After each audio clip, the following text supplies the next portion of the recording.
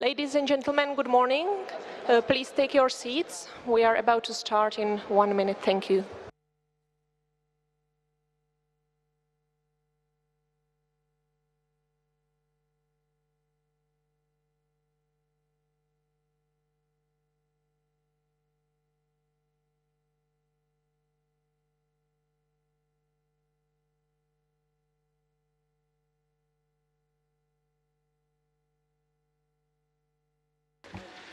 Good morning, Excellencies, ladies and gentlemen, distinguished guests.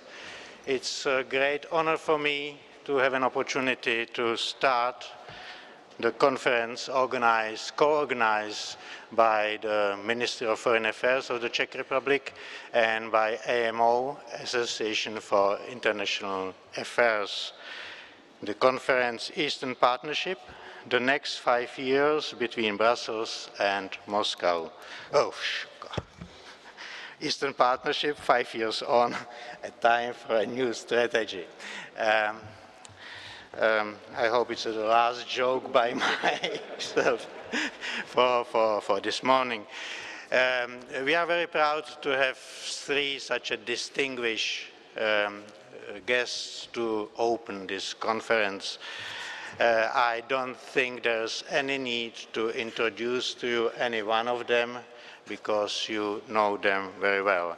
And as we have about 30 minutes for these opening remarks, and as we would like to save some time at the end for questions from the audience, I will not take any time, and I will give the floor to the host of the conference, the Minister of Foreign Affairs of the Czech Republic, Mr. Lubomír Zaorálek. Minister, the floor is yours. Thank you very much. Good morning, Excellencies, ladies and gentlemen.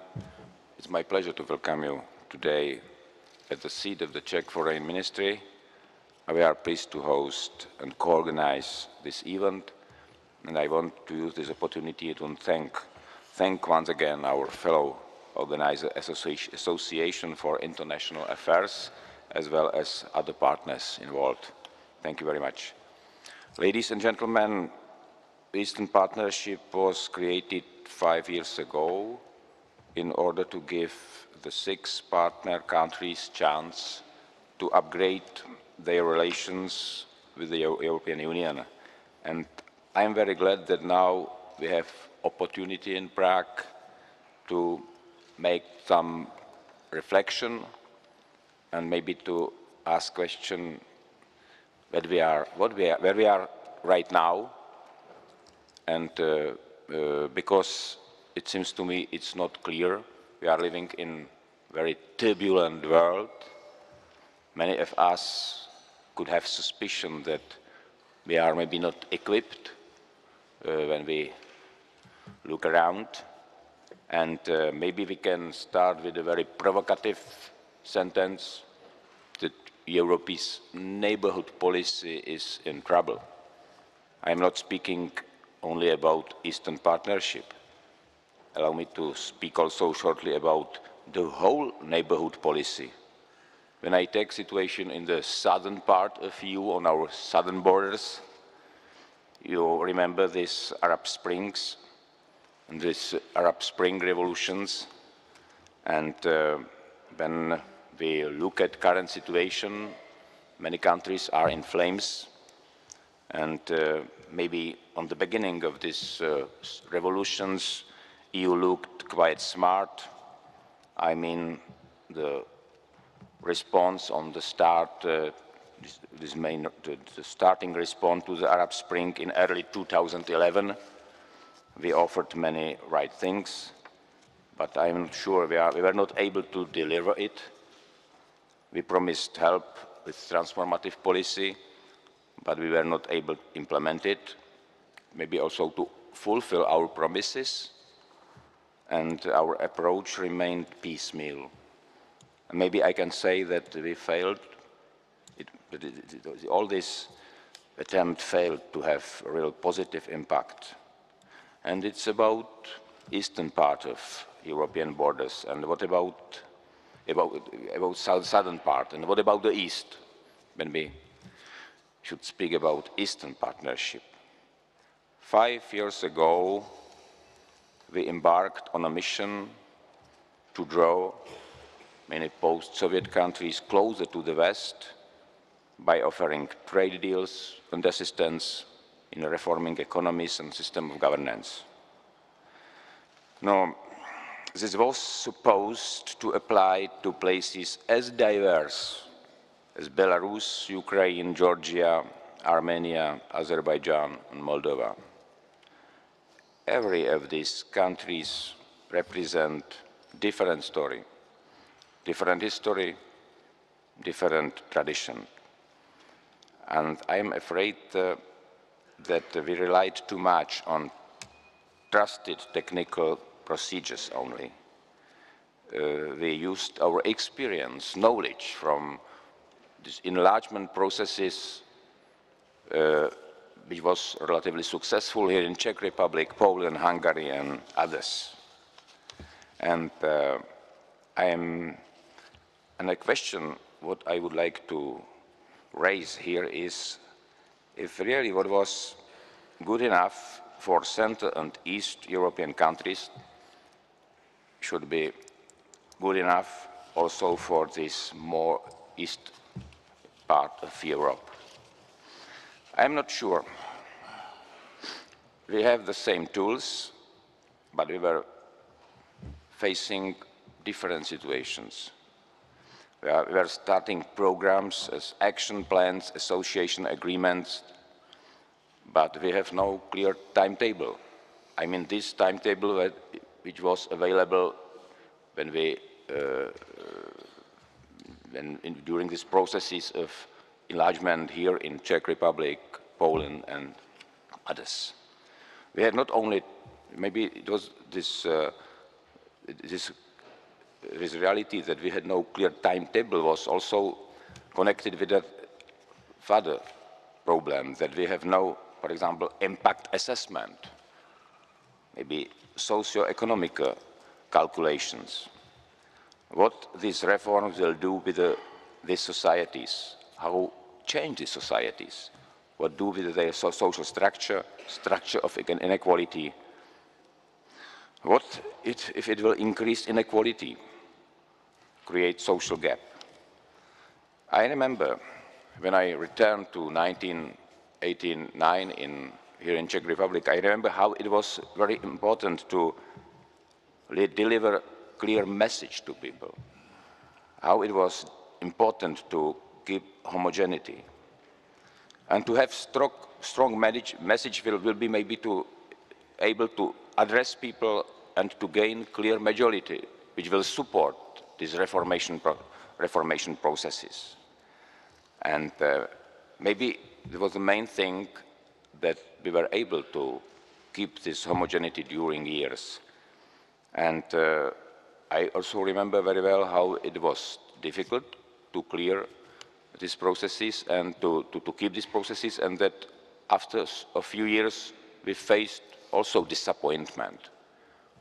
And that's, I feel that we have a responsibility when we start similar processes all around, that we have to be more sensitive, and when we have more complicated societies, and maybe now it seems to me clear that we need not only this sensitivity, but also political guidance, maybe strategic oversight. We need more individual approach in Eastern Partnership. That is what I mean when I speak about socio-economic calculations to any country. Maybe the strategy, one policy fits all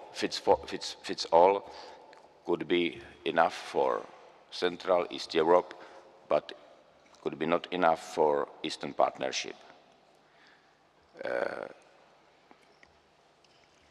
It is maybe what could be important for the future, because I'm convinced that maybe our maybe there are some failures in past years, but all the time I'm convinced that Eastern Partnership is a tool which have to be used also for the future. But I would like maybe to ask to transform it and respect that we have countries which are in different stages of internal reform, countries which have different goals as regards Union. Not all of them aspire to membership. I speak about Azerbaijan, for example, Belarus, countries which have also different political systems, enjoy different levels of autonomy vis-à-vis the Union, vis-à-vis Russia, as regards energy resources, trade ties, and investments. I would like to say that maybe I said on the beginning that our policy is in trouble, but I am sure that not beyond saving. And I speak about these setbacks and failures because I would like to use this reflection how to find the way to the future, to improve these tools, and maybe to guarantee that we have enough responsibility to really help our partners, and maybe to react on current experience, because now I know that there are also successes. I mean that association agreements with Moldova and Georgia are big steps for the Eastern Partnership, and unilateral trade preferences of Union towards Ukraine entered into force, and on Monday, visa-free regime for Moldova citizens and Georgia. This all I see as concrete steps, positive steps to the future. And, but at the same time, I'm convinced that we have to see that not in all countries we were successful. We have to react on this. On the other hand, maybe I like to stress that maybe I speak about setbacks also and failures, but what has to be clear that in despite of this, we are not blamed for current situation in Ukraine. And we have to be absolutely clear when we speak about, when we are facing so brutal breaching of international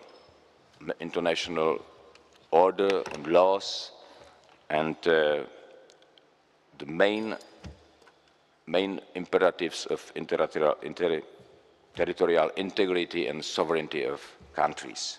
And especially Czech Republic has to have clear stance in this because of our histories and history of our 20th century.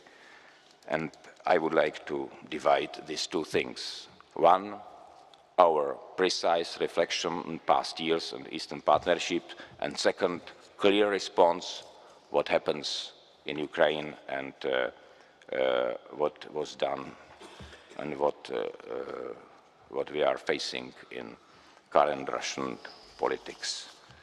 And I'm convinced that acts of military invasion and occupation must not be left without resolute, clear, and complex reaction. The Ukrainian experience will certainly influence our thinking about future relations between the EU and Russia, and it has to be reflected in our planning for the future of the Eastern Partnership too. I would say it has added a new urgency into our discussions.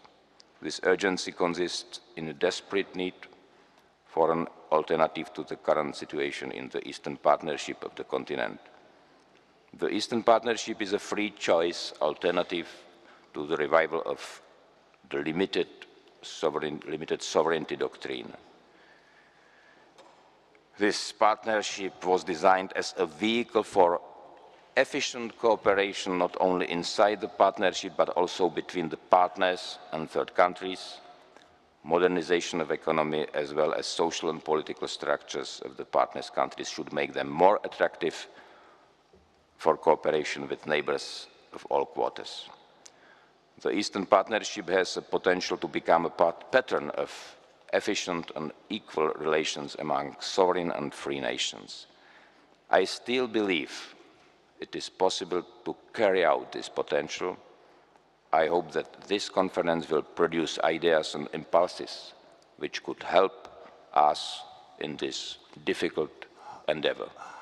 Thank you for attention.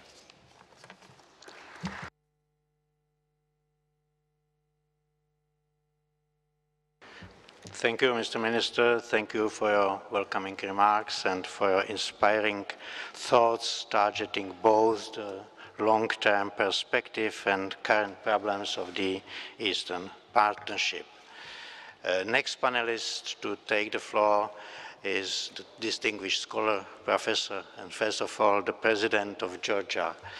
Mr. President, thank you very much once again for accepting our invitation and for giving us a chance to share with you and you to share with us your thoughts about the current problems and perspectives of the Eastern Partnership. Ladies and gentlemen, the President of Georgia, Giorgi Margvelashvili. Thank you. Welcome, colleagues. I want to start by saying that I come from a country for whom, for the people of which Eastern Partnership and the actual upcoming association agreement with Europe is of great importance. We signed the preliminary signature, we had the preliminary signature of association agreement last year in Vilnius.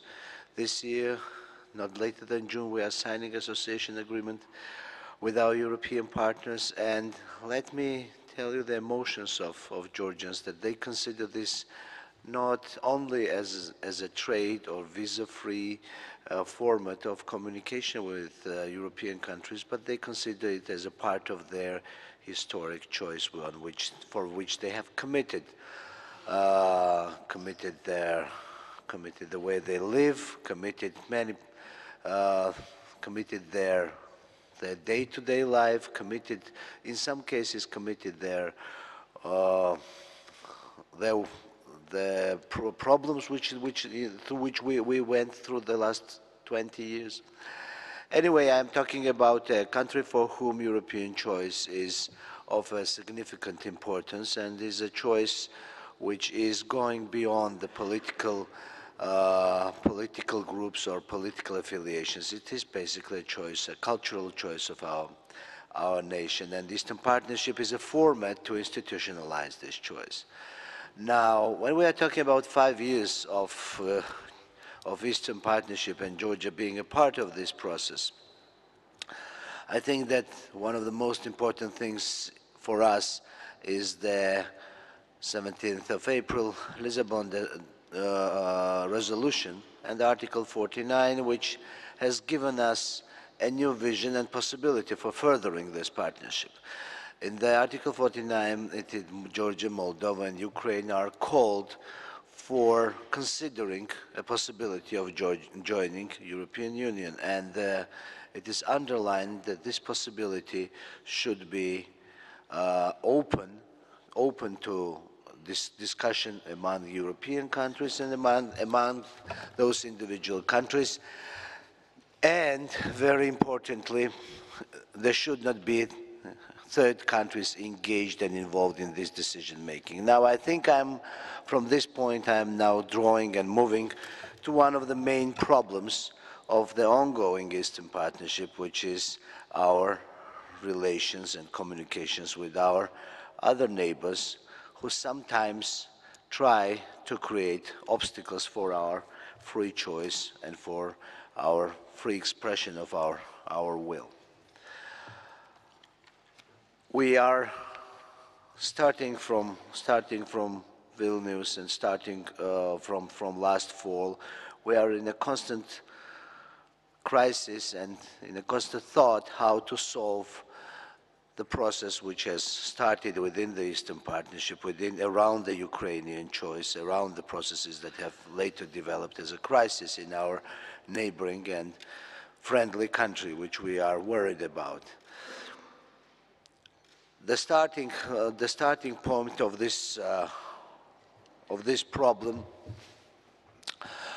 problem, we believe did not start in 2013 or 2014. We believe the problem has started much earlier, and unfortunately, we have experienced the problem on ourselves in Georgia. In 2008, the aggression of Russian Federation towards Georgia, the military intervention into our country, has created a precedent of basically pardoned action of a stronger neighbor towards a weaker neighbor, militarily weaker neighbor, and this has created a precedent that has been unfortunately considered as a success story and has been repeated in 2014 in Crimea.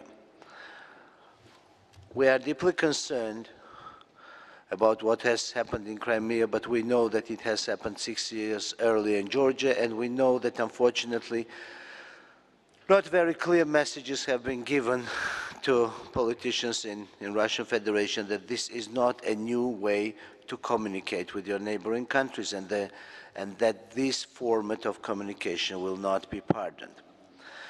So Georgia, as well as Ukraine, now is living with a problem of foreign militaries being present at their soil and foreign militaries engaging in a free decision-making of a nation on its future alliances and its future sovereignty.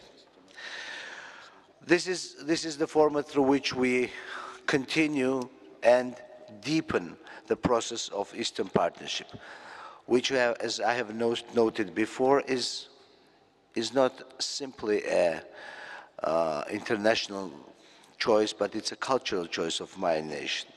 Now, what we are bringing to it, first of all, let me underline that the Eastern Partnership has brought a lot positive already to my country, because we furthered and deepened the democratic reform process in Georgia, and we have already as a society benefited from this process. But also we do think that we are contributing to stability, wealth, and prosperity of Europe as well, being a country that connects the most, I would say, Eastern European country, which is bordering Asia and bordering very energetically interesting region of Caspian Sea, being a country of the Black Sea region, we are bringing quite an interesting perspective of energy corridor and energy communications between Europe and Asia. We are bringing possibilities of opening Europe and accessing Europe to a very interesting markets in Asia. So, by creating those alliances and creating possibilities of energy security, I think we are bringing much more stable, we are contributing to much more stable, much more prosperous Europe, and we want to become also part of this Europe. Of course, the nearest developments in Georgia, which will be linked to signature of this DCFTA as well as association agreement, will bring some economic changes for our economies, and as Minister properly mentioned, we have to take into consideration that in many cases those changes will not be easy. They will not be easy for economy. We will need your assistance, and not only assistance but also experience that you have gone through some maybe 10 years ago when you were modernizing your economy. So, taking this into consideration and looking at our choice and our perspective, I would say we are very optimistic and at the same time concerned. Optimistic because we do appreciate that the cultural choice, social choice, political choice, historic choice of our country, our nation is getting a more clear forms and is entering, and the way the path to Europe is provided through this partnership. And we are concerned because in many cases our neighbor from Russian Federation does not accept sometimes our clear choice towards Europe and considers this choice as a confrontation to Russia. I want to underline that our partnership with Europe does not mean partnership against Russia, but we would say on the opposite, it is creating a much better future for Russia because stable and prosperous neighbors are beneficiary for any country. So we look with a great perspective to the future of this partnership. We look at the perspective from position of joining European Union eventually, but even before joining, we are thinking about creating much more better future for our European colleagues and also creating better future for Georgia. And at the same time, as I told you, we are looking with anxiety with what will be developments in Ukraine and how will Russia cope with these new developments and this new reality in the region. Thank you very much, and I hope that path of Georgia in this direction will be peaceful and will provide further opportunities for us as well as for our colleagues here. Thank you.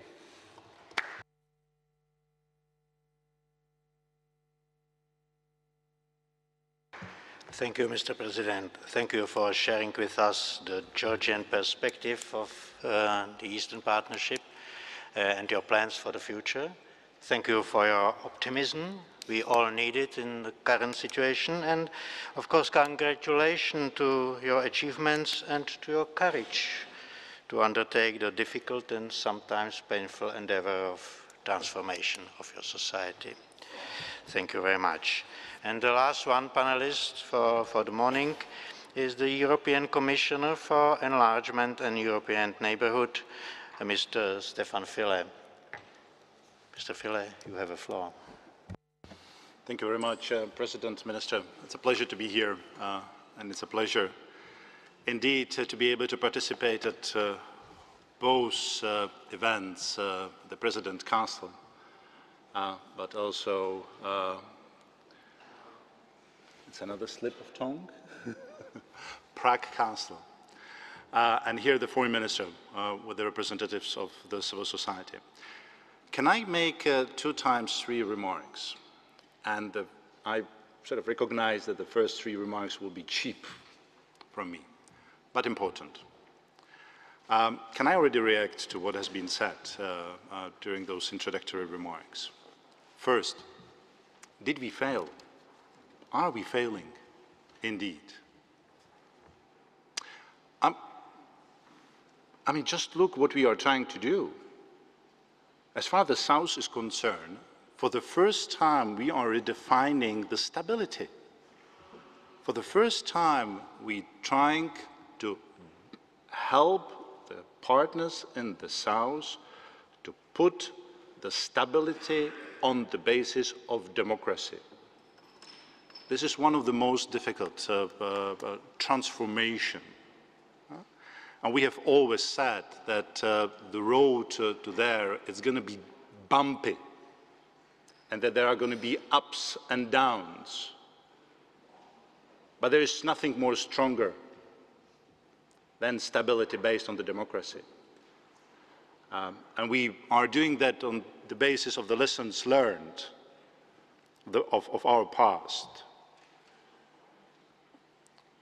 And as far as the East is concerned, for the first time, we are getting serious about transforming that part of Europe. For the first time, we are trying, together with our partners, to define what it is to get as close as possible to the European Union. And is it a difficult exercise? Particularly in the light that we in the European Union still have problems to define what is going to be the end game of this exercise? Of course it is difficult. Is there any alternative? Absolutely not. The second remark, the enlargement and neighbourhood, I mean, being responsible for both portfolios, it's quite a challenge for me to keep the line between both baskets, partnership and enlargement, but at the same time to build on the enlargement instrument. Do we have any more powerful instrument than enlargement for transformation? No, we don't. And we already, when we presented together with Cathy Ashton the new neighbourhood policy framework, we have made it clear for the first time that the partnership, particularly in the East, it's an offer to our neighbors for them to define whether they will try to use the instrument associated with Article 8 of the Lisbon Treaty, which refers to the partnership and the values of partnership, or whether they would eventually go in the direction of Article 49. And I cannot see, how we would be able to say, A, yes, we're serious about transforming or helping our partners in the east of Europe to transform and modernize their countries, but falling short of saying B, and for that we're ready to mobilize whatever the instrument we have, which those who refer to the European ambitious and European perspective, to provide them with the instrument to show them the directions. And the third element, there are a number of the people questioning the social aspects of the European Union policies in general. Is our policy towards our partners different?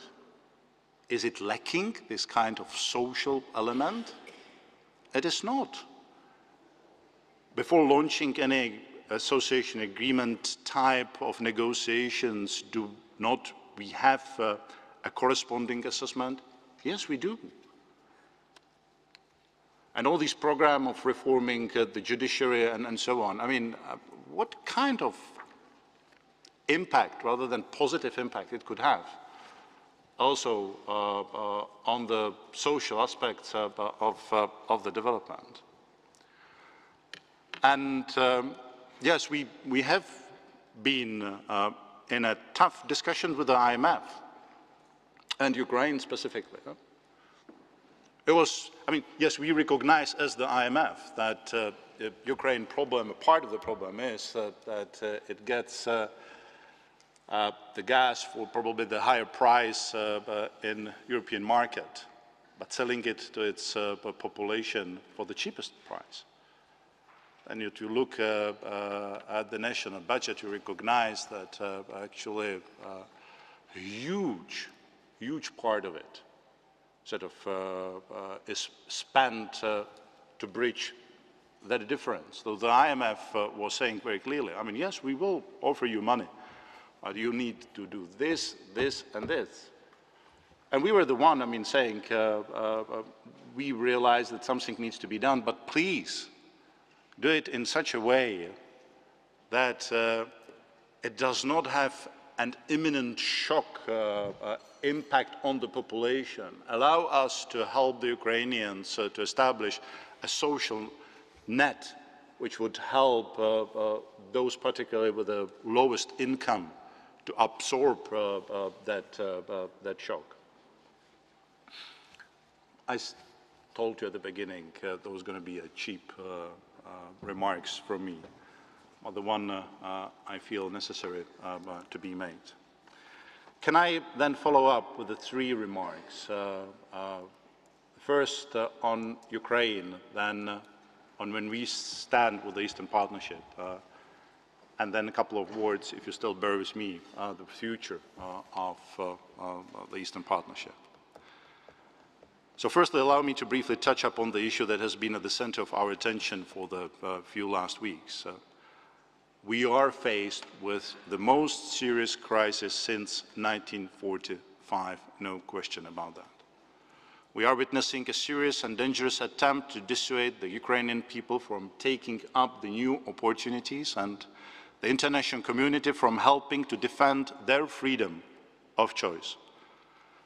The belief that military force, economic coercion, and destabilizing antics will force or even convince us to drop our policies, values, and principles, and accept the logic of the spheres of influence, expose one's fear for democratic development.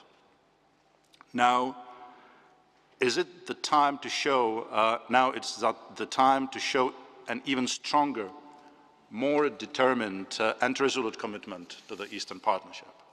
The people of Ukraine, its independence and sovereignty, should not become victims of the geopolitical zero-sum games. This is not how the politics is conducted in the 21st century. This is not why the Eastern Partnership was established. We'll always support and stand by those who are subject to undue pressures. And we have risen to the challenge in Ukraine and reacted rapidly. From the start, we have insisted that any solution on Ukraine must be peaceful, must involve Ukraine, must be based on full respect of Ukrainian sovereignty and territorial integrity, including the right of Ukraine to decide on its own constitution and political future. We therefore, together with Ukraine, Russia, and the United States, took part in quadrilateral talks on the 17th of April in Geneva.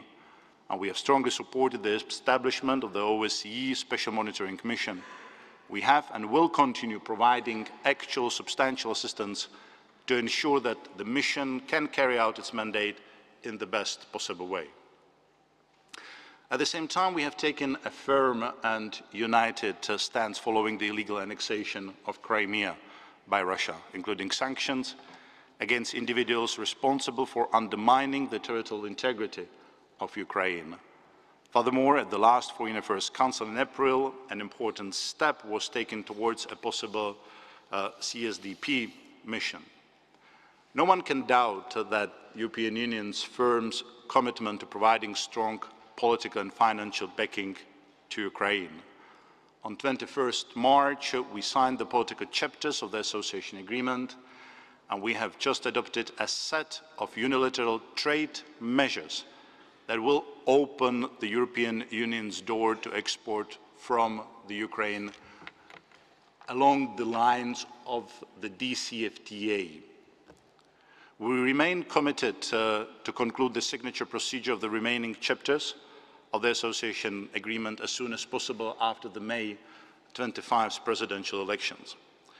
Now, following the visit to Kiev of an European Union delegation headed by Commissioner Lewandowski and myself to agree on a joint plan, the European Commission has created at the beginning of April so-called a support group to help Ukraine to implement so-called the European Agenda for Reform, encompassing political and economic reforms agreed with Ukraine based on their needs, based on their priorities.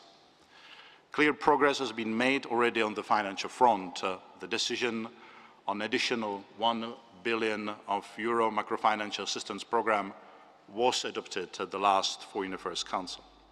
Now, the energy security is another issue of critical importance.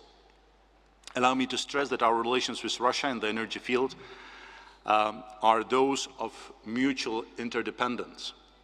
The European Union is the largest market for Russian gas and oil. President Putin's letter to 18 member states and 5 partner countries highlights the significance of this. The European Union has responded jointly to this letter.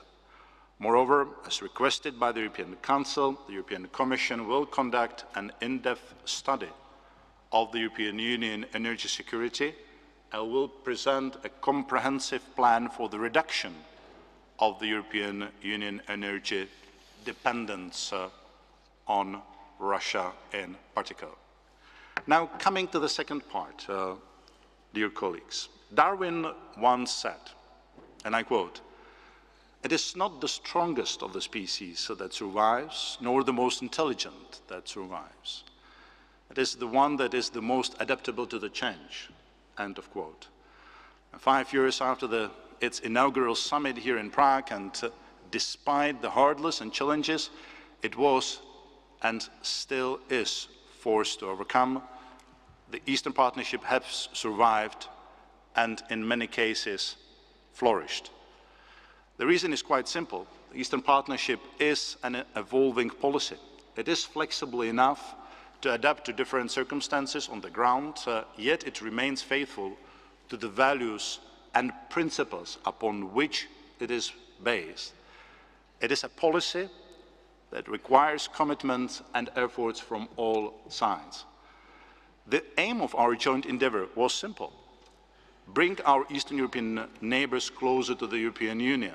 We created the Eastern Partnership with the objective of accelerating political association and enhancing economic integration between the European Union and our Eastern European neighbours. The 3 summits that were held since then mark the progression of the policy. The Prague enshrined our partnership. Warsaw gave us a roadmap towards achieving our political objectives, and Vilnius witnessed the first concrete deliverables. So, what have we achieved? A significant progress has been made over the past 5 years.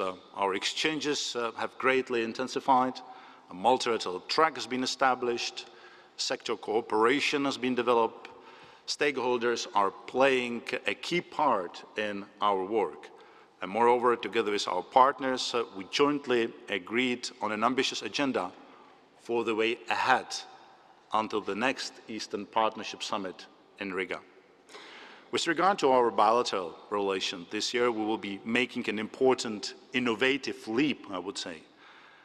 Signature of the political provisions of the association agreement, including the DCFTA with Ukraine, on 21st March, as I said, has set the ball in motion. By June, we expect the signature of the association agreement with Georgia and Moldova, rendering the process of political association and economic integration irreversible.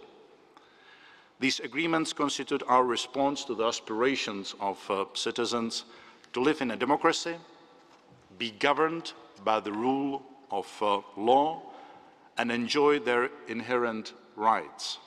It is our response to the demand for a prosperous and common future.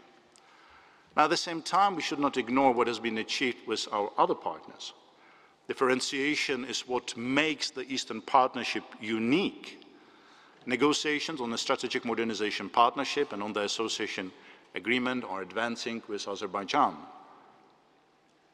On Belarus, we wish to see the progress on democracy and human rights in order to unlock the potential of our relations. A reflection is underway on the scope for future EU-Armenia relations. Our mobility agenda is advancing. I'm pleased to announce that as of 28th of April, Moldovan citizens will be able to proceed to short-term travel to the European Union without the need for visas, something unthinkable a few years ago. Progress has been achieved in negotiation on the Visa Liberalization Action Plan with Georgia and Ukraine.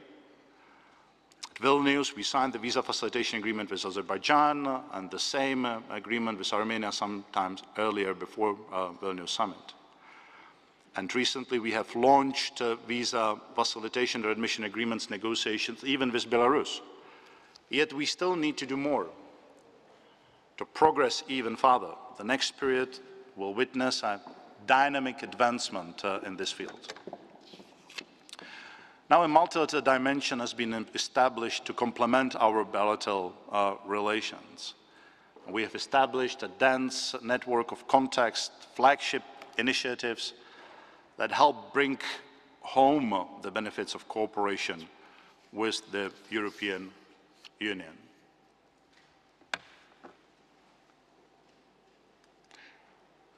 We have also remained true to our commitment to step up our engagement with and support for broader society. Strengthening engagement with the civil society and partner countries is crucial in contributing to democratic accountability, the policy dialogue, and to fostering common values. And I welcome this very active role of the Civil Society Forum, both here today and at the national level via national platforms. Not less important is engagement with parliaments, the elected representatives of the people. The same can be said of the role played by regional and local authorities. And the European Union has always emphasized their importance in shaping the policies and establishing relation between the central administration and citizens. And dear colleagues, that brings me to the third and the final point. If you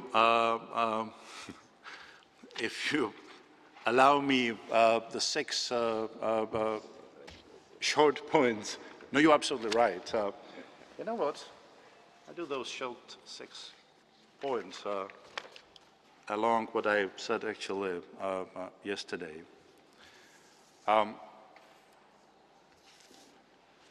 First, the Eastern Partnership also for the future.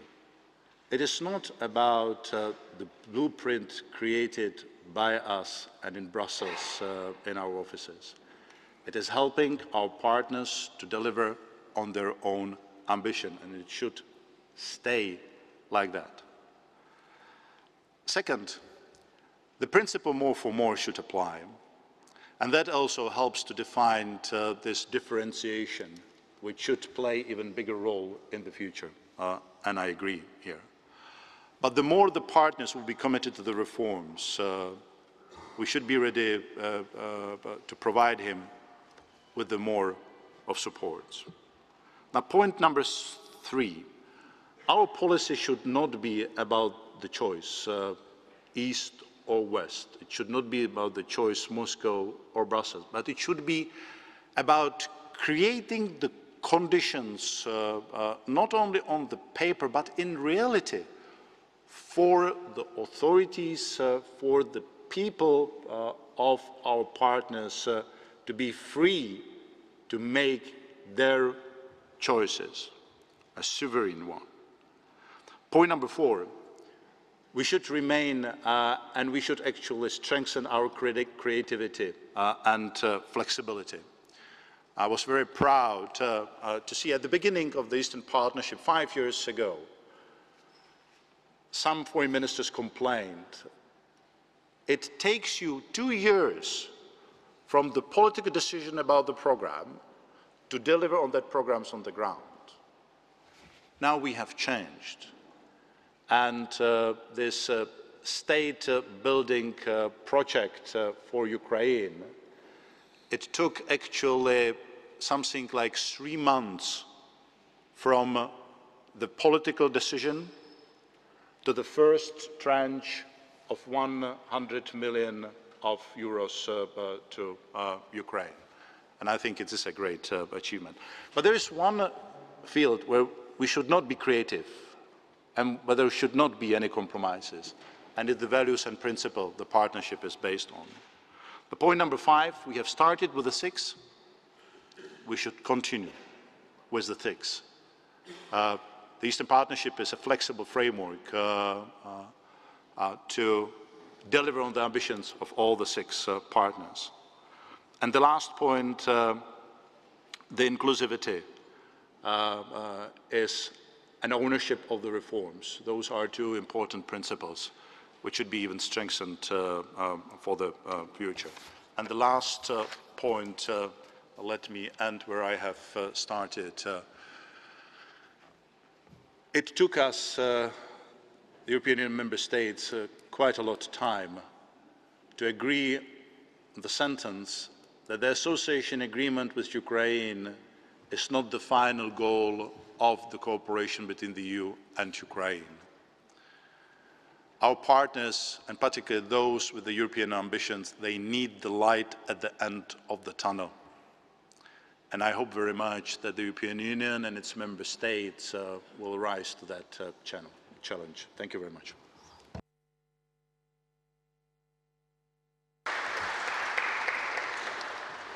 Thank you, Commissioner. Thank you for your straight and clear assessment of current situation. And thank you also, I believe, on behalf of our partners for saying again that there is a B after A. It's very important for all of us. Ladies and gentlemen, we have already crossed the time limit, but it's been a good tradition of Prague meetings on Eastern Partnership that we always gave an opportunity to representatives of civil society to take in this or that form part in these sessions. And gentlemen were kind enough to agree to answer one question, because of the time, one question put by the representatives of the civil society forum. Are there somewhere around?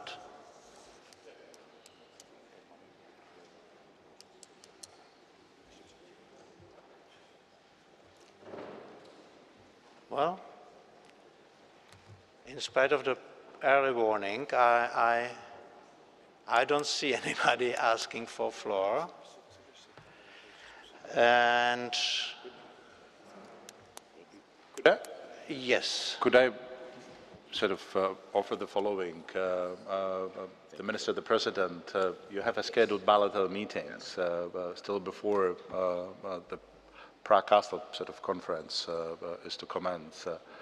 So while you have the bilateral meeting, can I use sort of the remaining 10 or 15 minutes if you want to have a discussion and to be open to your questions or comment if it's fine with you? It's an excellent idea. We would hate to keep the Minister and the President from their duties. Thank you very much, Mr. Commissioner, for this offer. Thank you. Everything for the member states. Everything. Gentlemen, thank you very much for being with us.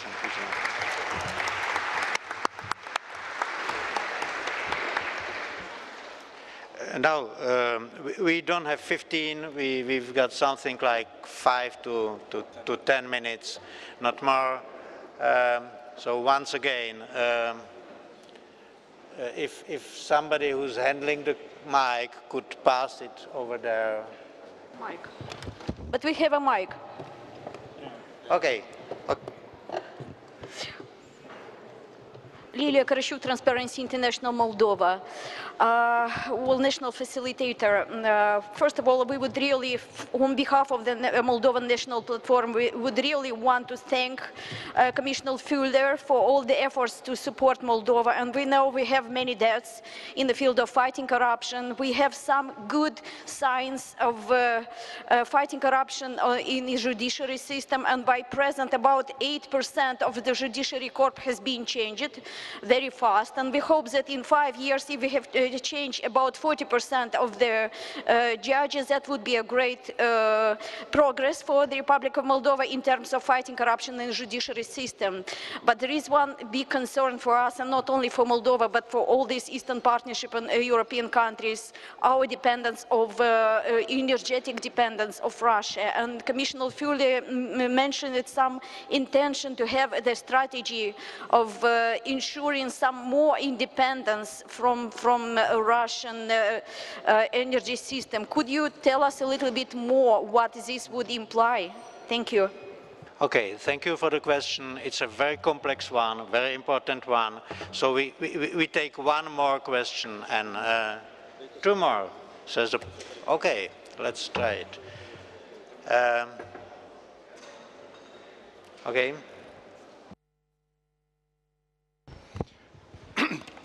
Boris Novosadian, President of Yerevan Press Club. My question is about something that it is not usually touched. I'm here. I would like to raise a question which is not touched during all these developments of the last months. It is about the information war. Whether there are any efforts within the Eastern Partnership initiative to face this challenge. Okay, and the last one. Mikhailo Samus, Defense Express magazine, Ukraine. I have a very concrete question because now we see that the European Partnership, Eastern Partnership is actually divided for 2 different divisions. And could we say that European Union could propose for Eastern Partnership something like for this first division, I would say Ukraine, Georgia and Moldova, something like member action plan without any time framework, but with requirements which is, could be very useful to give some opportunities in achieve the goal of partnership in the European Union. Thank you. Let me start with the last one. I participated in NATO summit 2008 in Bucharest.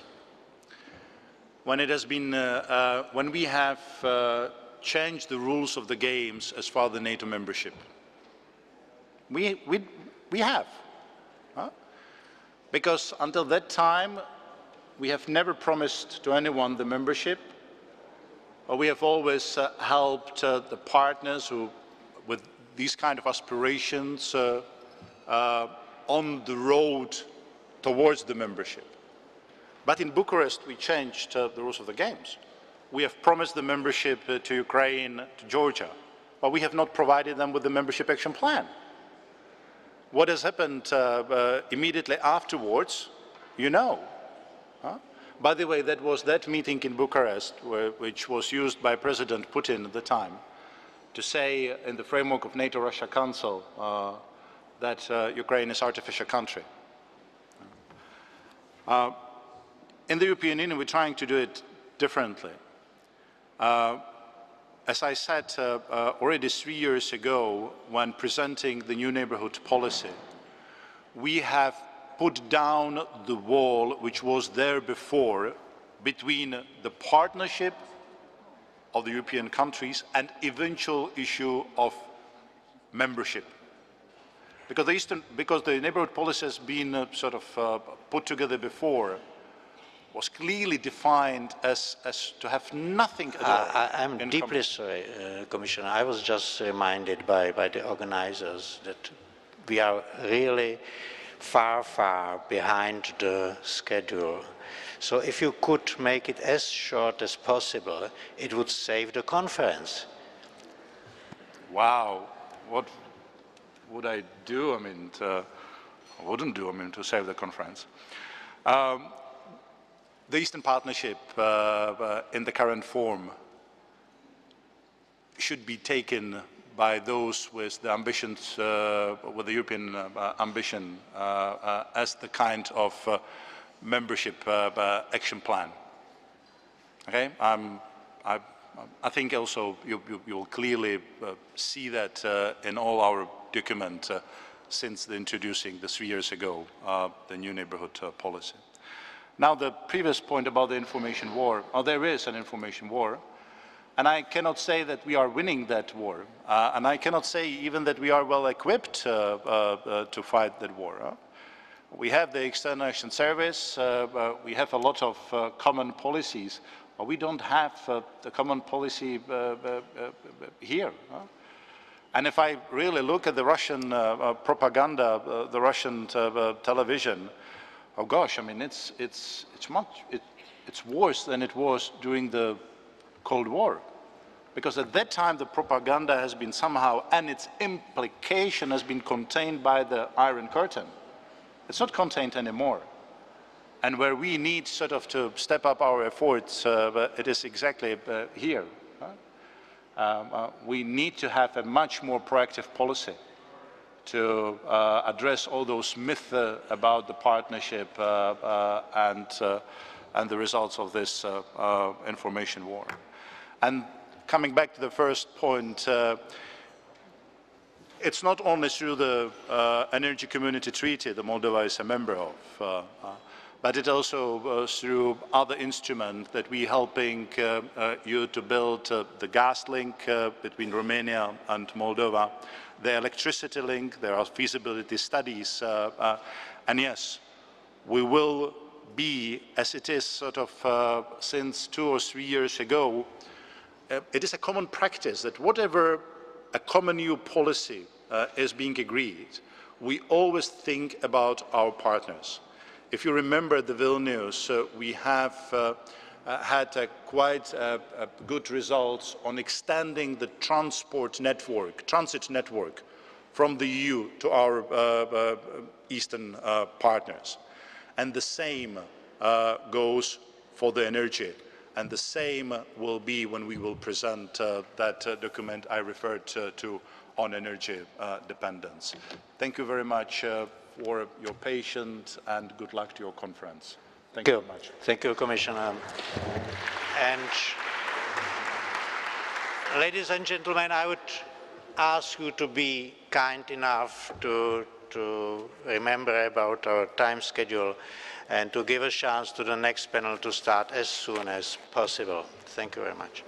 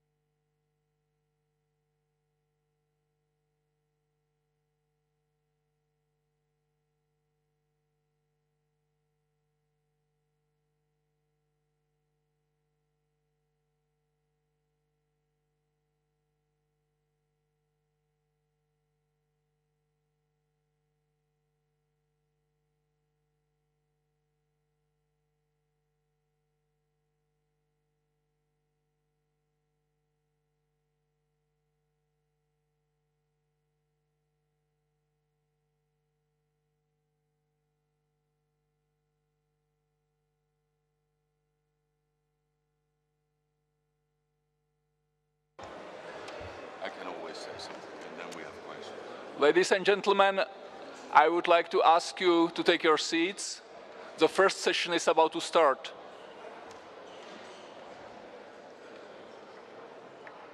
I am not, as it says in the program, I am not.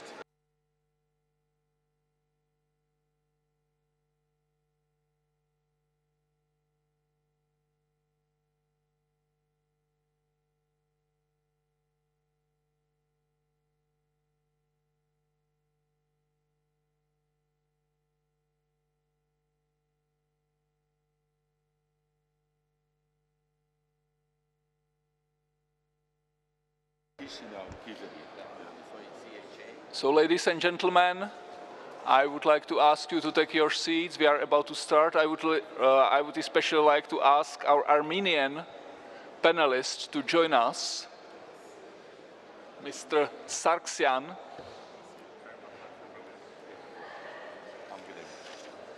As we are behind the schedule, I will start right now. And I hope that you will discipline yourself in the process.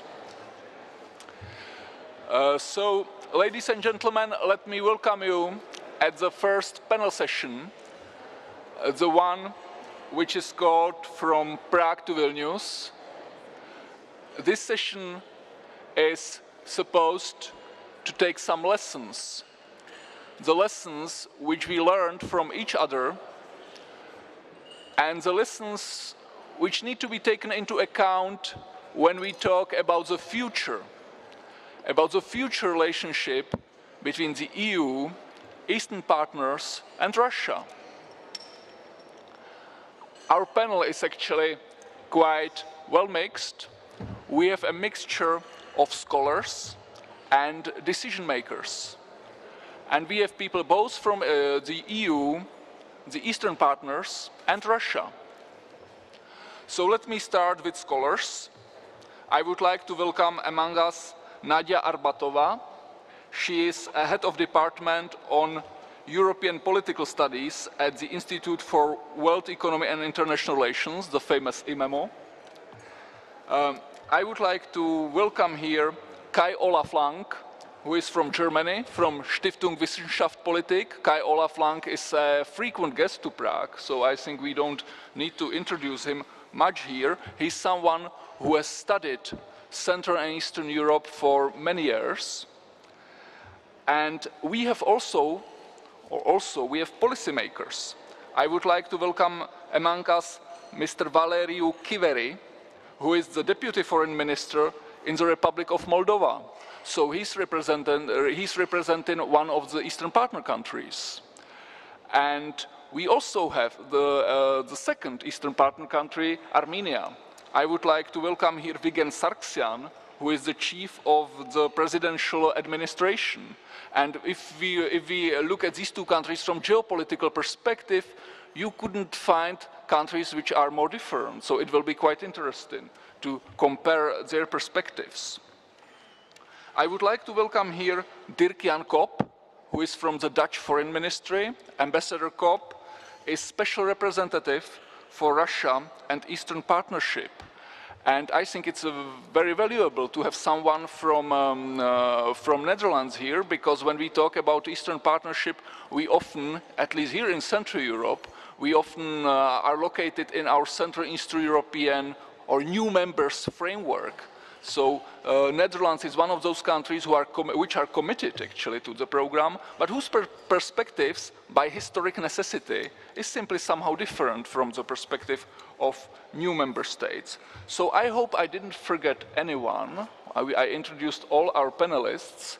And I am happy that the panelists kindly agreed to limit their statements, opening statements, for 10 minutes at most, so that we have more room for discussion than before.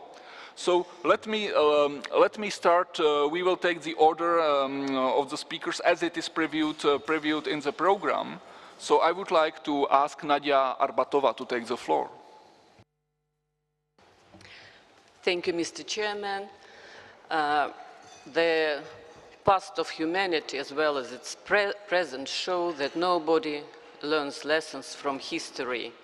However, humble scholars like me are supposed to attract attention of political leaders to their mistakes and lessons that are to be learned. Let me start my short presentation with one preliminary remark. The conflict over Ukraine was the first direct conflict between Russia and European Union, or better to say, between their differing strategies, regional strategies. Eastern Partnership and Eurasia Union concept that marked Russia's departure from European vacation. And Ukraine was central for both strategies. It was the main country for EAP and for Eurasian concept. So in my view, this conflict was predetermined like everything is predetermined in a Greek tragedy.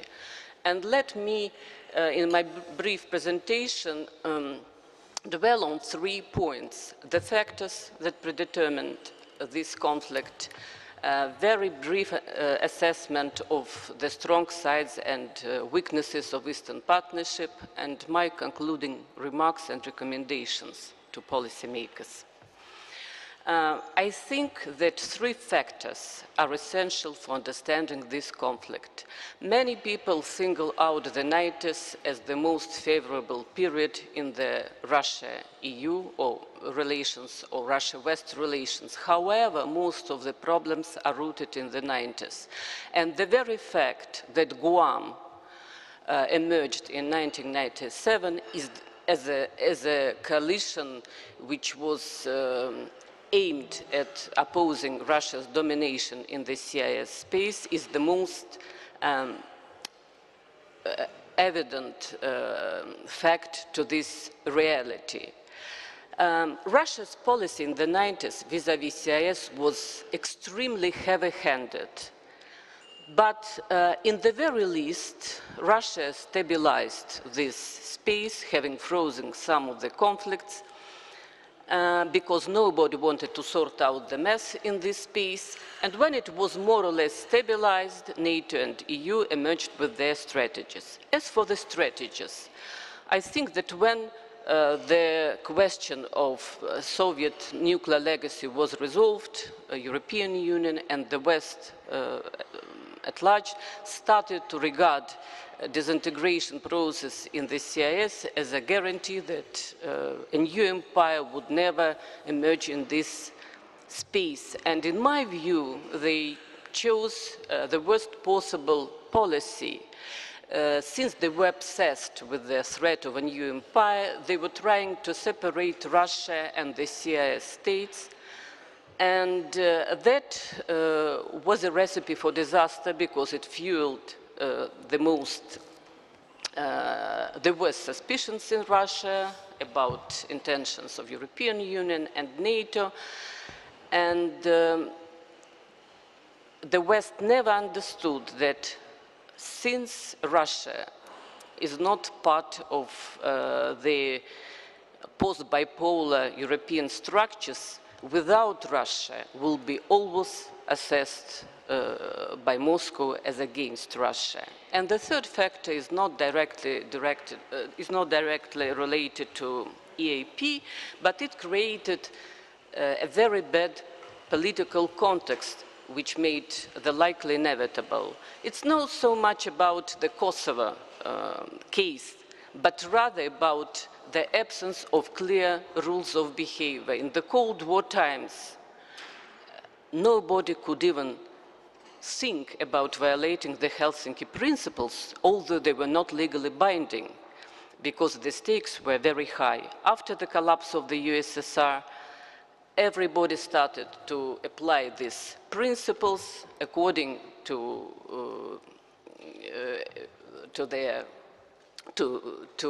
certain political preferences and national interest. And that was a recipe for disaster, in my view. Now about Eastern Partnership itself.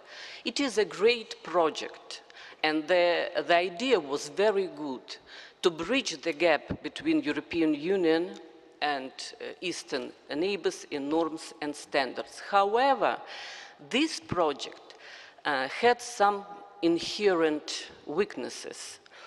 I think it was a mistake not to include Russia in this project. Had Russia been included, this conflict would have never erupted. It was a big mistake, and I know that the general explanation would be that it was Russia herself who did not want to participate in the original projects, which is not true. I don't have time to investigate on this problem, but ENP was, the first draft of ENP was offered Russia in such a manner that it had to decline it. And after that, EU got the argument not to include Russia into its regional project. So it was a mistake. The second mistake was that with regard to Eastern partners, European Union proceeded from its experience in Central and Eastern Europe and the Baltic states, where European identity and European vocation were inherent, and people were ready to go through many hardships in order to come back to Europe. The situation in the CIS states was different. And it was a mistake to impose this either-or choice on the Ukrainian divided and unprepared society. Third, I think that the EU, like Moscow, by the way, preferred to talk to political leaders, not to people. And ordinary Ukrainians were aware of all hardship and sufferings that they would be faced with, but knew very little about benefits and about finality of this process. Now, do I have time? Still. Still. Thank you. 2 minutes. Yes, some concluding remarks.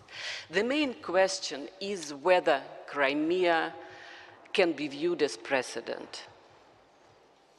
I think that for the time being, it's not a precedent. And maybe in our discussion, I will come back to this question.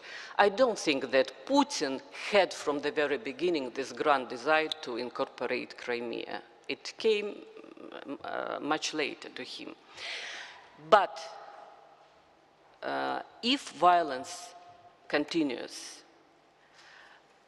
Russia would not stay aloof, and in this case, Crimea could become a precedent. So the primary goal is to stop violence and bloodshed, to stabilize Ukraine by all means, and to proceed with constitutional reform, parliamentary and presidential election. I think that Ukrainian leadership made one serious mistake, that when they came to power, they did not resort to the procedure of impeachment. And I think that it's not too late to do this now. Russia's relations with the European Union, the future, I would say, of these relations is bleak. And the question of Russia's integration into 4 common spaces of cooperation with the European Union will be closed for years. But I think that this conflict showed one very serious soft point of this brilliant idea on 4 common spaces of cooperation. Russia and the EU were trying to build a bridge based on 4 common spaces of cooperation across the post-Soviet space. And this space was not included into cooperation on 4 common spaces. So we should draw lessons from this experience when our relations are stabilized. And I'm sure that sooner or later they will be stabilized. I never believed in the Eurasian vocation of Russia. I think it's a recipe for disaster. And in a certain way, the Crimea dealt a final blow to this project. And our historian Alexander Yanov wrote in one of his articles that any anti-Western project in Russia ended with its degradation. So I hope that better sooner than later, Russia will come back to her European vacation because it is a European country. And if it happens, it would be necessary to reformat Eastern Partnership, to include Russia, and to make it as practical as it can be, based on very concrete, functional projects. And I think, yes. And the last point, I think that next year we shall be celebrating the 40th anniversary of the Helsinki Act. It would be worthwhile to revisit the Helsinki principles, to think whether they are still topical, to amend them. So let's hope that it will happen. Thank you. And I give floor immediately to Ambassador Valeriu Chiveri. Thank you, Mr. Chairman. Dear colleagues, I am pleased to be here, to be invited and to participate in this conference, in this event, related to the 5th anniversary of the Eastern Partnership.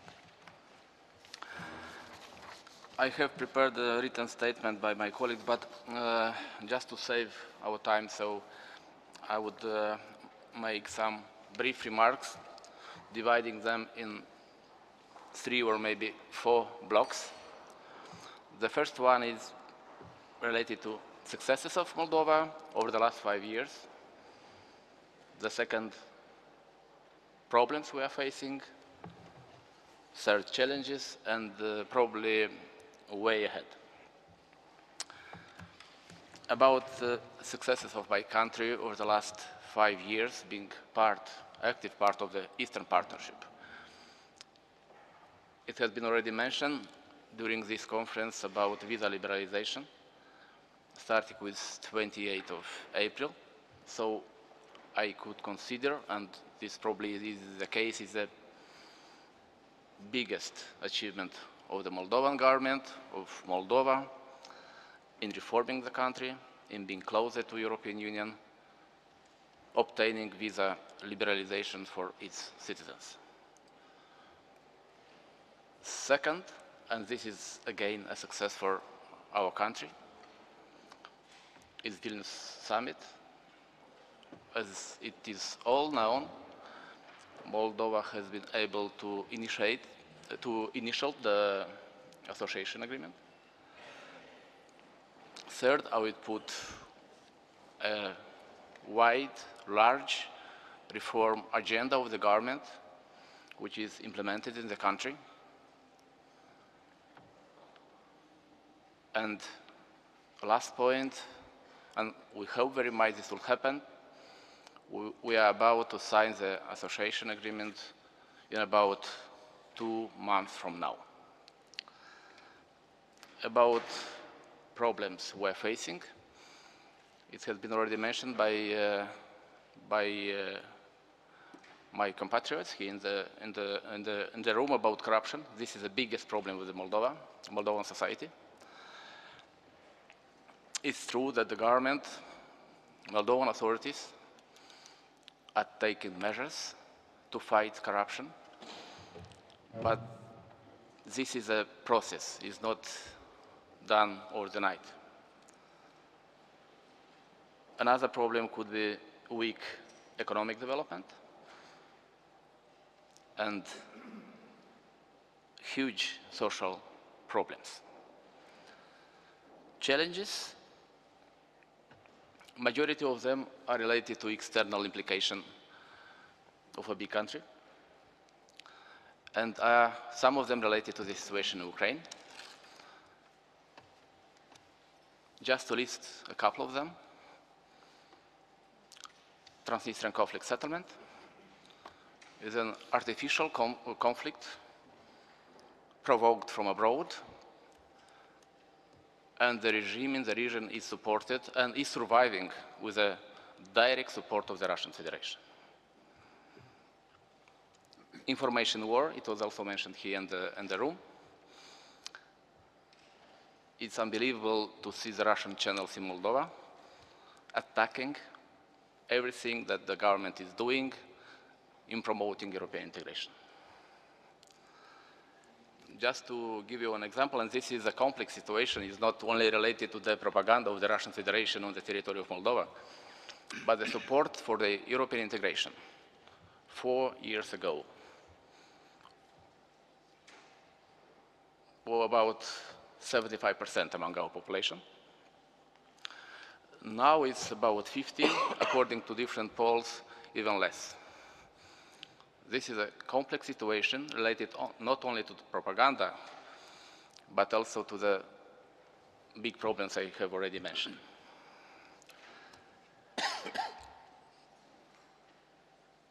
Another challenge is the Russian Orthodox Church, which unfortunately is not helpful at all in promoting European integration of my country, opposing by all means and promoting Euro-Asian integration. And the church is, I would say, and the population of Moldova trust the church at the top of so those who are part of our day-to-day life, of our society. Can you imagine the impact of the church to the minds of our population? And again, related to external impact and challenges, this is commercial war imposed by the Russian Federation. Our wine export has been blocked to Russian Federation more than 5 months already. And what is interesting to mention here, the Russian Federation is trying to work with different regions of Moldova who are in a way more pro-Euro-Asian in a way. Just a few weeks ago they started export or import of wine from Gagauz region of Moldova, avoiding direct contact to the central authorities. Mentioning Gagauz region, I just wanted to say about the referendum organized, by the way, again with an external implication. A so-called referendum which was trying to show that the population of Moldova, or at least an important part of the Moldovan population, is against European integration. And this is again something prepared and implemented in Moldova from our side.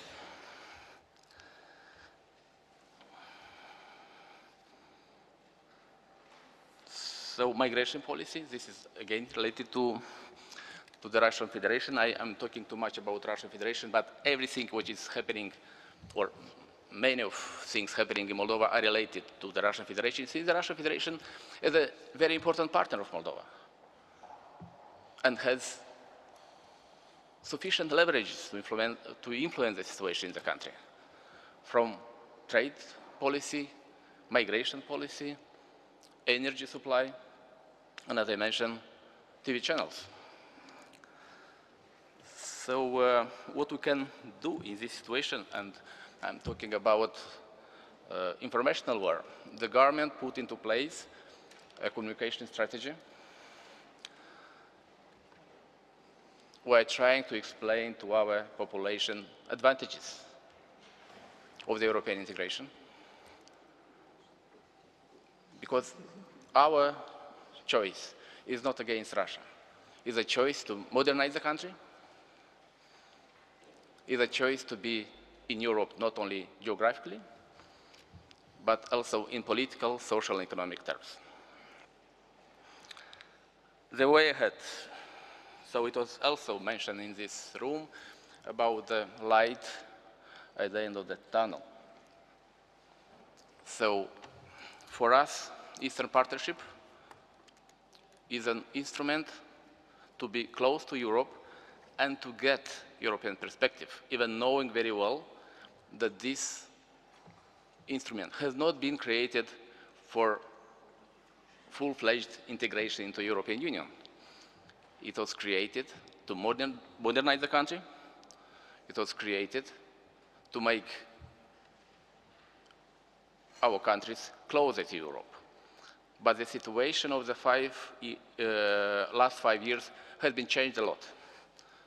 So we have to think how to use Eastern Partnership for those countries who are ready to be integrated into European Union, not all of them, but to those who are ready, and among those countries, Republic of Moldova, to give to these countries European perspective without a clear time frame, like it was mentioned by our Ukrainian colleague, at least at this moment, just to give an impetus to the reforms in our country and an impetus to the minds and hearts of our population. So, thank you. Thanks a lot. And again, with no further comment, I will give floor to Ambassador Kops. Thank you very much, and thank you for inviting me to Prague. I'll try to be as brief as possible. That will be easy. I was given to understand that there would be no statements, only questions and answers, so I haven't prepared anything and can be extremely brief in what I say. Let me say, first of all, that the Eastern Partnership for the Netherlands is an extremely important part of the neighbourhood policy of the EU, and we see it as a stage. I think that it is important to see Europe after the collapse of the Soviet Union as in a process of trying to flip a psychological switch. And that process is going on not only in the Eastern Partnership countries, it is still going on in countries that in the meantime have become member states of the Union. It is going on in Russia itself, where a growing younger generation and a growing middle class is beginning to ask some questions about the way they are governed. And turning this psychological switch means embracing democracy, the rule of law, respect for human rights, fight against corruption, etc. All the things that are in fact the ingredients of freedom. And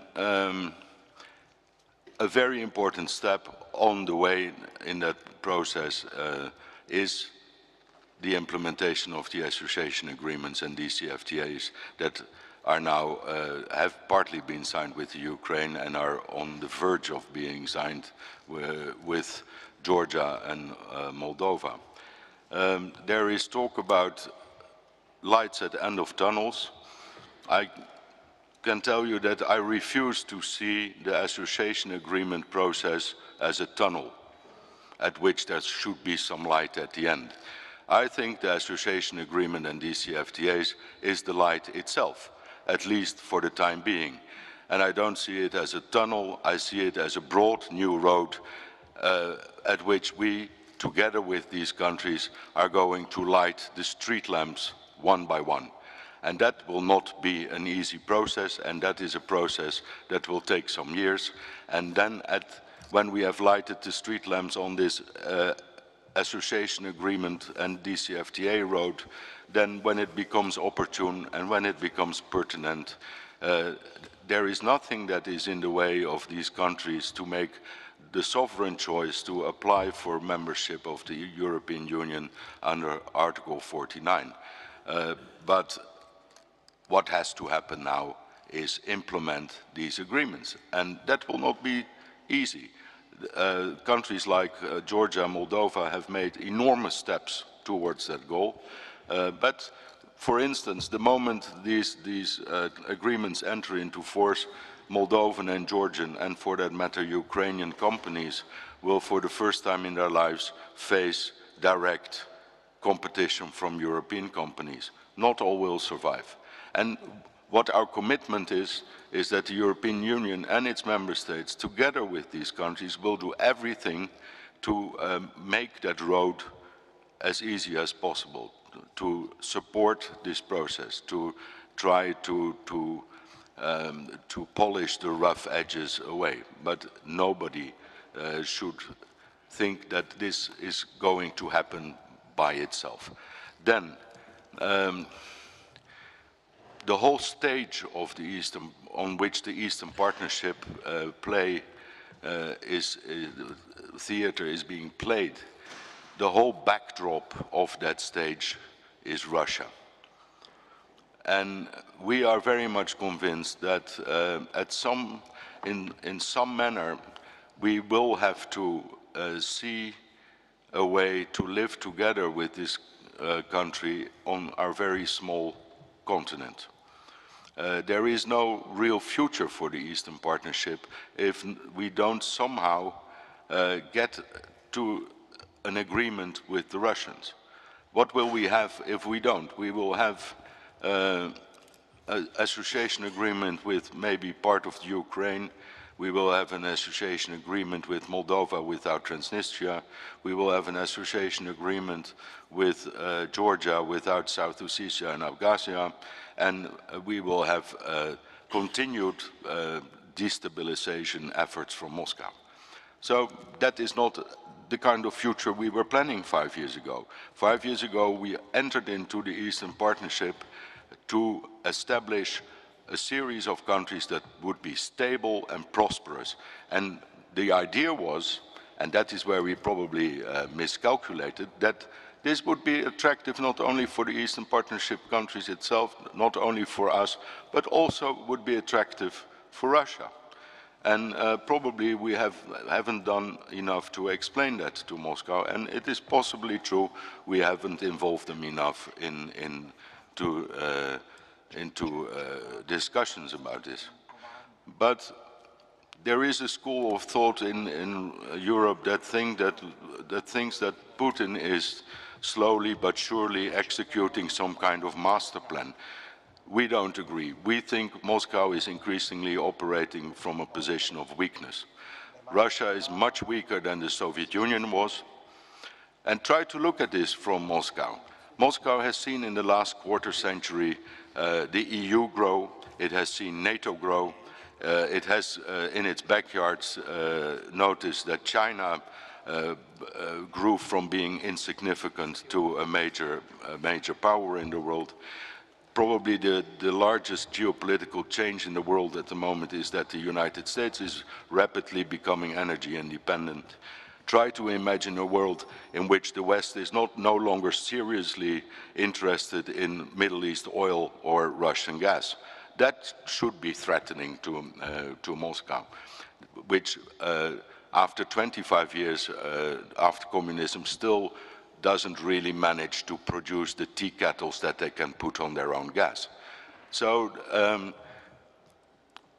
in this, and the reaction is not that, the reaction is dangerous.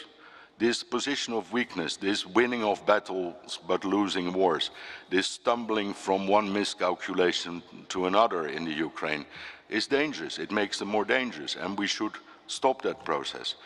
And the dangerous thing is this old-fashioned thinking in spheres of influence. It would be as if we were talking about protecting the rights of Dutch speakers in South Africa, Indonesia, or Belgium for that matter. We don't, no longer. That is long behind us. And there is, maybe you know this old Soviet song that says, "Учится планета русский язык, учится дружбе планета." If you teach the planet the Russian language, you teach it friendship.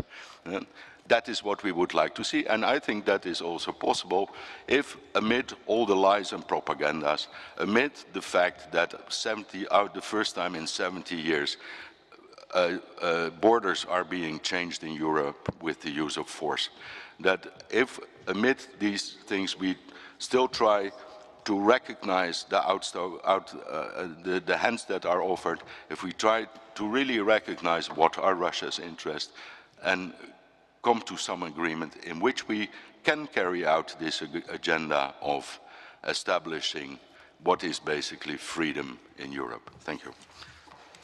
Thank you. Kai Olaf, it's your turn now. Thank you, Chair, and thank you for having me here again in a couple of weeks, basically, in this beautiful room. I will be very brief and like to share with you four theses, four observations concerning where we stand with the Eastern Partnership.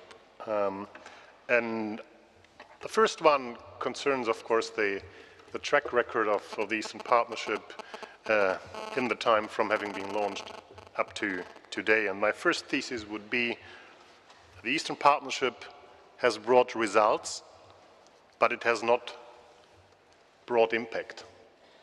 So in the language of evaluation, you have different forms to measure progress of, for example, an external intervention. So if you do something in a process or in a country, if you have a project, this usually has results. And I think the Eastern Partnership has a lot of outcome and results. We know it in specific sectors. We know it also, and the Commissioner has mentioned that, just looking at something like the energy community, I think this is a palpable result of what the EU has done with the Eastern partners. On the other hand, I think there is no deep and comprehensive change in most of the countries beyond the EU's eastern borders. There is no transformative momentum which has been sparked by the Eastern Partnership. This is not to say the Eastern Partnership has failed, because what we have to consider is the factor of time. So this is about a long-term process. And the question is, what time do we have as the European Union to generate impact and long-term effects? My second observation has something to do with the conflict on Ukraine and Russia. I think what we are witnessing is an encounter of postmodernity and geopolitics. So on the one hand, we have the EU's narrative of modernization, the narrative of a positive-sum game, reforms and modernization in Ukraine, in Georgia and elsewhere are good for these countries, are good for the European Union, and in the long term they're also good for Russia. And from looking at this through the glasses of the EU's, in a positive sense, technocratic reformism, this is true. But soft power also has a strategic dimension. And that's kind of the other approach which makes up this strange encounter. If you look at the processes going on in the region between the EU and Russia, of course, it's also a zero-sum situation. The ambassador is completely right when he said we should stop we should stop with talking about zones of influence, but I think we should not stop talking about influence. And I think with successfully Europeanizing and Westernizing countries like Ukraine and Georgia, Russia will lose influence, just like the EU will win influence. So we should not neglect the strategic and power political dimension of the Eastern Partnership. The third observation, I think the EU, from the very beginning of thinking about creating relations with the countries beyond its eastern borders, has been desperately searching for a silver bullet, for an ideal path for third-party involvement, i.e. for the inclusion of Russia. In advance of this meeting, I read, of course, the Prague Summit Eastern Partnership Declaration, which is very brief and concise on this matter. It just says the Eastern Partnership will be developed in parallel with a bilateral cooperation between the EU and third states. So it kind of states there is a multi-dimensional, or a multi-track approach, and it also says later on there is this kind of opt-in possibility, this project-based occasion for third countries to take part in the Eastern Partnership. If you look a little bit broader and a little bit more back, I think we see how the attempt to involve Russia has changed. So I think at the very beginning of the EU's conceptual reflections was something which was called wider Europe. And that was Russia, and as it was called at that time, the so-called newly independent states. And then relatively swift, the EU changed, launched the European neighbourhood policy, kind of including something like dimensionalism, a southern and an eastern dimension. And it kind of began to decouple the direct neighbors from cooperation with direct neighbors from the cooperation with Russia. Of course, I think all the time there was an effort to bind these things together and to soften possible kind of negative effects. Remember the run-up to the German EU Council presidency in 2007, when especially Germany was trying to launch a new Ostpolitik, which should better integrate what at that time was called an ENP plus and the EU-Russia relations. For several reasons, this did not really fly.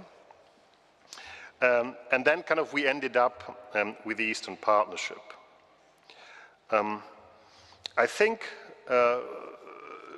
well, Russia was not really, and here I would slightly disagree with Nadia Arbatova. I think, I'm not sure if Russia was really interested in taking part in such an endeavor, because Eastern Partnership is based on the idea of conditionality and of approximation, including the adoption of substantial parts of the acquis. So, as some have said, Eastern Partnership, or ENP, is a sort of enlargement light. This requires substantial adaptations, and of course it's a situation of asymmetry. So I'm not sure if Russia was willing to do that. I think Russia was rather interested in establishing a situation of synchronization. So the pace and intensity of the approximation of Ukraine and others should not be more dynamic than the intensity and the pace of cooperation of the EU with Russia. That I think is one of the ideas which was dominant at that time. So I think it's no accident that all these big frameworks for relations with Russia, you mentioned the four spaces, but also the Partnership for Modernization, are not built on any idea of conditionality or progressivity, but rather on growing interdependence and partnership, so kind of equality. And finally, my fourth observation, and this is a little bit positive.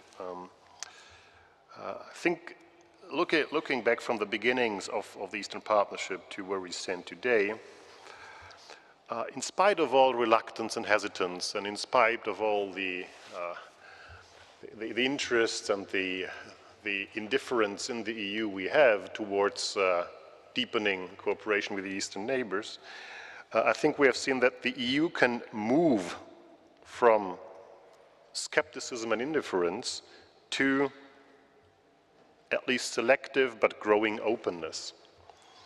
I remember the discussions, if you look back, what have been the offers? Originally, we had the PCA approach, partnership and cooperation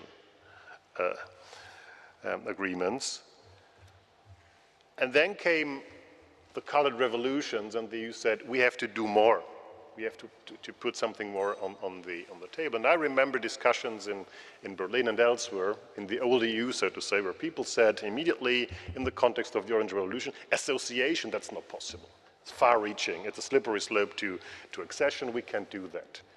Now, relatively soon after that, we had the idea to basically make Ukraine a model country. That was during the German Council presidency, for example, when he said Morocco is the model pupil in the south, and Ukraine will be the model the blueprint in the East with what at that time was called New Enhanced Agreement, and later on during the French presidency the label was changed to Association, and now, as we have seen today, even a post-association model is at least pre-discussed. And the same evolution we also can see on visa. So from a very restrictive approach and to visa facilitation, we end up with palpable progress and even with visa liberalization. So thank you all. Thank you for your attention. Thanks a lot. And let me invite Vigen Sargsyan to share his perspective with us. Thank you so much. Let me start by thanking our Czech colleagues for the very warm welcome, for the wonderful weather, and for the wonderful working conditions. It's really a great pleasure to be here. I had the privilege to be here in Prague some 5 years ago when we were holding our first Eastern Partnership Summit, at which we were kind of establishing the perspectives and the future vision for the partner countries and for the perspective of the European Union on how to work with those countries. And when I look back to that, and before coming here, I did review some of the notes I've taken there and the declaration we have adopted at the end, etc. I think that we are, and that's normal maybe, we are very critical about our past 5 years, maybe overcritical, because actually when I look to the agenda that was established at the Prague summit then, we have achieved basically almost each point that we had in mind. We were speaking about developing horizontal ties between societies, between institutions, and I think that's very much in place. I think we were talking about developing institutional tools within the Eastern partner countries to be able to work with institutions in Brussels, and I think it has happened in most of the countries. We have been speaking about more coincidence in our foreign policy and security dimensions, and I think there has been much of that in the last 5 years. Of course, there are many issues which are still open, but looking back, I think we have achieved a lot, and we have to praise ourselves for that. What we haven't achieved is either something we haven't agreed on in Prague Summit, or something that we want to perfect in the future.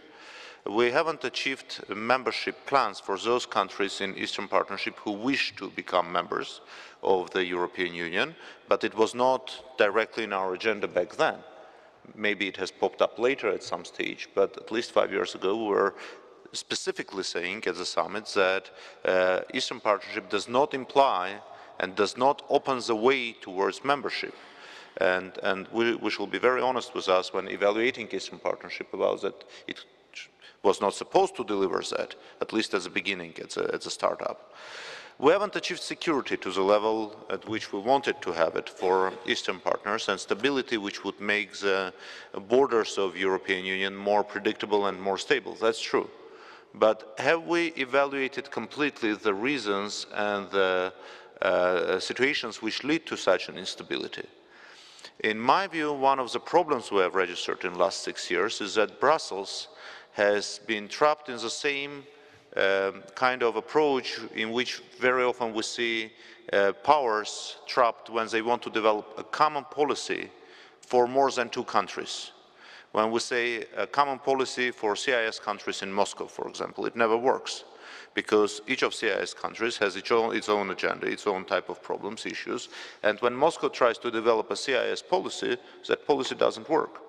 When Brussels starts to develop Eastern Partnership policy without specific approach to each country, it just wouldn't work, because 6 countries of Eastern Partnership are very different.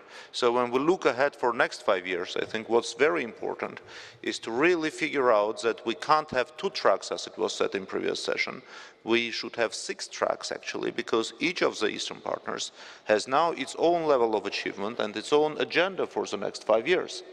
And that's great that Commissioner Füle has mentioned that Eastern Partnership is going to continue to be very flexible in addressing each of the partners' interests. Now, coming to that, I want to come to one of the most important points I wanted to raise, is that we are continuously saying Eastern Partnership is not a choice between Russia and Europe. But then next sentence we usually say is that we shall create conditions where each country can freely choose. And freely choose between what? In case of Armenia, for example, when we were engaging with Eastern Partnership, and we were very straightforward in that, in the remarks we made at the time of accession to the Eastern Partnership, for us, among many other things, it was important to build up on our reforms, because we felt that we have kind of completed the first level of reforms, the first wave of reforms during our accession to the Council of Europe. And then we needed a second wave of agenda. We intend to continue that. We have stated it in Vilnius summit. We will reiterate it today at the President's statement at the summit here in Prague. We intend to continue those reforms, not because we owe them to Brussels, but because we owe those reforms to our own people, who expects to live in a more liberal society, which is very much based on the principles which are in the center, in the heart of the European system of values and the European Union mechanism as they work. But then there is a second part, security part, of which we have been speaking so much, speaking about the threat coming from Russia. Has Brussels addressed enough the security challenges addressed by Armenia, faced by Armenia? And that's where our answer is no. Because if you ask us, do we feel a pressure from Russia? Do we feel a threat from Russia? Do we feel an impact on our sovereignty from Russia? The answer is no.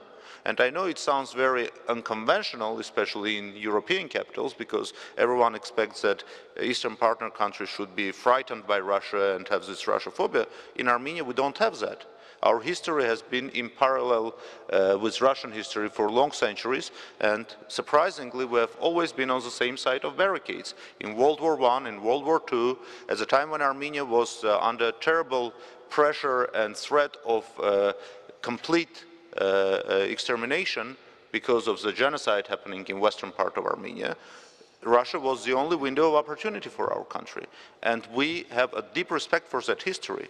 We have common military successes, we have common military commanders, we have much in history which brings us much closer than the others, not even speaking about our religious backgrounds, which in our region particularly has a very important impact on our stability and security of our country.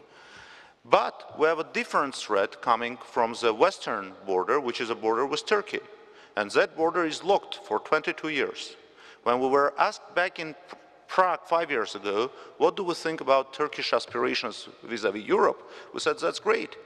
We said, we want to see Turkey as part of the European Union, because for us it would mean a more predictable Turkey. Because if Turkey complies with all the requirements for accession to the European Union, we would be happy to have such a neighbor sitting at our western border. But then we didn't see much of an effort coming from Brussels to unblock that last part of the Iron Curtain which existed between the Soviet Union and NATO bloc and European countries, which is the border of Turkey. Turkey is an aspirant country of the European Union. Turkey is a member of the customs union with the European Union. Armenia is an Eastern partner. Turkey is a member of G20, which is supposed to help economic development and advancement. Armenia is a developing economy. The border is blocked, which is, by all rules of international law, the second worst type of use of force after the war, and there is zero reaction coming from Brussels. Where is that big discussion on what to do with Turkey? We all speak about Russian ambitions as a former empire. And of course, I mean, no one would doubt that empirical past doesn't disappear. It is sitting deep in the institutions, in the mindsets, in the decision-making. That's normal. You cannot eliminate it. Even with a revolution and 70 years of a different type of a system of governance, you can't eliminate it. But don't forget that Turkey was also an empire. And if Russia, at least publicly, says it has no ambition to restore that empire, the government of Turkey and the Prime Minister is openly speaking about policy of neo-Ottomanism. Having a victory in local elections, Prime Minister announces that it's an Ottoman slap on the enemies. And where is the reaction of Brussels? As a representative of Armenia, I'm saying we feel a threat there, we feel a challenge there, and we want that to be addressed. Unless that's addressed, Armenia will not sit comfortably within the system of European cooperation and European development as we intend. And very briefly, I want to say that we do hope that the new Commission, new elections to European Parliament will set up a good ground for a new agenda. We have a long road to go as a country member of Eastern Partnership, because we now need to develop a new legal framework for cooperating with the European Union.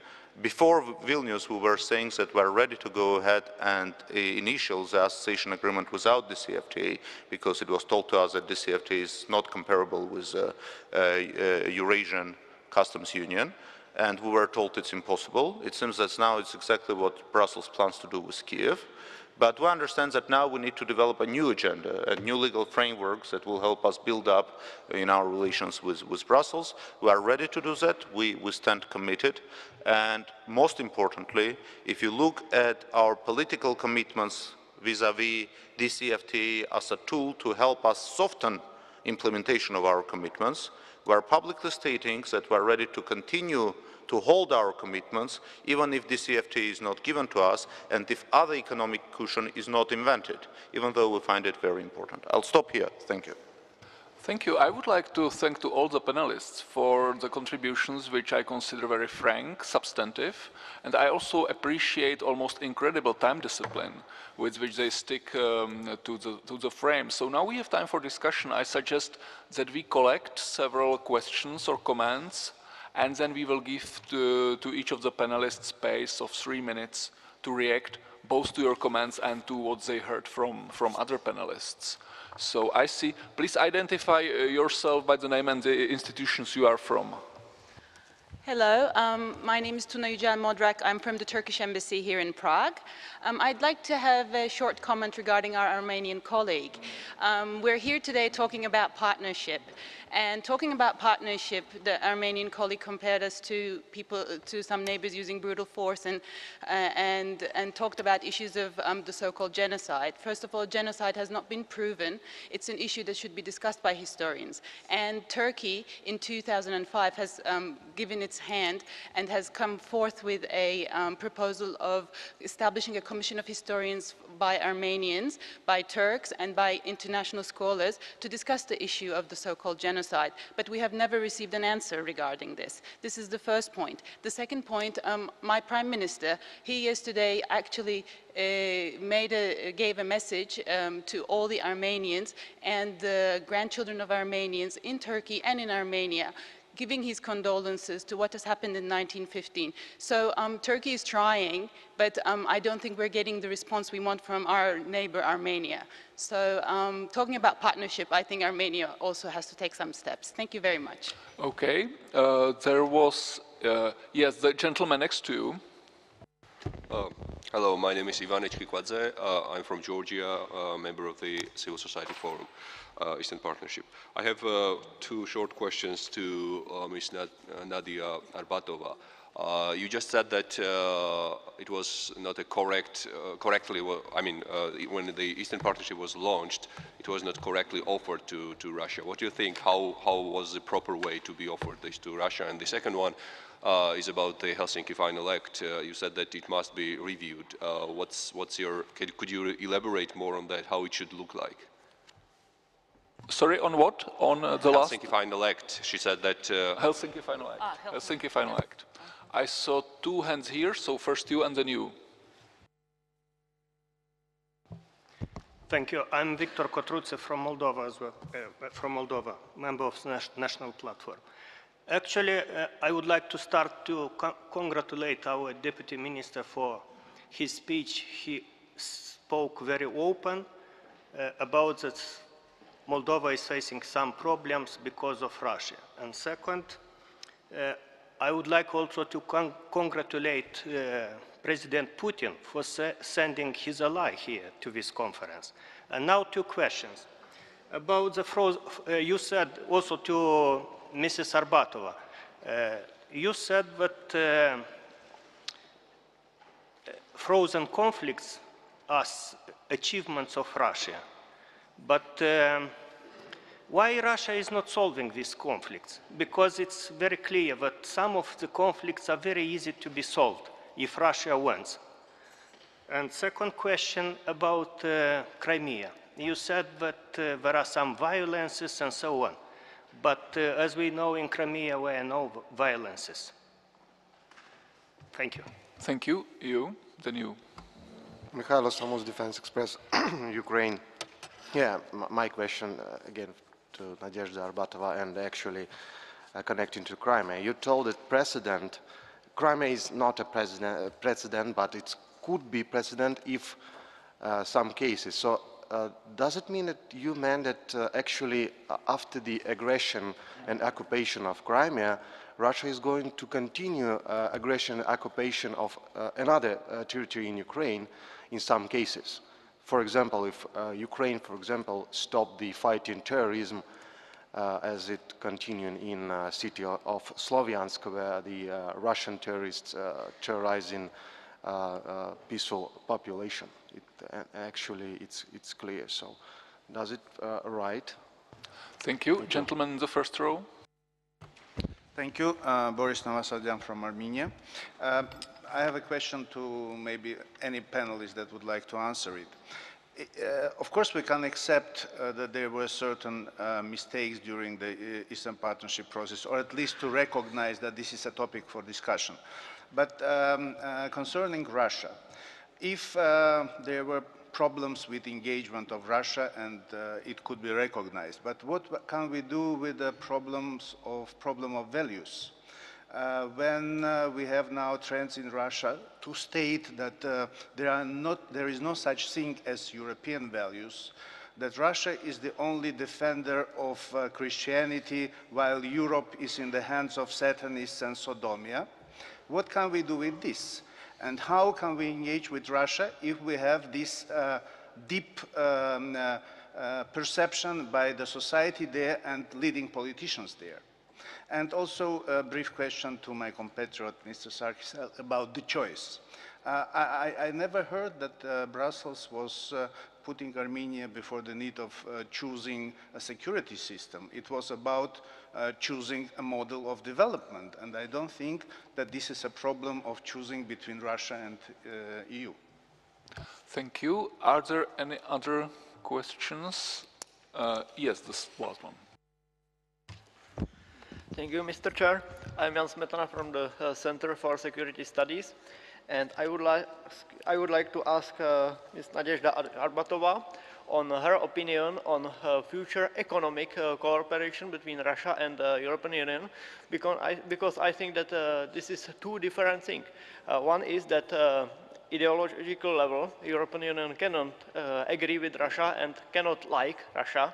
But in the economical level, we can see a lot of cases of cooperation because European Union need Russia in a case of international space program, international nuclear power, civil power plants program, and the other. It's similar like NATO cooperate with Russia in Ulyanovsk, in the NATO military base there. Thank you very much. Thank you. We have a big bunch of very pertinent questions. Okay, the last one. Lilia Krachuk, Moldova National Platform. Small replic to Ms. Arbatova.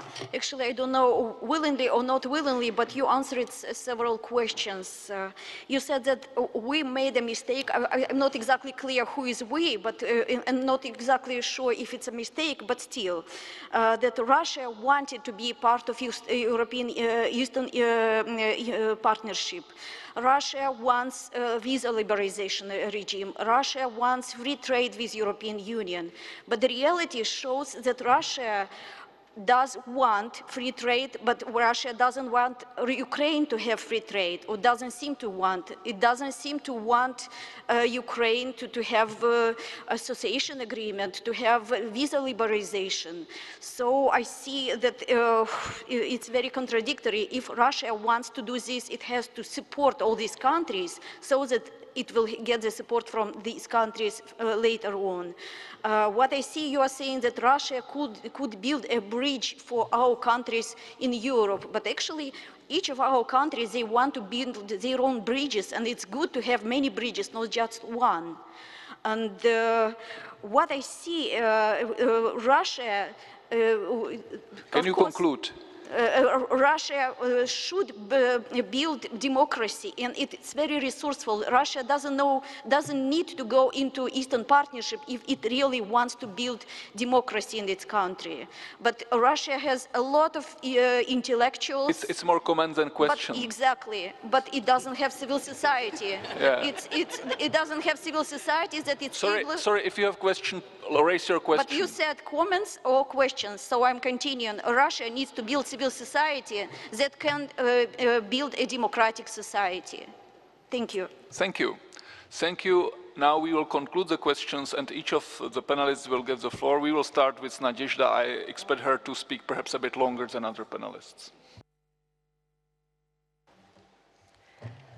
You have almost answered my question, the first question of the Georgian participant.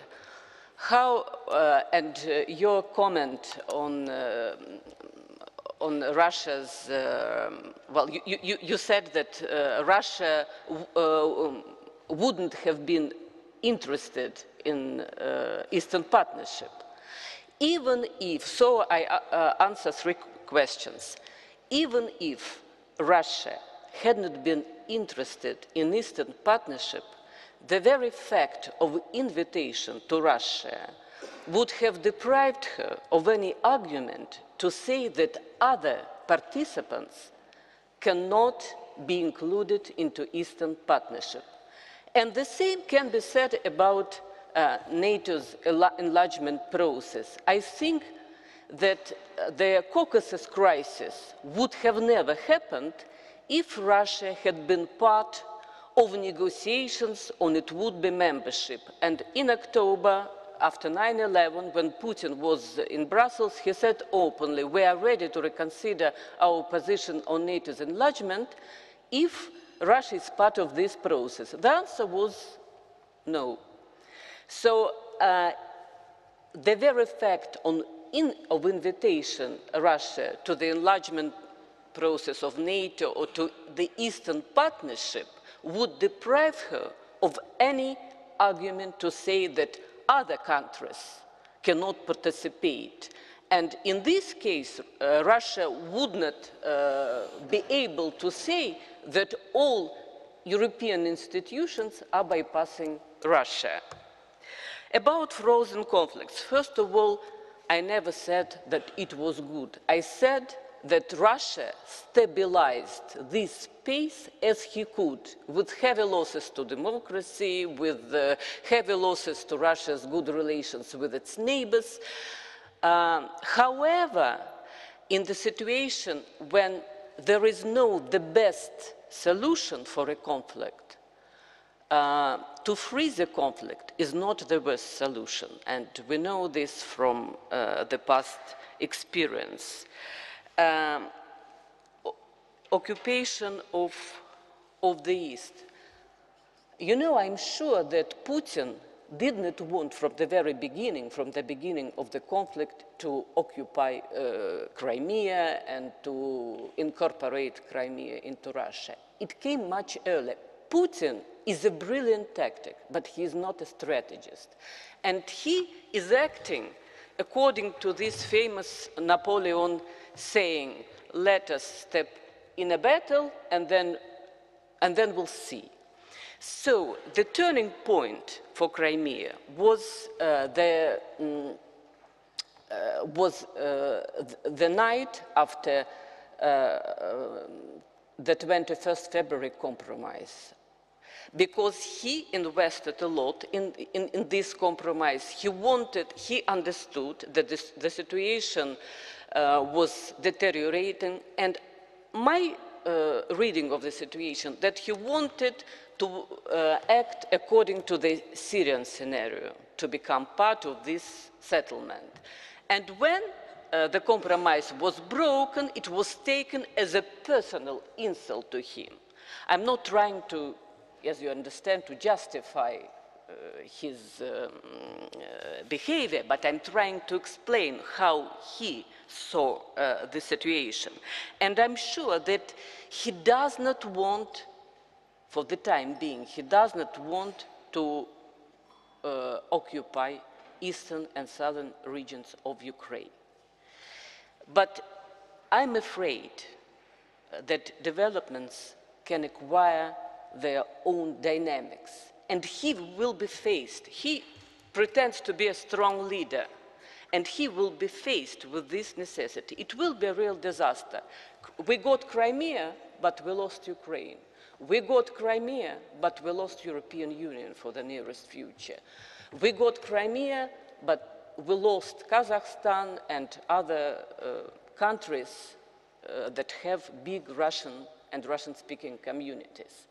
So that is my fear, that the situation will force him to act. And there was a statement from the Armenian colleague, well, I'm not responsible for all sins of Russia, personally. And the last, future economic cooperation. It's a very good question. I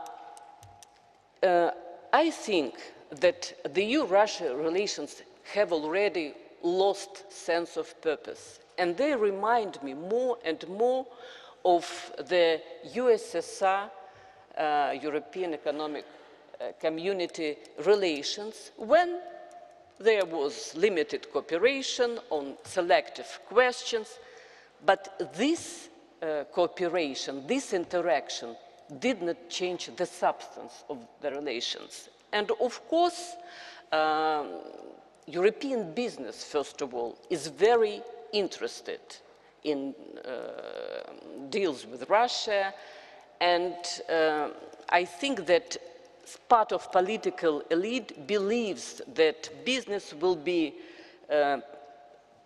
pressuring policymakers. But I think that if the occupation of eastern and southern regions happens, there will be a different picture. European Union showed that it could impose very strong sanctions even in the most difficult time of the economic and financial crisis. I'm speaking about sanctions, the EU sanctions on Iran.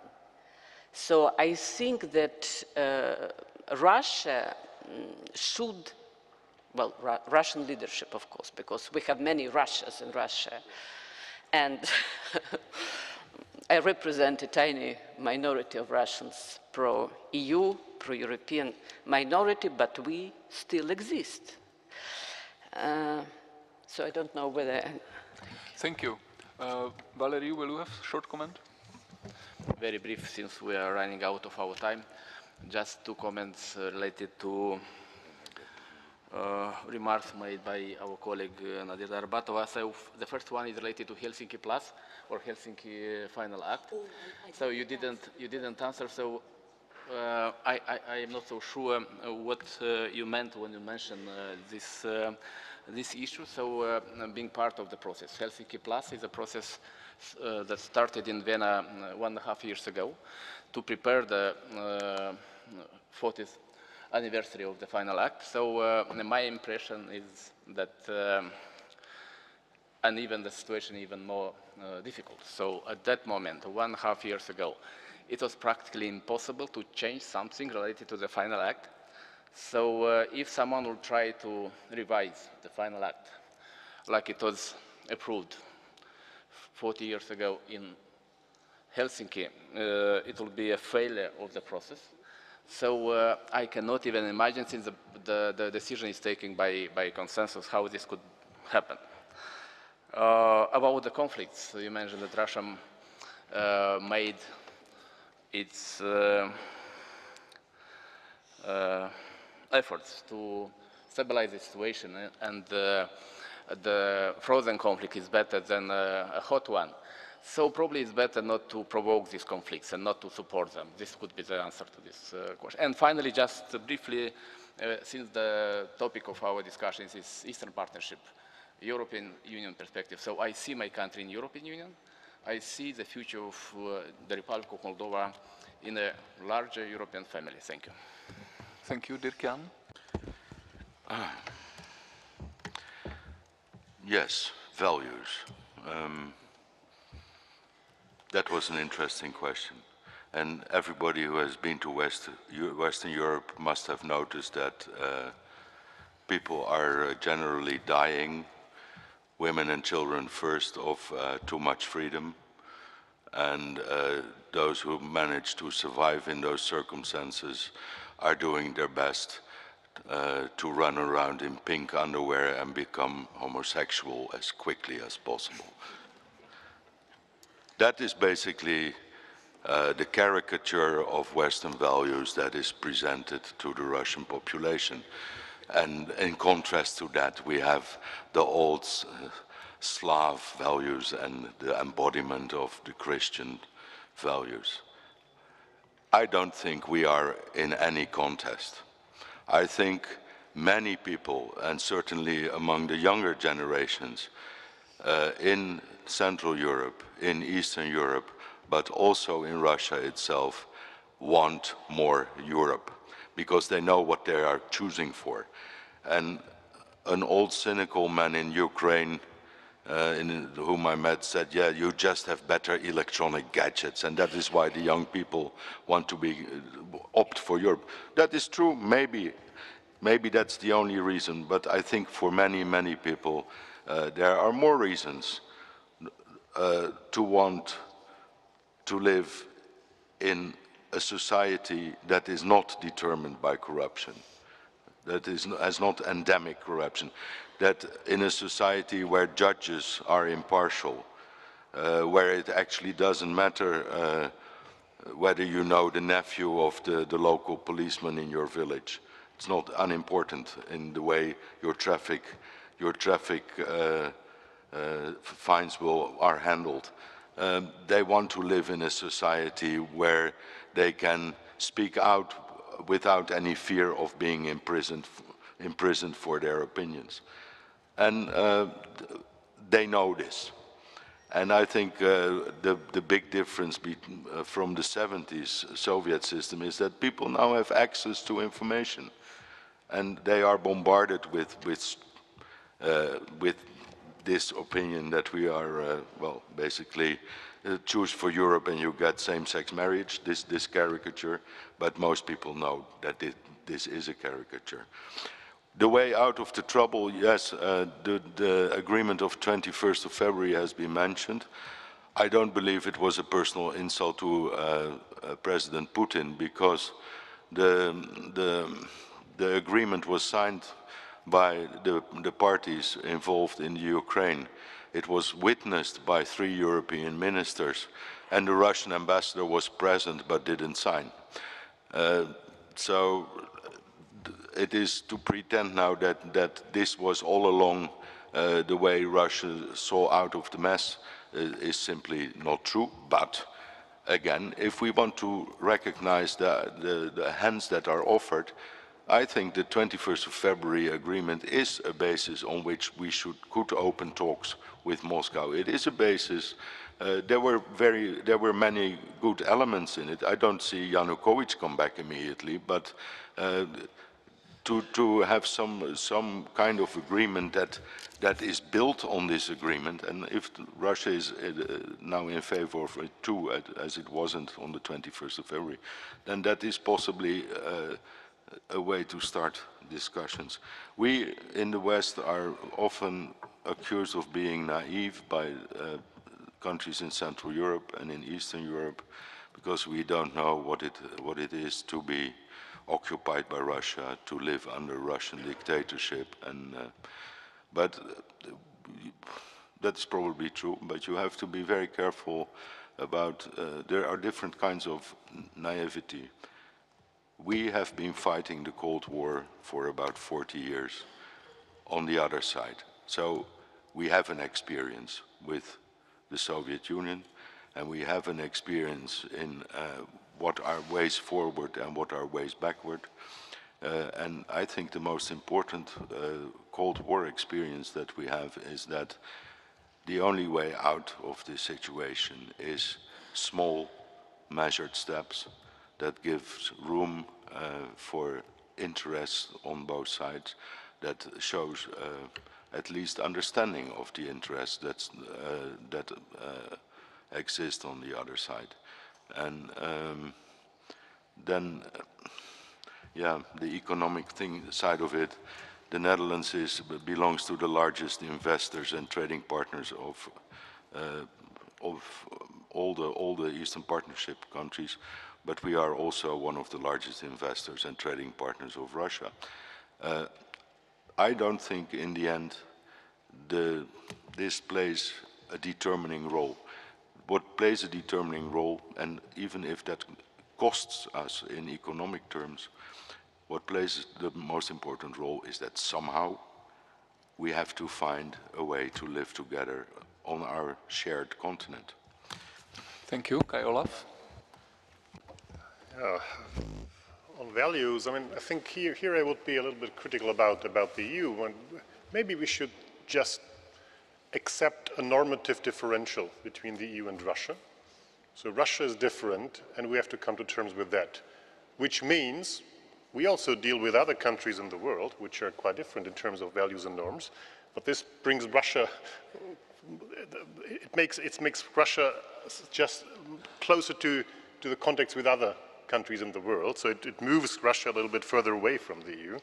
However, I think where the EU should be consistent is it should not accept a doctrine of Carl Schmitt, the German lawyer, would have said Raumhoheit, the sovereignty of space. He wrote a book in the 1930s where he said regional powers should have a special space around their territory where powers from outside have no possibility to intervene. And I think what we see is the emergence of this doctrine, the implementation of this doctrine of Raumhoheit, of sovereignty of space, plus a new pan-Russian momentum, plus the appeal of responsibility to protect.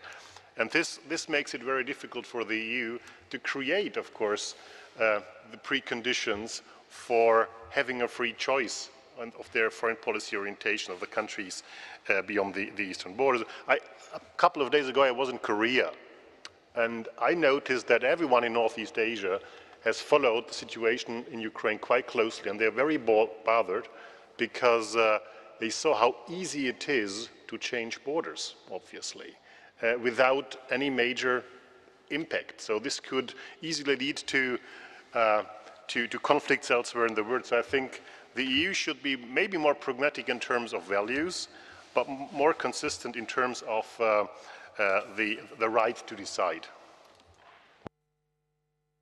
Thank you. Again.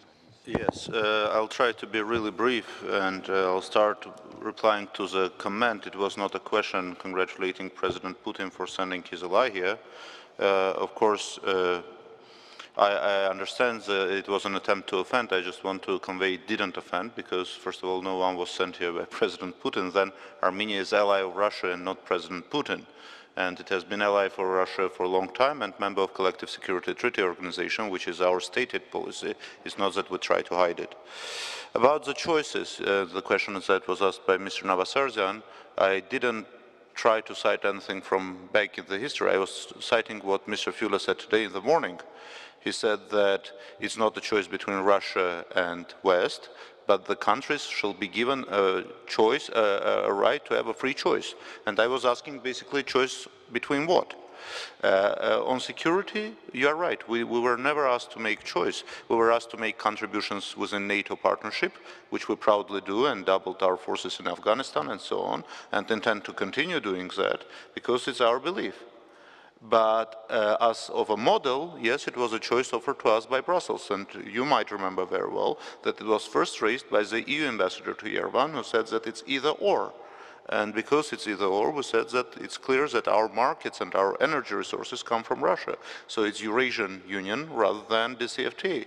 It was a calculated choice based on economic calculation. It has nothing to do with system of values, because that's exactly where I started, that in terms of reforms, in terms of our system of perceptions, yes, our system is very close to the European model because of the mentality and approach of our people to those type of questions. That's normal.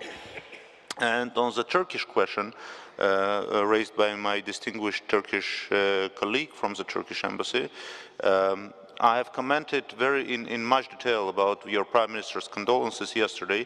It's all over media, including the Turkish media, so I will reserve that and will not go back to that. But if any historian in Turkey needs to know more about the Armenian genocide, they are very welcome, and I'll be hosting them at my own family, which will have plenty of stories which will fill their journals by the time they go back. All the other stories are in archives and open sources, so there is no much need. But I want to remind you, as a diplomat of the country, a big and important country that you are presenting here, that we have agreed through a long process of dialogue to protocols that were signed in Zurich a few years ago, and the ratification of which was openly stopped by the Prime Minister of Turkey because he tried to connect it to another problem which had nothing to do with those protocols. So the Commission and everything else is right in the protocols. What I was asking from Brussels was not to punish Turkey, if you notice, just the opposite. I said a few years ago Turkey was saying it wants to be a member of EU. I don't know if you still want, because recently your leadership is not as equivalent on that as it was a few years ago, so I don't know if the agenda is still on, but if it's on, we still ask you, EU, to greenlight your membership on the condition you fulfill all the membership accession conditions, because then it will be a different Turkey of which we would benefit greatly, and we want it. But I was asking EU to open a page in dialogue with Armenia where the closed border with Turkey matters, because it does matter. As a NATO member state, you sit on the border, and while our boys go to Afghanistan, Iraq, Kosovo, and serve with NATO forces, the only partner country of NATO is hostile towards Armenia by blockading it. And again, according to international law, blockade is the second worst type of use of force after military use of force. That's what I was trying to say, not trying to offend Turkey. So I hope you perceive it that way. Thank you. Well, thank you. Thank you for this substantive debate. Good questions. And we deserve now a substantive lunch, which will be served nearby. Thank you, and see you in the afternoon.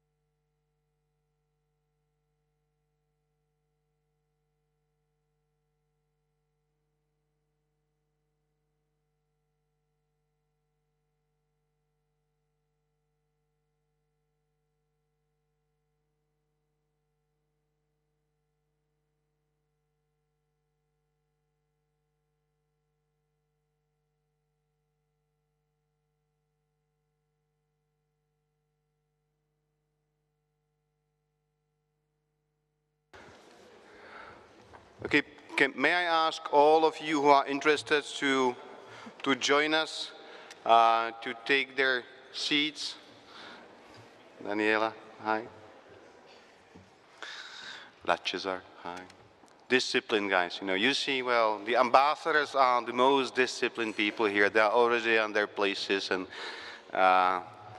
tempted to hear something from us about the economical aspects of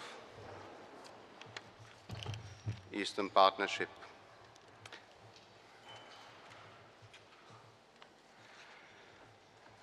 Well, it looks like that this is going to be quite crowded.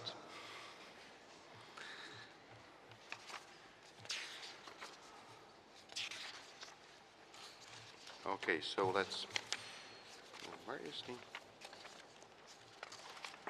title?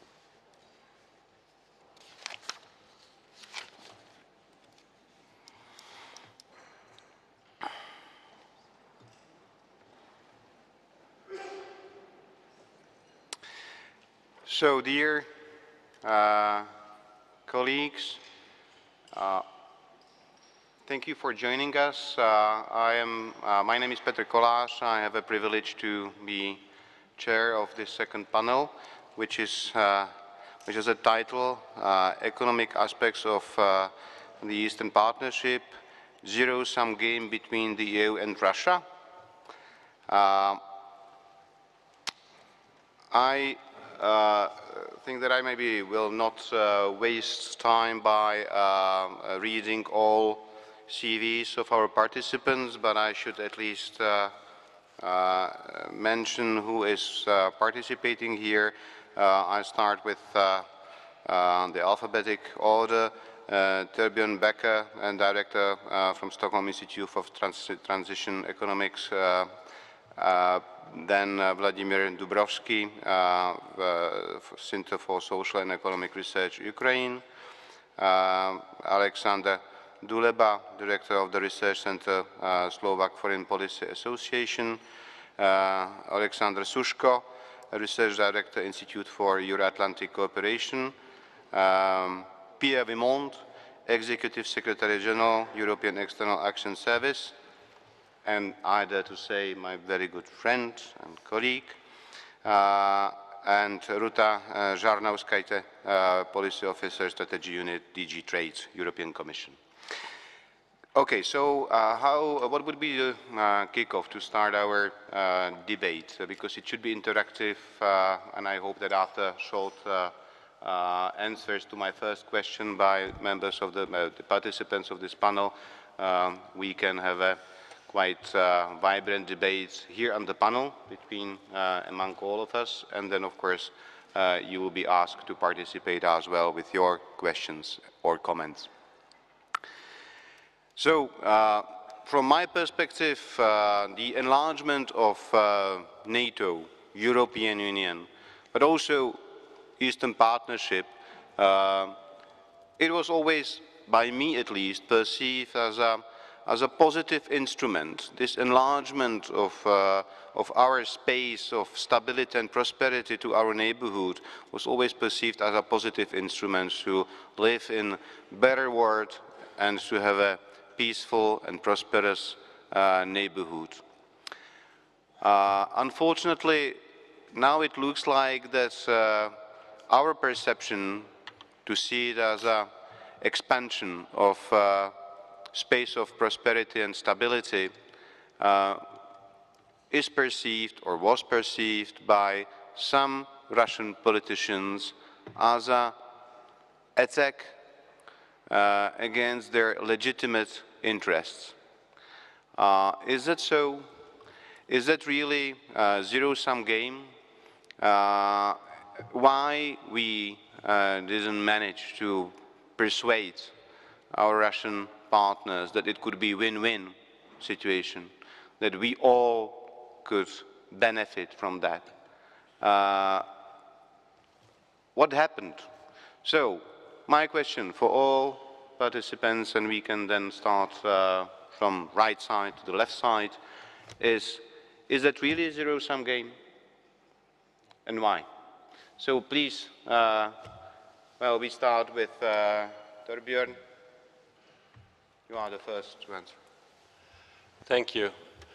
Well, for once, I guess it's actually quite convenient to be an economist, because I think the first aspect here is to define what game is it that we're playing and what is the zero-sum game that we're considering.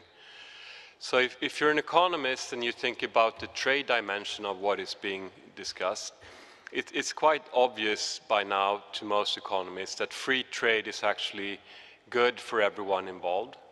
And I think, again, here the focus is perhaps a bit misleading. Is it a zero-sum game between the EU and Russia? It should really be what are the benefits for the people in the Eastern Partnership countries when it comes to these agreements. So from that perspective, free trade is obviously something beneficial. If you then can choose between free trade with a large market or a smaller market, then again it's quite obvious that from an Eastern Partnership country perspective, free trade with the European Union is more beneficial than free trade with Russia in general. Not for every sector, not for every person, but as a general conclusion, I think that's pretty obvious for most economists. And the third aspect, which I think is important when it comes to talking about the DCFTA, is that the DCFTA actually helps countries reform in very important policy areas that they would need to do regardless of whom they're trading with if they want to see their countries develop in a long-run sustainable fashion, to become modern societies where people can really strive and benefit from being part of that society. So in that sense, obviously from an economic point of view, it's not a zero-sum game engaging in free trade with countries, and we should really think about what is the relevant people that we should consider here, and I think we have to have the focus on the people in Eastern Partnership countries. So in that sense, it's the answer to the question is probably that the right question is to ask, is this beneficial for people in these countries? And then the question is yes. But if you want to play a security game or a political game, then you may get into the zero-sum thinking, I guess. Thank you. Thank you, Torbjörn. But, well, the question is why the Russians don't appreciate this possibility to have more stable, more prosperous neighborhoods where we from European Union are investing our time, money and effort. So what's wrong there? Is that about some psychological aspect we don't understand? Because, you know, better economy and growth and stable economic environment, why anyone should be against? I will ask Vladimir to try to focus on that, please. Thank you. First of all, I apologize for my informal dress. We in Kiev used for some 4 months to some informality. As concerns your question, as for me, the answer is very simple and very complex at the same time. Let's come back to the old good modernization theory, because as for me, as an economist, the core aspect of modernization is the zero-sum thinking and fighting the zero-sum thinking. The people that are endowed with the zero-sum thinking cannot build a modern economy and cannot build a modern political system because they do not accept compromise. They always think that if somebody wins, then it on their expense. And in economics, it was actually falsified by Adam Smith, because the people developed, the civilization developed to that extent that the people realized that, yes, indeed, it is not a zero-sum game. The economy is a positive-sum game. But still, there is an illusion, and many people still are in doubt with this illusion. And I'm afraid that I'm not talking about all of Russians, but the Russian authorities just do not understand that there is such a thing as a positive-sum game at all. If somebody wins, then it is at the expense of the Russian Empire. As concerns the Eastern Partnership, there is also a special concern, because we have been developing at the Nestor Group, in which Alexander Sushko is my partner, we have been developing a vision of Ukraine of 2025 or 2030. And we have come to a pretty good model that brings together the sort of Slavic freedom and the European rules of the game. So the rules of the game should be strict, but they should be not very much binding.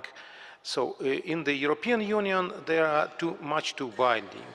And for the Europeans, Ukraine would appear as a sort of liberal offshore.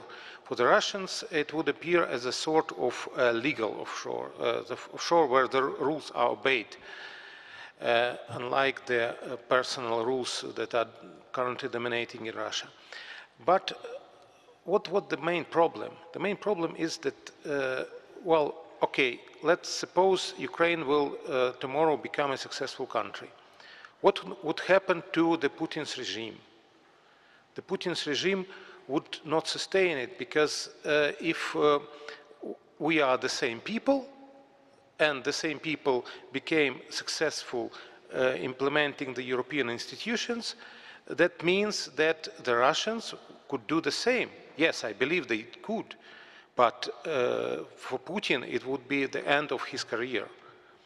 And that's why, unfortunately, Mr. Putin and his clique perceives the Eastern Partnership as a threat, and they just do not understand that the processes which are going on, which are ongoing in the countries of the Eastern Partnership, are just natural processes of modernization. What happened in Ukraine, this is a typical revolution, like the revolutions that happened in European countries during the starting from 17th century. And what is Putin, what Mr. Putin doesn't understand, that it is a natural process. So at the end, I would say that in order to convince the Russians, I mean the Russian people, that it is not a threat for them, it is an opportunity, we need first to confirm all of them that, or the most of them, that there is such a thing as a positive-sum game. Thank you. Thank you very much, Pierre. As an acting chief of European diplomacy, you are not a politician like Cathy Ashton. You are the professional diplomat. And you know that for professional diplomats, one of the most important skills is to be persuasive, to persuade your partner or enemy that you are right and that there is a possible way how to proceed. When we see the prescribed questions here in our program, one of them is what are the means to convince the elites, and particularly the societies in Eastern Partnership countries, of the long-term benefits of the association with the EU. And at the same time, I'm asking how we could persuade, and is there any chance still to persuade Russians that this is better to have in between European Union and Russia stable, prosperous space where rules and rule of law mean something? You, from your point of view of professional diplomat, what do you think about it? If I stick to your line, as we can only say that this is a failure and therefore either I resign or I kill myself, I don't know. But it's true that to some extent it is a failure. It's difficult to understand exactly why and who is responsible for that. And I'll try maybe to go back to this in a second, because I think to some extent everyone is a little bit to blame. But I would just like to add a point of history, because we tend to forget sometimes what Eastern Partnership was all about. It started even before through the neighbourhood policy, the European neighbourhood policy. And never forget that at the time, it was at the beginning of the 2000, I think it was 2003, Russia was asked and invited by the European Union to be part of that European neighbourhood policy. And Russia refused, saying that they wanted more or less a special case, and then we went for what we call a strategic partnership. But I think a lot of the misunderstanding started there, because Russia, staying outside of the neighborhood policy, immediately thought, maybe for reasons that I don't pretend to explain, paranoid or whatsoever, the idea was that the neighborhood policy, to a large extent, was somewhat tailor-made against Russian interests. If you add to that that inside the neighborhood policy then came out in 2007 the Eastern Partnership for reasons, in fact, that have nothing to do with Russia. It's once again because I think mostly the French, you know, always the French have to be blamed for something. And if you ask Carl Bildt and Poland, who are the ones who pushed this idea of Eastern Partnership, it all came out of an initiative by the French who did invented this strange Union for Mediterranean, where they were precisely focusing on our southern partners in the European neighborhood. And therefore, by some other member states, they felt that there was a need to create something for the Eastern Partnership and put together countries like Ukraine, like Moldova, Armenia, Azerbaijan, Georgia, Belarus. You know this much better than I do. And by doing this, I don't think for one moment there was this idea that we were going to encircle Russia or something of that sort, but that is the way it was felt by Russian authorities to a large extent. And this is where I think the blame is maybe on both sides. It's certainly to some extent on the Russian side, because they went on thinking that all this was done into a certain way, directed or led against them. And on the other side, the Brussels system, because it's the Brussels system, once you're launched into a process, you don't stop it, it goes ahead. We have rules, we have chapters we go through, we have DCFTA, we have a political dialogue, we have technical assistance, and we go on and we go forth. And in spite of the fact that time and again, some of those who were foreseeing what could happen, the sort of train wreck that could happen, and were saying maybe we should give us a little bit more time and try to have a more thorough dialogue with Russia to make them well understand what we're doing. This did not really happen. You know, we are in a strange situation where, thanks to our strategic partnership with Russia, we have twice a year a summit. Twice a year. We don't do it with anybody else. Twice a year, President Putin meets with his counterparts, President Barroso and President Van Rompuy. And the terrible thing with those summits is that they were never talking about long-term vision, about Europe and what Europe should be. They were talking about, you know, trade controversies, the question of visas, the overflights, the flights over Siberia, etc. So everybody was becoming more and more frustrated. And slowly we moved into the Vilnius summit and what happened there. And I think this is a lesson to be learned about the need when we are having a partnership with a country like Russia. We need to share a sort of common vision about what we're wanting to do. Question then, and I'll stop there, the question is, can we have a shared vision of what we want to do? For the time being, I'm not so sure, and I agree with you. And I think more than anything else, and I'm sure you would agree with me that the first thing we need to do is downgrade the tension at the moment in Ukraine, de-escalate, and try to get out of the present situation where things could go for the worse. And really everyone needs to join efforts to try to get away from the threat of military intervention or whatsoever. I think that's the most important, right immediately, with a sense of urgency that I think we all can share. But once we have done that, and once we have tried also to support Ukraine in its economic recovery and economic reform, then we will have to go back and start again discussing and thinking about the long-term vision we all want to share on the future of Europe, whether it be from the political and the security perspective, from the economic perspective, the whole issue about NATO membership, about European membership. Otherwise, if we go on with this kind of misunderstanding and we don't try to dispel it, we will go from one drama to another, from one tragedy to another, from one crisis to another, and Europe will never resist with so many crises coming back and forth all the time.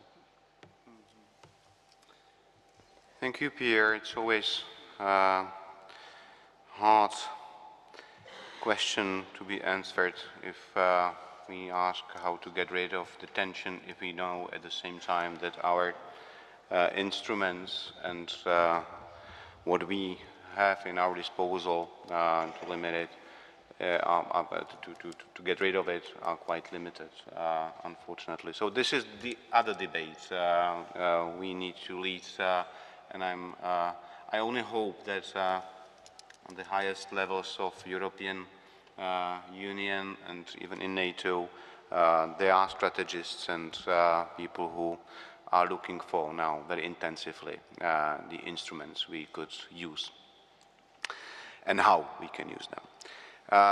Okay, let's move to, because we have to be disciplined a bit, and I promised to organizers that I'll try to be disciplined, and I should fulfill my promises from time to time.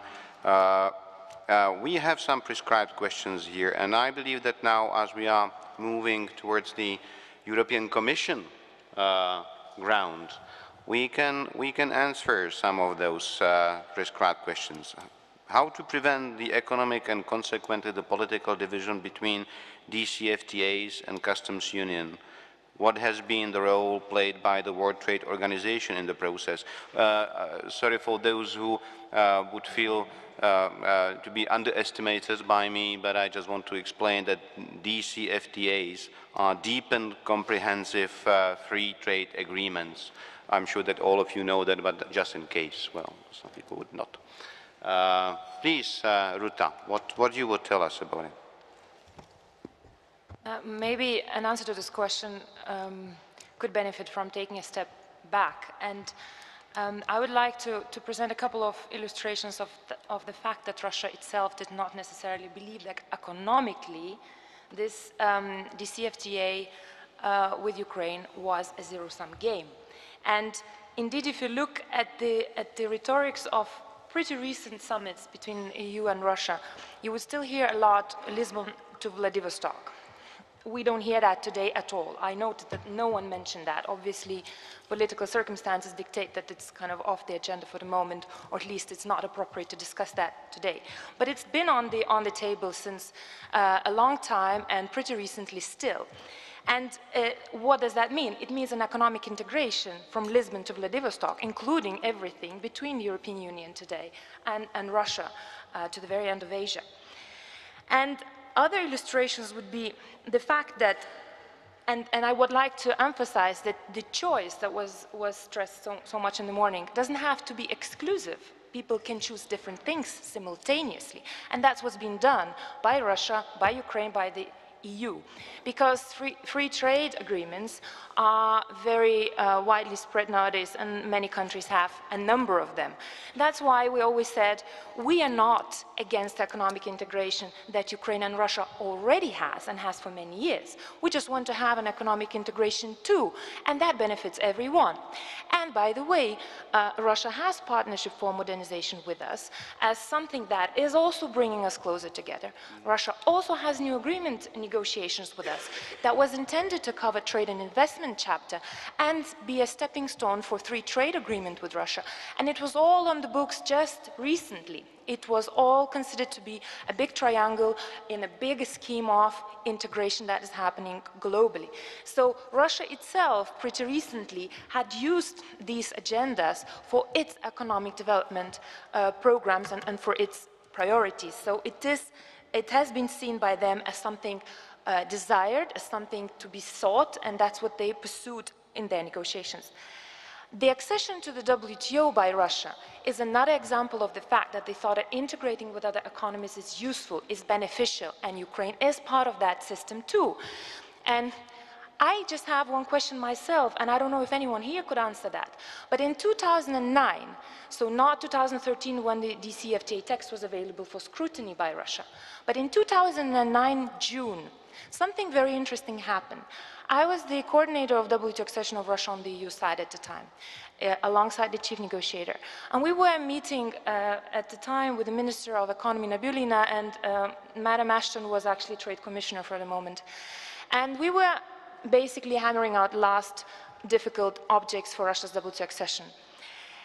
And we're really thinking that it's going to be a matter of weeks As you know, the facts are that Russia acceded to the WTO only in 2012, having completed the talks in 2011. So why was these few weeks turned into several years again?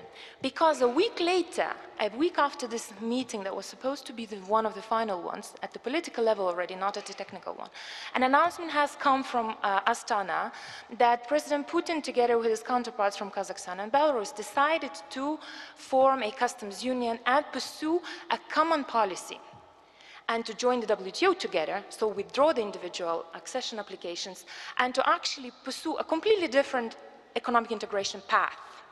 I do not know why then negotiators of the Russian team tell us they were not aware of that. So I don't know at what level and with what motivation that was decided in such a hash at that moment. I'd be very interested if anyone has any suggestions to answer that question. But the fact is that at that point, it was a turning point, and something happened that became a priority of economic integration for Russia. That became something that they thought is most important to pursue. And as I said already, emphasizing without yet knowing the final outcome of the association agreement text with Ukraine or any other country from the Eastern Partnership. So that's a bit of a mystery for me still today. How to bridge? To bridge, we can use the WTO, and we should still continue pursuing these regional integration agreements with all relevant countries. Through the Partnership for Modernization, very important. In the recent summit, which was already in the wake of the Ukrainian situation, Mr. Putin himself, together with Barroso and his counterparts, was saying that there is a good progress. And guess what? A good progress is in technical regulation and standards for health and sanitary requirements and so on. These are exactly the areas that later on experts from the Russian delegation were saying are preventing the closer cooperation between Ukraine and Russia. So I do not see the logic in that statement, because there is already a triangle created. We are pursuing economic integration with Ukraine on the one hand. Russia is pursuing economic integration with the EU on the other hand, and they both have an economic integration amongst themselves. It seems like we would be all moving in the same direction, but for some reason, and I do not think the reasons are economic, this is seen as counteractive processes, not complementary processes. And I really think the answers are not economic here. We had an expert meeting with the Russians explaining chapter by chapter the economic consequences in the zero-sum game allegations of the DCFTA with Ukraine vis-à-vis Russia. And I can tell you, if there was one economic argument that I take from it, is that, yes, it would be hard for Russia because Russia will have to compete with the EU products, also then having preferences on the Ukrainian market. But you know, such is life. If that is an argument, this is not good enough, because economic integration is happening all over the place. So one, for one's own good, has to move on in modernization, in its own competitiveness, take these as incentives, not as threats, and actually pursue economic development within the country. This is not an argument. Thank you. Well, I'm afraid I'm losing the last pieces of my optimism when listening there. Alexander, you know, it's yesterday we have heard, and you were on the same panel in the delegation of European Union in Prague with our special envoy for Eastern Partnership, Petr Mareš, who insists that Eastern Partnership is a success story. Well, today morning we have heard from our Minister of Foreign Affairs that every country in Eastern Partnership is a different story. From your perspective as a Ukrainian, do you think that Eastern Partnership in Ukraine really played some important role so far? Do you believe that there is something what you can identify as a concrete success of that? Or what would you say to those people who argue sometimes that this is like a black hole and this is just an alibi of European Union to pretend that we are really taking care of you and pumping money there and then not without any concrete results and so on, and that all governments, it doesn't matter what type of the government, were actually corrupted, and that's why people actually were so angry and furious in Maidan. They wanted to finally have a really rule of law in their country. So it's a complex, and I'm sure that you are perfectly designed to elaborate a bit with that. Thank you. Thank you, Chairman. Yes, there is a good set of questions which not necessarily fully reflect what I was supposed to say, but that's really one. But okay, that's also very important, because probably it is lively important for us to identify the outcomes which we should take in the future, and those which prove that probably we made some mistakes in the past. So first of all, yes, I have heard, especially during previous regime times, a lot of complaints on the civil society leaders on the Eastern Partnership as something which was, to a certain extent, very conformist project. Some people even said that, blamed and named it as Eastern gangstership, taking into account that it was very much inclusive to many leaders with very doubtful reputation. So there were lots of, you can find a variety of opinions on that. Special Ukrainian attitude was, I would say, determined by the fact that Ukraine was one of the first countries which developed some new instruments with the EU, even before those instruments were applied to the whole Eastern Partnership. So the first moment of this careful relation was due to the fact that the most of these know-hows, which were proposed 5 years ago to the whole Eastern Partnership, were just designed previously on the bilateral track between Ukraine and the EU. For instance, the idea of association agreement was a product of bilateral political dialogue, which took place between 2005 and 2008. And the very, I would say, formula of association agreement was agreed by both sides before Eastern Partnership was declared. So that is why, for Ukrainian perception, the idea of association agreement was not a product of the Eastern Partnership, but it was a product of bilateral track. The same with visa facilitation and liberalization. These ideas were elaborated bilaterally, almost the same time with Moldova and Russia, with certain differences. So we have signed visa facilitation agreements before Eastern Partnership was launched. So for our perception, again, that was a benefit which we got before. That is why when the Eastern Partnership was declared and launched, there were just few new elements which we were supposed to enjoy, as the most of them were launched before.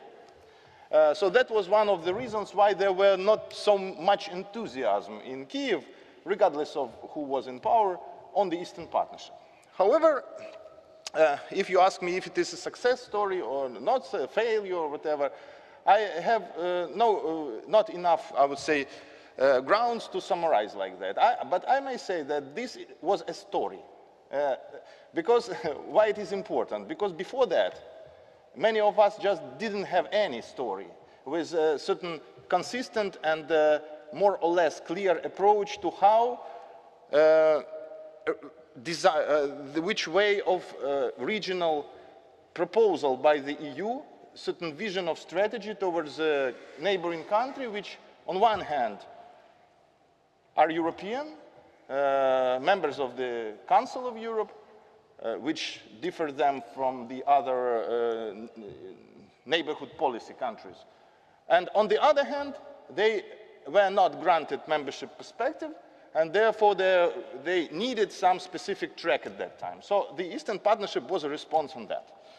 In my opinion, if we don't count these specific initiatives, which are very important, but as I mentioned, they're given us before, like association process and visa liberalization, then I think one of the principal added values was the regional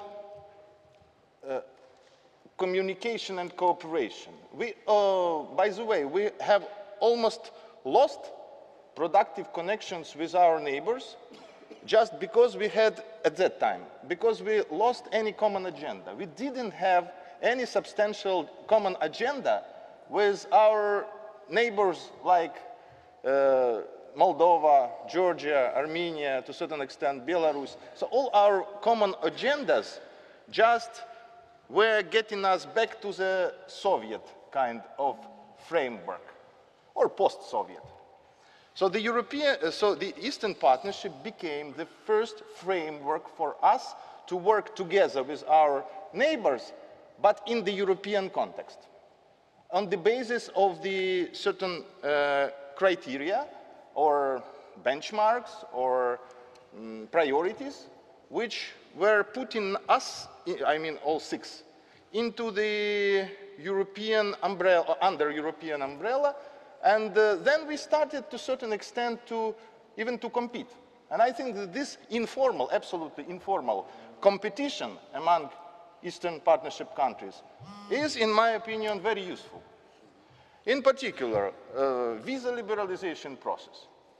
At every point, it's very useful for us, for example, to compare these achievements with Moldova. It's very good, for example, that Moldova succeeded and now enjoys visa-free travel since 28th of April. So for us, it's a huge, I would say, strongest argumentation that this is possible. Because before that, many people just said, look, Europe never gave us, these post-Soviet countries, visa-free travel. It's not just possible. And now we see that that's possible. And that give us in many areas this field, how to compete, some way to reach certain objectives, and to look at the neighbor. Yeah. Thank you, Alexander. I think that the situation before this current crisis was really quite different than it's now. And I believe that, before that, a lot of Westerners were saying, well, if we want to really help those countries which are in our neighborhood, we always have to somehow find the way how to communicate it with Russia. It must be always the way of the compromise, because we shouldn't irritate Russians. They shouldn't feel it as the attack against their interests and interference in the sphere of their influence. Now, I think it's a bit different. We have to, and sorry, I'm just expressing my view now, we have to take and use Eastern Partnership as kind of the Marshall Plan after the World War II.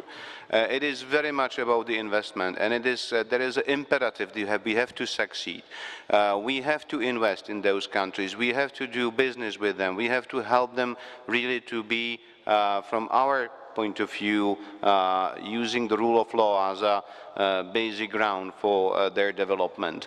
And then we can, of course, hope that it would be inspiring for many Russians to see what Vladimir actually mentioned here before, to see that this is possible, it's doable, the success is doable if it's done properly under certain rules.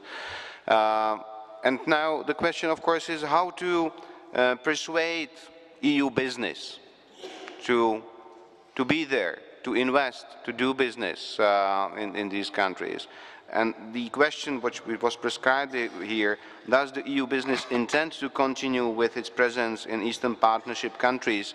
Well, I would say, is there really any intention of European business now to invest seriously? Do European businessmen believe in the future of their business or their investment in the respective countries of Eastern Partnership. And we of course know there are a lot of differences. But Alexander, you from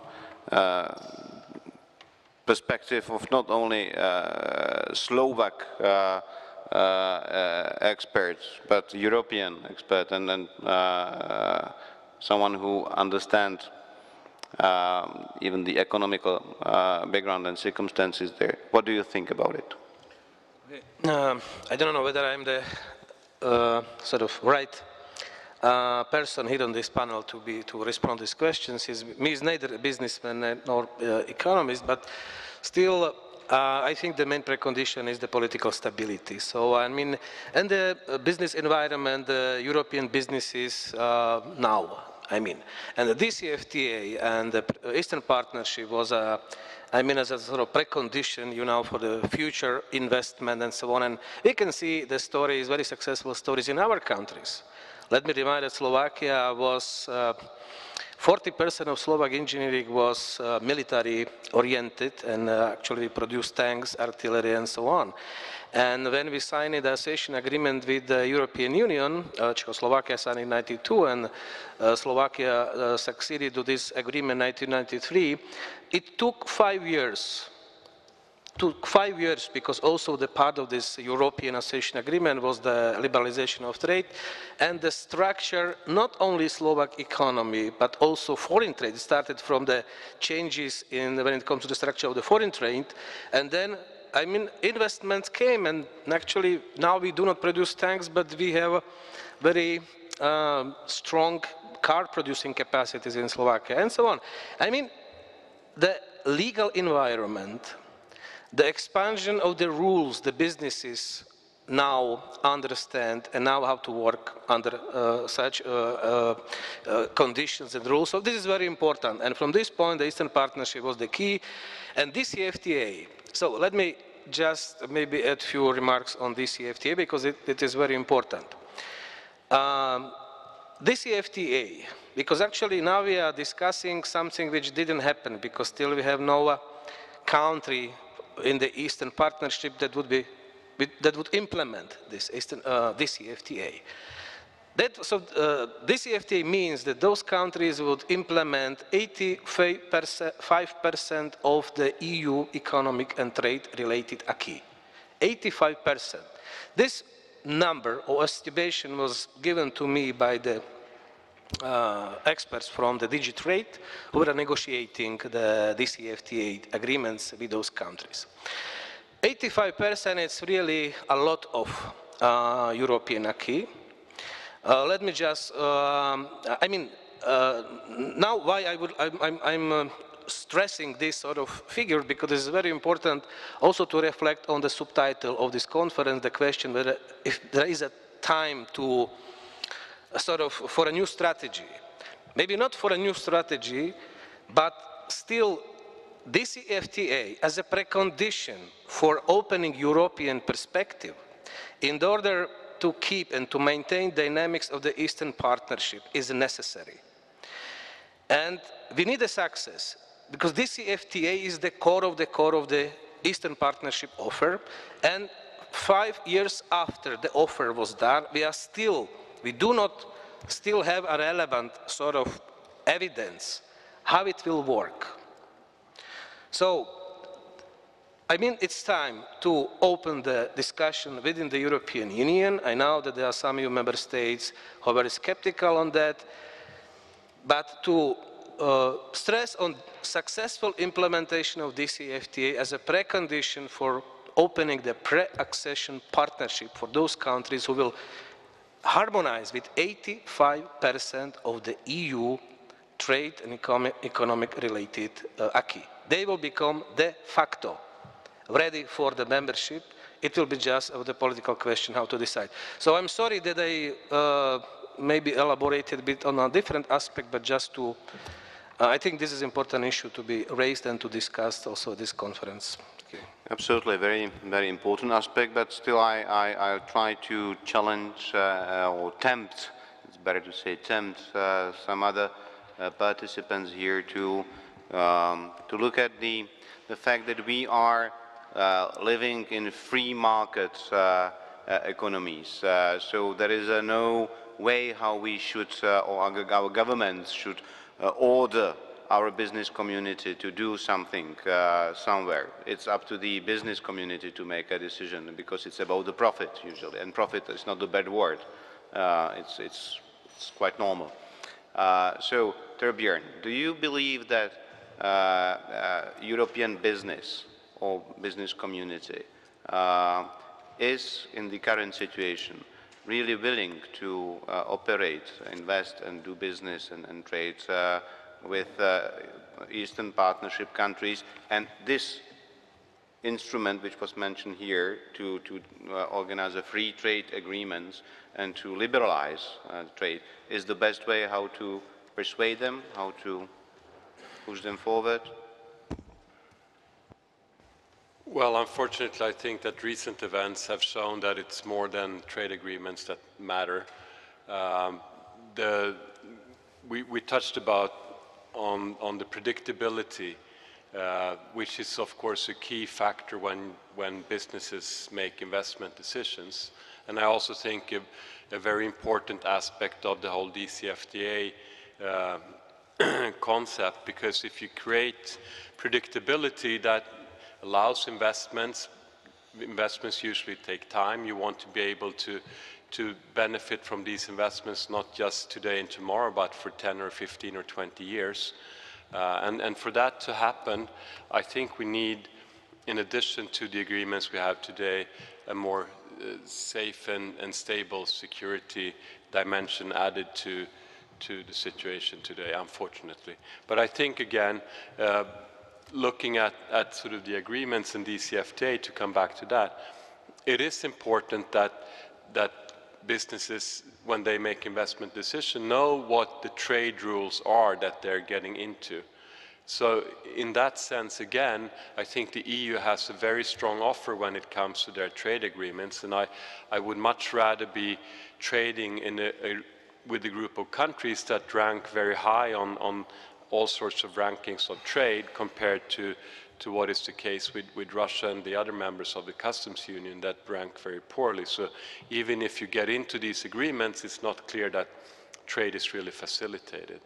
But to sum up, I think predictability is perhaps lacking in too many dimensions today. Well, so the question is clear now, how to improve predictability, to be more visible, or to be more present, and from the security point of view, what can we do? Vladimir, Pierre, it's just...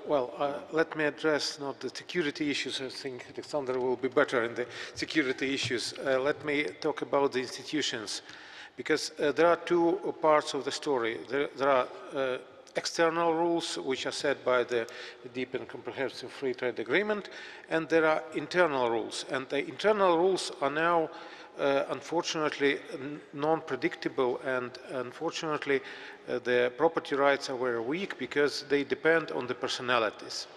And this makes a huge difference, and it makes almost impossible for the Western companies to operate in this environment, because they need the predictability of the rules of the game, not of the persons. And here I have sort of prescription, because the point is, who is setting those rules now in Ukraine? I would not talk about other countries. It's very interesting that now this goes in line with the prediction of Brian Levy and Francis Fukuyama, who that 4 years ago predicted that the sequence of development in Ukraine will start with a civil society. And those times it sounded like a joke. Now I am a part of this process, and Alexander is also a part of this process. Now indeed the rules of the game, the laws are actually advocated in the parliament by the civil society.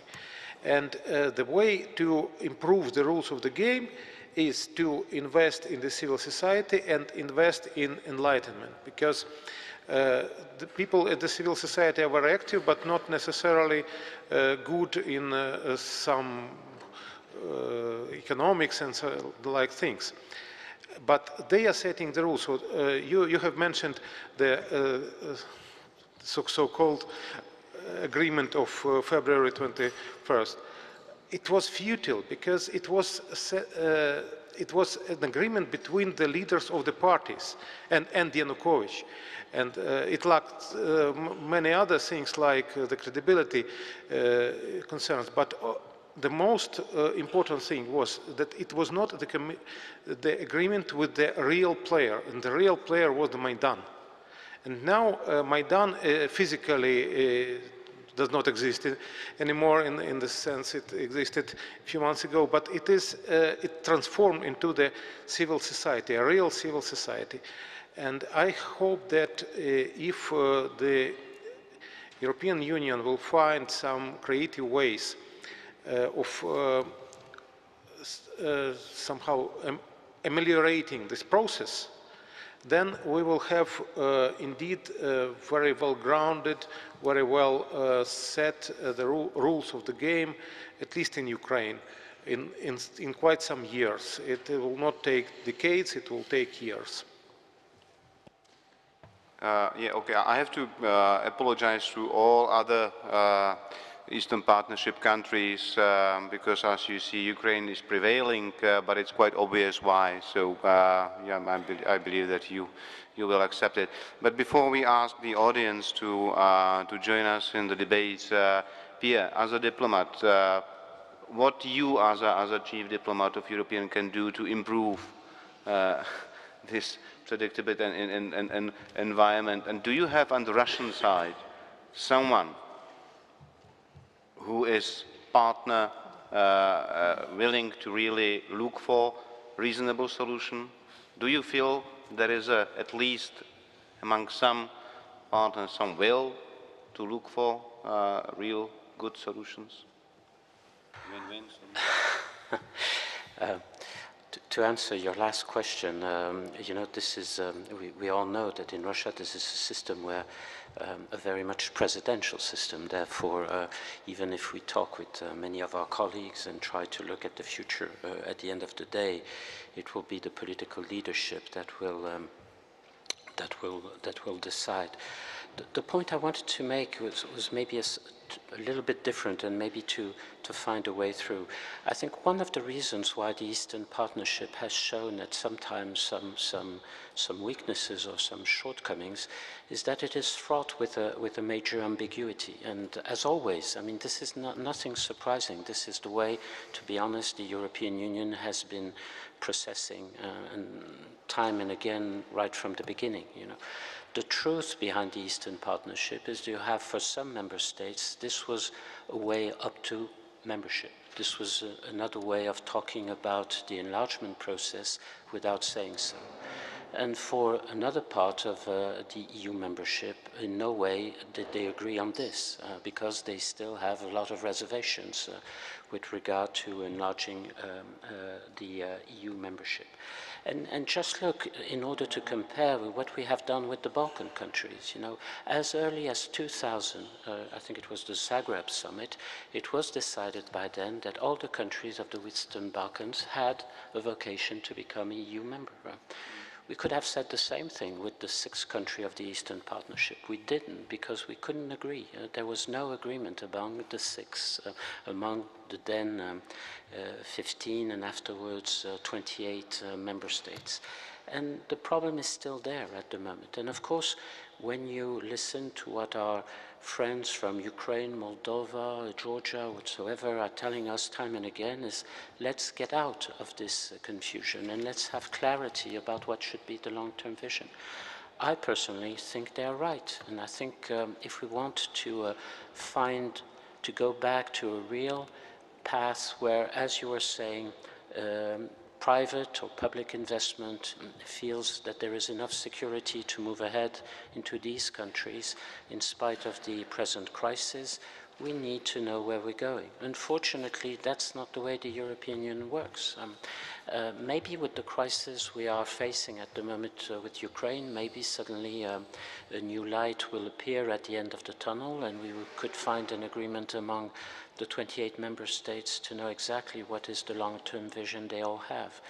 But that's not the case, and I fear that as long as we're going through that, we will still have a lack of certainty, a lack of security that will prevail us from taking the best advantage of what Eastern Partnership is all about, which is not only modernizing these economies, but preparing them for what is, at the end of the day, a full-fledged membership of the European Union.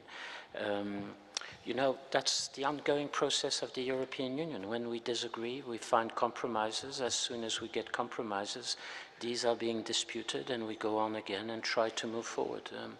We're step by step moving, I guess, into the right direction, but we will still need more time if one wants to be lucid and realistic. Well, thank you. I have to confess that it's not so long time ago that I personally had a long-term vision that even Russia could be our ally, not only partner, but ally. Unfortunately, in this moment, it looks quite utopic, but still I have this hope and even sincere belief. If I know people like Professor Zubov and some others who understand that we have to partner, because it's our destiny, and it's really about the win-win, but it will take probably a bit longer time than I expected. But now we have, speaking about time, we have 20 minutes for debate, for discussion, and I'm sure that there are many of you who want to jump in. Please, you are the first. And I'm sorry to other panelists that I didn't go, but well, 20 minutes for debate, you will have a chance to. Short remark about predictability. The association agreements of which the DCFTAs are a part are the most far-reaching the EU has ever concluded with anyone. They go farther than the association agreement we have with, for instance, Turkey. If you talk about predictability, I think you're missing the point of what they set the parameters.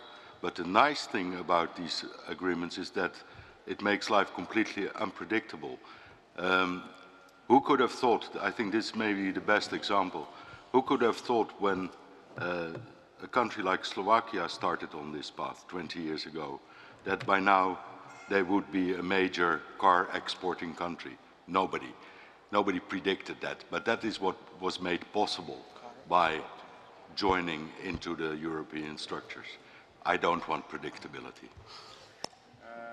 Okay, it's about the framework, I believe, you know, about the creating the framework and rules. Please go ahead.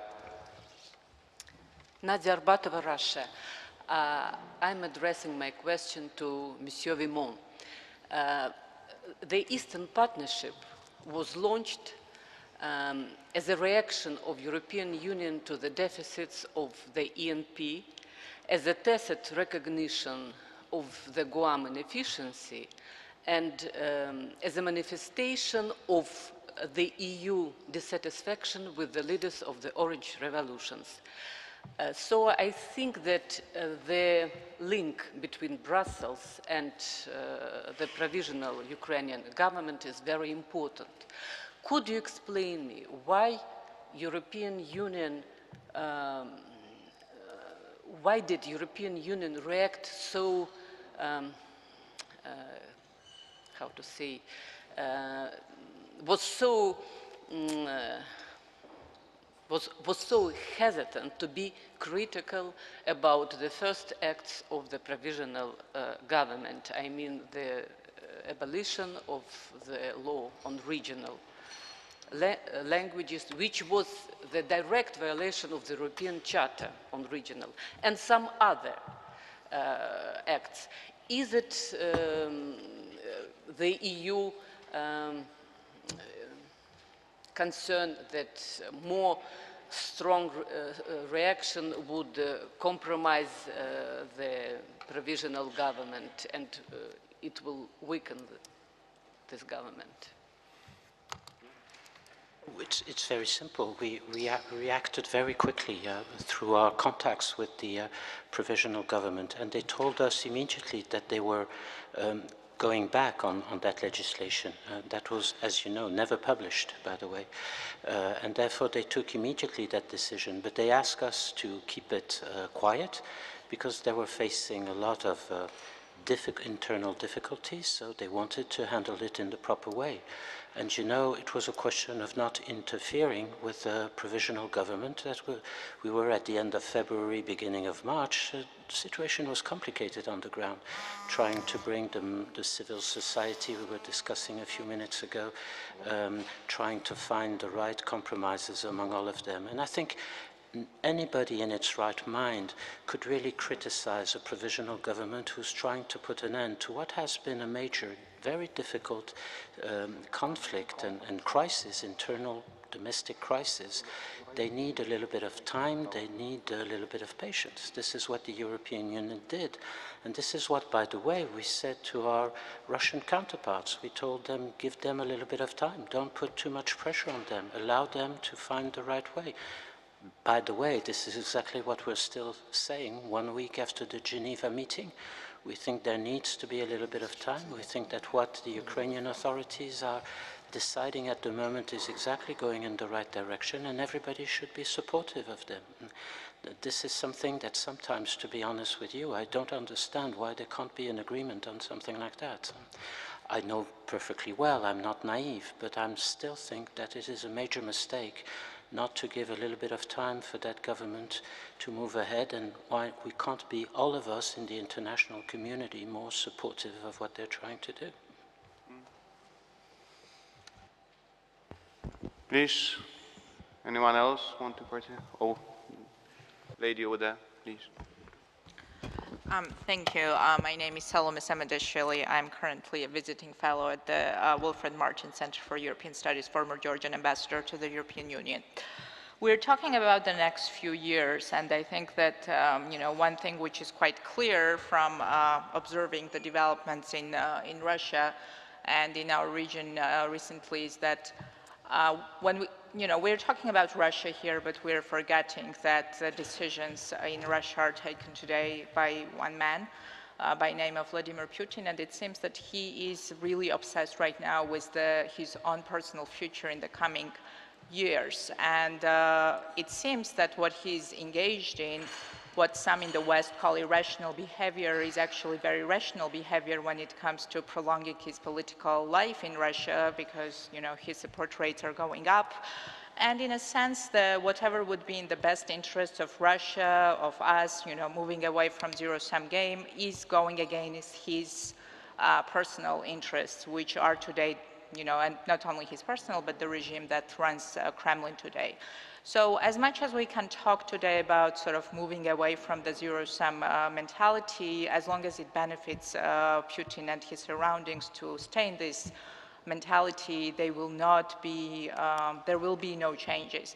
And some of the suggestions that we have heard today here in investing in civil society, you know, some long-term projects, they do not solve the immediate problems, because I believe that Putin will not stop in Ukraine, and he will not stop with Crimea, and he will not stop in Ukraine and move farther, you know, getting back to other Eastern partners in the nearest future. So realistically speaking, I'm interested to hear the views of the panelists. I mean, do you think that in the absence of some serious sanctions that can destabilize Putin's regime, do you really expect anything to improve in the nearest future and, in fact, make Eastern Partnership, you know, relevant still in the nearest future, in the nearest years? Thank you.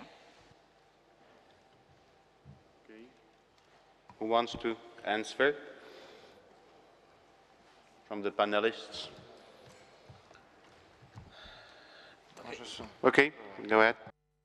Okay, so I would like to touch upon two issues. One, situation in Ukraine, because now it's really very important how things will develop. The new government, I would like to respond also to what Nadia Arbatova asked concerning the new government and the response. And then the second scenario, I mean, how to stop Putin. I mean, what is the key problem today? And here I would like my understanding and my reading of the situation is a bit maybe different than what was said before. It is that the new government of Ukraine, I mean, is rather a big government, and the situation in the southern eastern part of Ukraine shows us that actually this government needs allies, domestic allies. And we can see that actually there are some actors who are really took some responsibility, who are funding something. And what I'm missing right now is that actually there's a lack of motive or responsivity or openness of the new Ukrainian government, to have this nationwide political dialogue. And all we expect that there should be some, because present government is almost one-party government, with the exception of 2 ministers nominated by Freedom Party, some nominations by Udar's party, but it's the Batkivshina government, in fact. Batkivshina never won elections in the southeastern part of Ukraine, neither Yulia Tymoshenko presidential campaign 2010, nor Batkivshina at the parliamentary election 2012. There are some political actors, and actually, I mean, we are observing the process of the consolidation of the political interest there. Following the Geneva talks, and what we all expect is that there will be inclusive government.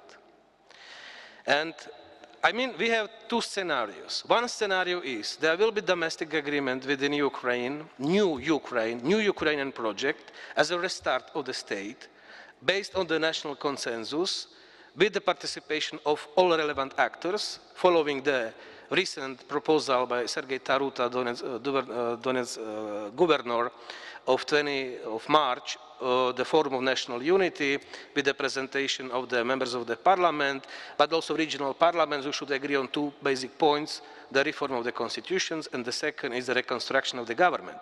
It's not the inclusive government, and this is the problem. So either the process will be successful and we will have a strong consolidated government in Ukraine, and then Ukraine will be ready to restart itself, reforms, etc., etc., and I mean, take over the strategic initiative, or the second scenario, no agreement in Ukraine, and we can see recently when again Taruta announced that there will be a referendum in Donbass. Why referendum if there is not no one can predict what will be the new constitution? Is the initiative just to dictate the agenda for the future constitution, having no consent from Kiev? And this is domestic problem and the crisis. So if there will be no Ukrainian domestic agreement, then the second scenario might be the continuation of the present situation we have in the East, and actually Russia intervening, and interfering into domestic affairs, and the double game of the oligarchs who de facto control the situation. And then no one can predict and exclude the scenario that there will be referendums, that there will sort of, the process of the federalization of Ukraine will start de facto. So this is my response to your question concerning the Ukrainian government and its sort of the capacity to deal with the crisis, and we all are interested that it is ready to deal with the crisis. I'm not going to elaborate on the Russians because maybe I will need another 10 minutes and we don't have time. But. Okay, so we have some other panelists who are interested to participate. No, just a small question. How many communists were in the Czechoslovak government after the Velvet Revolution? The Prime Minister, and Mr. Kolář may help me, was a former communist.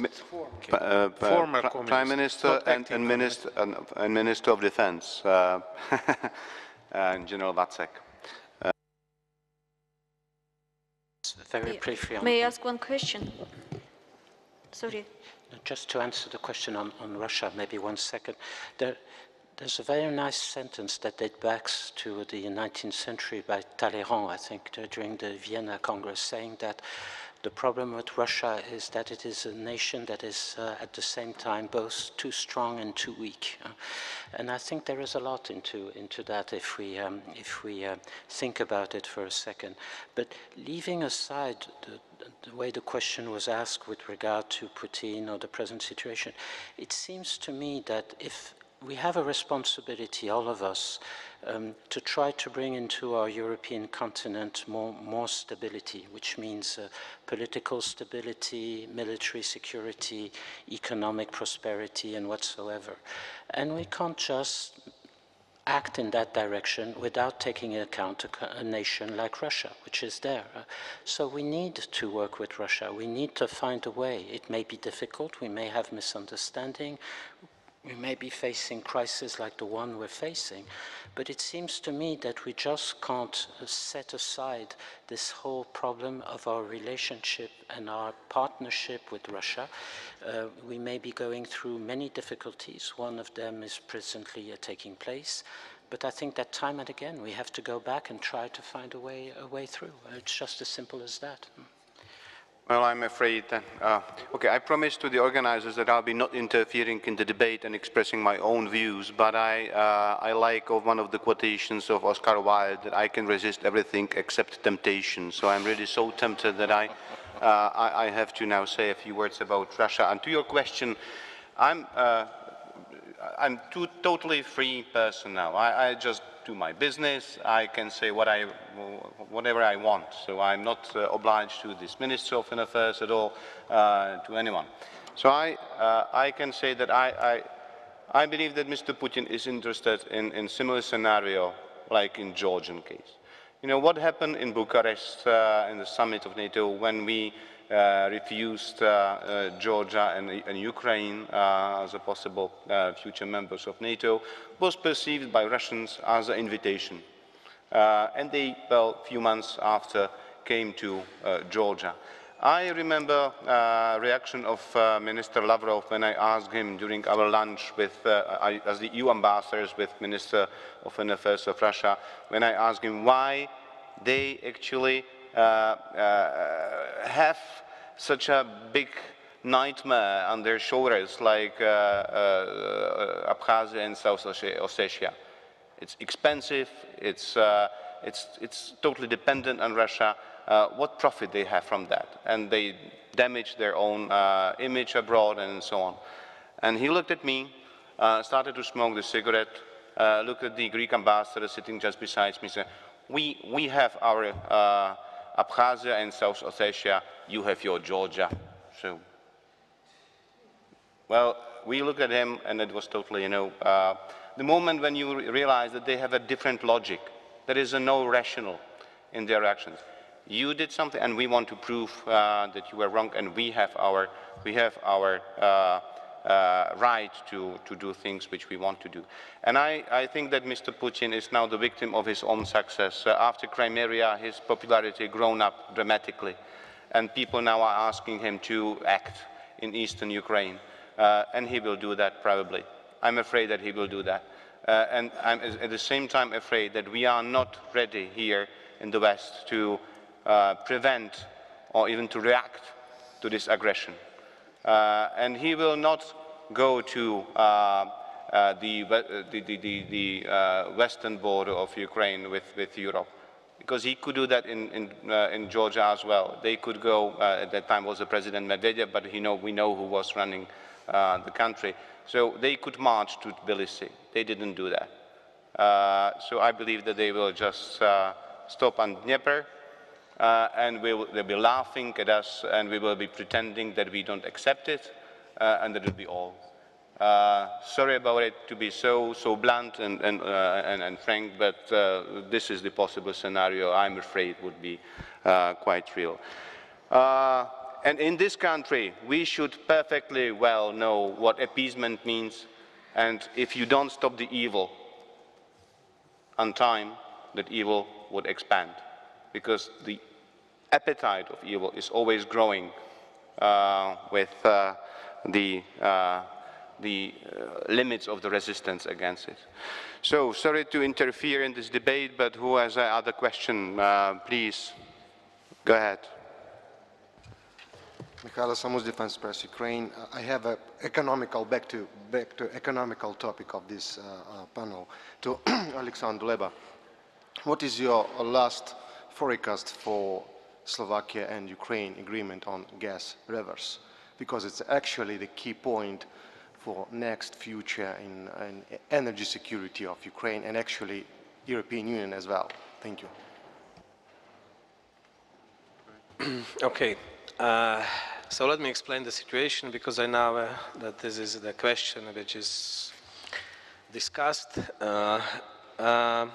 We have two solutions. One solution is to use the main sort of the pipes. These are 4 pipes, each with capacity up to 30 billion cubic meters of gas. This is the main pipe. Actually, it is following the contract between the EU Stream, which operates the gas pipes on the territory of Slovakia, and the Gazprom export till 2028. The volume of gas transited from Russia via these 4 pipes will be not less than 50 billion cubic meters of gas. What is very important for the situation we have in this situation, that following the contract between Naftogaz and Gazprom and the subsequent contract between EU Stream and Gazprom, the company which is authorized to issue shifting codes at our border, which is the compressor station Velké Kapušany Užhorod, is the Gazprom. And now if the Slovak government argues that you expect us that we will violate the long-term contract with Gazprom, which also includes the principle shift or pay. In the other contracts we have, the supply contracts we have take or pay. And here is a shift or pay. And if you have the contract till 2028, which brings you annually 400 million euros, it's a figure which was voiced by our Prime Minister recently during this discussion. So this is one option. We can do that violating the contract with Gazprom, using those main 4 pipes. But even with the Yanukovych government, the Slovak government, with the participation of the European Commission in November 2013, agreed on alternative sort of scenario, at which we do not need Gazprom.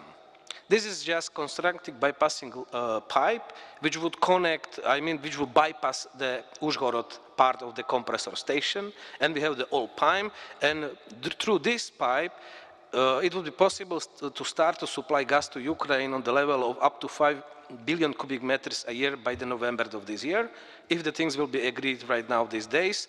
So starting from November and starting from January or February next year, we can increase the AMO to the 10 billion cubic meters of gas. Ukrainian government, the position of the Ukrainian government is, you should supply the gas and violate your agreement with Gazprom via the main pipes. But we have alternative scenario which is offered and is agreed, and the EU Stream company is ready to finance it if there will be contract. Because this is a very strange story and should be also pointed here, that EU Stream cannot refuse if RWE, Gaz de France, any EU-based company wants to sell gas to Ukraine.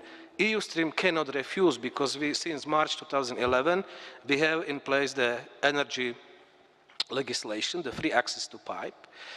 There is only should be managed via, they're not, pressing the operating company to violate its agreements. And there is a procedure, open season. At the end of the open season, which should last at least 3 months, there should be contract at the end between company which is ready to sell the gas, company which is ready to buy the gas, and the transit company. Twice EU Stream, following the EU legislation, opened this procedure. Never contract came, neither between the Gaz de France and Naftogaz, nor from RWE and Naftogaz. So there is no contract in place, and everyone expects that EU Stream will invest into construction of this bypassing alternative scenario, which would mean that we can manage problem without Russia. We do not need Russia for this alternative solution. So let's focus on that. It's my question to Ukrainian government and the Minister of Energy of Ukraine, Prodan, why Ukrainian side is insisting on the solution, which would mean violation of rules of the contractual relations of the EU Stream company with Gazprom, if we have normal other solutions. I understand that there is a sort of pressing time, because they need to buy at least 11.5 billion cubic meters of gas till the summer. This is sort of technical gas in order to maintain capacity of Nafto-Ukrotrans to transit gas during the next winter season. Okay, and you know I'm very blunt and frankly because there's a lot of it was a sort of RVE propaganda during the last 2 years in world media that Slovakia is blocking something. Slovakia doesn't block the solution. We offer concrete solution, but it is blocked by other countries. I mean, and even it's strange for me that even Ukrainian government is not ready to work with this sort of solution, which is acceptable also for Slovakia. You know, so this is the sort of misunderstanding within this triangle, and I mean, these arguments I would raise. Actually, we have the solution, and actually we can work on it if Ukrainian government will accept that. And we wait. And I do not think the Slovak government or Eastern company will violate the agreement. I mean, we should start from this point. Alexander, thank you very much. It's true that this is just a little investment, only 20 million euros. What's today? It's nothing, you know, and it's really quite hard to understand why we still don't have it. I'm afraid that part of the guilt is really in all Ukrainian governments before. Unfortunately, we still don't have measuring stations there, so it's another thing which should be done. But the European Commission want to add something to that? No? Okay. So we are over time. We are now 4 minutes over time. I believe that we should be disciplined. It's one of the obligations for nice people that they should respect the rules if they agreed upon the rules by their own. So thank you very much for your participation. Thank you, our panelists. Thanks a lot. And thank you all.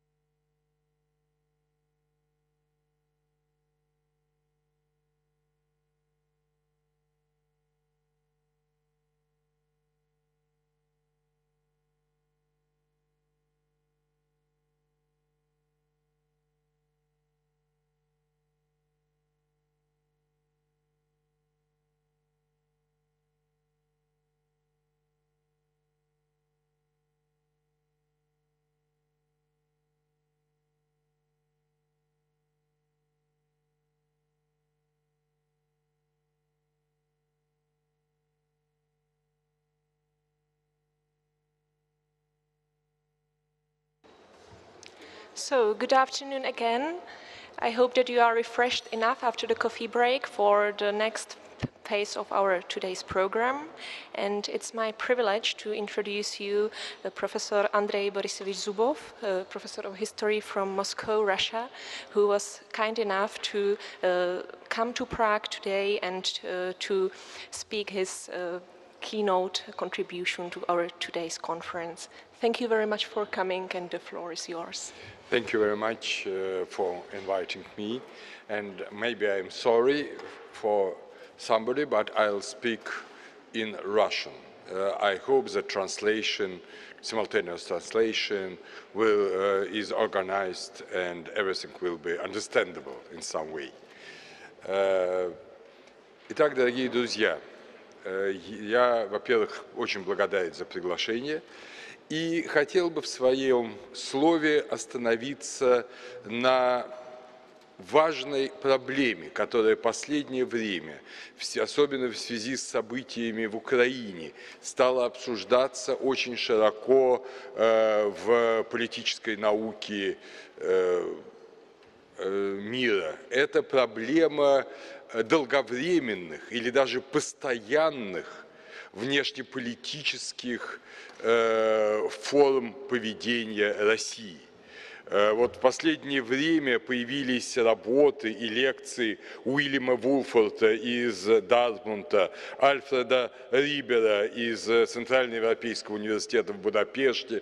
Есть несколько других исследований, где говорится о том, что Россия всегда, и императорская Россия, и Советский Союз, и послекоммунистическая Россия, Россия всегда равна себе во внешней политике. Это агрессивная страна, которая действует против западного мира, против мира каких-то общих ценностей, страна, которая стремится расширить свое влияние, даже в свою реальную территорию. Если она этого бы не делала, она бы не была такой большой. И, следовательно, к ней надо относиться также как к постоянной перманентной опасности. Это довольно распространенная точка зрения. К ней можно относиться как к перманентной опасности, ведя с ней переговоры. К ней можно относиться как к перманентной опасности, ее сдерживая, но все равно нельзя рассчитывать на то, что она станет таким же элементом европейской международной системы, как стали страны Европы, скажем, сейчас, как стали для Европы Соединенные Штаты и Канада. Такого не будет. Вот, дорогие друзья, я хотел бы во многом усомниться в этой точке зрения. Во-первых, я хотел, как историк, а я историк, сказать, что это очень неверный подход говорить, что что-то было всегда, тем более Россия всегда. Да, здесь приводятся аргументы, как правило, что вот ее границы, гигантские границы, плохо защищенные, требующие создания милитаризованного государства, ее слабое, в общем-то, всегда отсутствие большого населения, распыленность населения на большой территории, контроль над человеком, а не над землей, и над землей через человека, ее геополитическое положение. Вот все эти вещи вечные, это константы, и они определяют политику. Не говоря уже о культурной особенности, религиозной особенности и так далее, и так далее. Я усомнюсь в этом, не споря со всеми этими аргументами, а просто взяв совершенно реальные факты истории. Дело в том, что Россия в XIX, начале XX века, то есть императорская Россия, никогда не была противопоставлена Европе. Напротив, она всегда была важным элементом, как бы мы сейчас сказали, европейской системы безопасности. Сначала, начиная с Александра, я не беру 18 век, можно сказать о 18 веке то же самое, но там вообще были другие отношения между державами. Но в 19 век начинается, естественно, с Венского конгресса, с победы над Наполеоном и создания Священного Союза. Священный Союз создан по инициативе императора Александра, и всю первую половину 19 века, а в некотором смысле весь 19 век, именно идеи, заложенные в Священный Союз, а это сотрудничество государств друг с другом, они заложили основу мира в Европе. И Россия была не вне этого союза, а центральным элементом этого союза. Когда изменилась ситуация в эпоху, значит, после Балканской войны 1977-1978 года, от Священного Союза Россия переходит к Антанте. Сначала союз России и Франции, потом союз России, Англии и Франции. И опять же, это был один из элементов европейской системы безопасности. Россия была не вне международного сообщества, не противостояла международному сообществу, но была в нем. Интересно заметить, что в эпоху Священного Союза, в первой половине XIX века, русская аристократия была органической частью европейской аристократии. Они были просто все вместе и находили общий язык прекрасно. И даже, собственно, когда была Крымская война, представители одних и тех же родов сражались на двух сторонах, потому что родственники, они представляли значительную часть аристократии Европы и в России, и во Франции, и в Германии, и в Скандинавии, и в Англии. То же самое можно сказать о начале 20 века. Единая культура, единое, скажем, экономическое и научное пространство для всей Европы, в которой Россия с ее там Дягилевым, с ее русскими сезонами Парижа, с ее учеными мирового уровня, которые работали как Мечников в Париже, просто входил совершенно органической частью. Да, народ был вне этого, но тогдашний культурный слой был единый. И Россия была частью единого европейского, или как тогда говорили, цивилизационного пространства. Другое дело, что тогда сама Европа была другой, и борьба за сферы влияния, борьба за землю, разные геополитические безумства были свойственны всем, далеко не одной России в 19-м, начале 20 века и привели к Первой мировой войне в конечном счете. В этом смысле Россия была одной из, и в хорошем, и в плохом, очевидно совершенно. Но она была именно одной из. Ситуация принципиально изменилась после победы большевиков в революции 17-22 годов. Вот тогда новое советское государство противопоставило себя всему западному миру. Коминтерн поставил своей задачей, а на самом деле Москва, поставил своей задачей создать всемирное государство рабочих и крестьян. Вы можете посмотреть на герб Советского Союза, и вы увидите, что это герб мирового государства. Земной шар, на который наложены серп и молот. Именно тогда началась вот эта политика один против всех. Она велась сначала с помощью Коминтерна, потом она велась Молотовым и Сталиным в союзе с 1939 года с нацистской Германией. После катастрофы Второй мировой войны новый этап, это была холодная война, которая связана с именами, естественно, позднего Сталина, Хрущева, Брежнева и знаменитого министра иностранных дел Громыка, которого прозвали очень характерно «Мистер Нет». То есть это была борьба со всем миром. При этом, если внешний мир оставался вот тем миром Европы, в котором были равноправные союзы, в котором после Второй мировой войны сложилась система, в общем-то, разновеликих, но равноправных государств, объединенных сначала в НАТО и в Союз угля и стали, потом в Европейский Союз, то коммунистическое государство не представляло себе равно великих отношений, а представляло себе только отношения власти и подчинения. Москва могла только распоряжаться своими союзниками. Поэтому идея ограниченного суверенитета Брежнева, то есть даже страны формально независимые, входившие в ООН, как та же Чехословакия, Болгария, ГДР, они были лишь отчасти независимыми странами.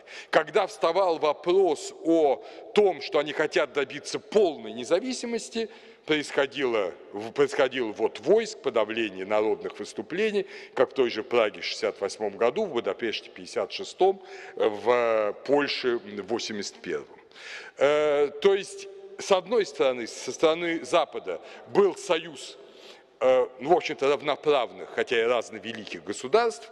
Со стороны коммунистической это была идея одного гегемона. Когда появился второй гегемон Китай, между ним и Советским Союзом возникли сразу отношения конфликта. Тот же, вы помните, Даманский, но не один Даманский. И вот эта ситуация сохранялась в мире, то есть прямое столкновение, лобовое столкновение двух врагов. Характерно, что Запад очень боялся Советского Союза. Вот этот зонтик ядерный над Западом, он, я думаю, привел к тому, что два поколения европейских людей жили в состоянии постоянного стресса. Потому что там эти кремлевские старики выдумают, когда они бросят ядерную бомбу. Вот. Но тем не менее, это не помешало западному миру организоваться в некую действительно взаимовыгодную и равносвободную систему. Здесь же была система диктатуры не только над собственным народом, но и над всеми союзниками и сателлитами. Это был принцип. Ничего подобного и в мыслях не могло быть, как восстание в Польше, подавленное Ярузельским, как восстание в Чехии, подавленное советскими танками. Вот, ничего подобного не могло прийти себе в голову для Запада. Когда это закончилось? Это закончилось, в общем, с Горбачевым. На самом деле, то, что предложил Горбачев, было феноменально. Феноменально, может быть, не для Запада. Для Запада было достаточно естественно. Только никто не мог предположить, что это может исходить из Москвы коммунистической. Но для внутреннего сознания советского это было потрясающе новым. Это была идея европейского дома, в котором все равноправны. И эта идея европейского дома Горбачевым реализовалась. Реализовалась в непрепятствовании освобождению своих союзников, в объединении Германии в 90-м году. Это был принципиально иной подход. Не подход конфликта, постоянного конфликта, постоянной холодной войны, кое-где переходящей в горячую фазу, то в Афганистане, да, переходил он в горячую фазу, то в некоторых других районах мира, в Анголе, например. А это интеграционистский подход, где надо всем соединиться, как говорил сам Горбачев, от Владивостока до Ванкувера, имея в виду, естественно, не Тихий океан, а все кроме Тихого океана. Это, в общем, блестящая мысль в России, в Советском Союзе не была понята практически никем и принята, поскольку люди были воспитаны в совершенно ином сознании, сознании противостояния, в сознании того, что Запад враг, так их воспитывали на протяжении десятилетий. В Советском Союзе, особенно в тех его частях, которые входили в советское государство, начиная с гражданской войны, с 1922 года, сформировалось, в общем-то, устойчивое сознание советоидного типа, когда если ты не подчинен мне, ты мой враг. Вот принцип. Ты мой враг. Даже идея равноправного союзника воспринималась с трудом, практически не воспринималась. И вот в этой ситуации Горбачев уходит. Да, интересно, когда занимаешься документами этой эпохи, читаешь дневники, то видишь, что у самого Горбачева нигде нету воздыхания и жалости в связи с уходом восточноевропейских союзников. У его советников, у того же Черняева, у Шеварнадзе это есть. Что продешевили, зря отпустили так. У Горбачева этого нет никогда. Я не видел, может, это есть в голове, но у него этого нет. То есть он, видимо, считал это достаточно естественным аспектом процесса. Еще можно спросить. На самом деле есть шанс. Удивительно, что этого человека Запад оценил, дав ему Нобелевскую премию, а Россия объявила предателем. Предателем. Вплоть до того, что буквально на днях 80-летнего старика хотели отдать под суд за то, что он сделал вот в те годы. Слава Богу, да, пока до этого не дошло. Так вот, когда закончился Советский Союз, возникла новая Россия, собственно, два вот эти сознания единого европейского дома и сознание советское, сознание конфронтации геополитического региона советских, а теперь российских интересов, эти два сознания не только сохранились, но они конкурировали. И, например, скажем, в кабинете Козырева, в Министерстве иностранных дел Козырева доминировал, естественно, еще Горбачевский подход. Постепенно этот подход вытесняется. Мы уже первый признак явный этого вытеснения. Это, конечно, Югославия, это разворот над Атлантическим океаном самолета Примакова. Но окончательно идея отказа от общеевропейского дома, от Владивостока до Ванкувера, окончательно это обрушение происходит с грузинской войной 2008 года. И после этого вот старая советская ментальность, она абсолютно доминирует во всей фразеологии международных отношений, и, собственно говоря, она проявила себя вполне в том, что произошло сейчас в отношениях между Россией и Украиной. Простые люди в России, вот мне много раз говорили, о чем идет речь? Да речь идет о том, какой флот будет стоять в Севастополе, наш или натовский. Если вопрос ставится так, то понятно, что должен стоять наш. А если должен стоять наш, значит, надо любой ценой там решить этот вопрос. Опять же, вот эта идея геополитического противостояния. Если геополитика на Западе вообще была после 1945 года опороченная гитлеризмом, была объявлена лженаукой, то здесь она возродилась, я имею в виду в России, она возродилась вновь, потому что геополитика давала удобный инвариант языка после того, как нельзя было говорить о том, что мы строим государство всемирное рабочих и крестьян. Понимаете, уже сейчас как-то бессмысленно, невозможно говорить, а это был резон д'être советской внешней политики, значит, теперь это государство, которое, это Heartland, которое охраняет свою периферию от агрессии, от всего прочего. Так вот, вторая идея победила. А почему она победила? Почему этот удивительный прорыв Горбачева потерпел полное поражение, а старая советская концепция абсолютно реализовалась через 25 лет после начала перестройки в политике нынешнего главы российского государства? Почему? Я думаю, что ответ на это может быть только один. Дело в том, что наивно думали все, что, открыв себя миру, русское общество изменится само собой. Оно не изменилось. Вообще, само собой, ничего не делается, как известно.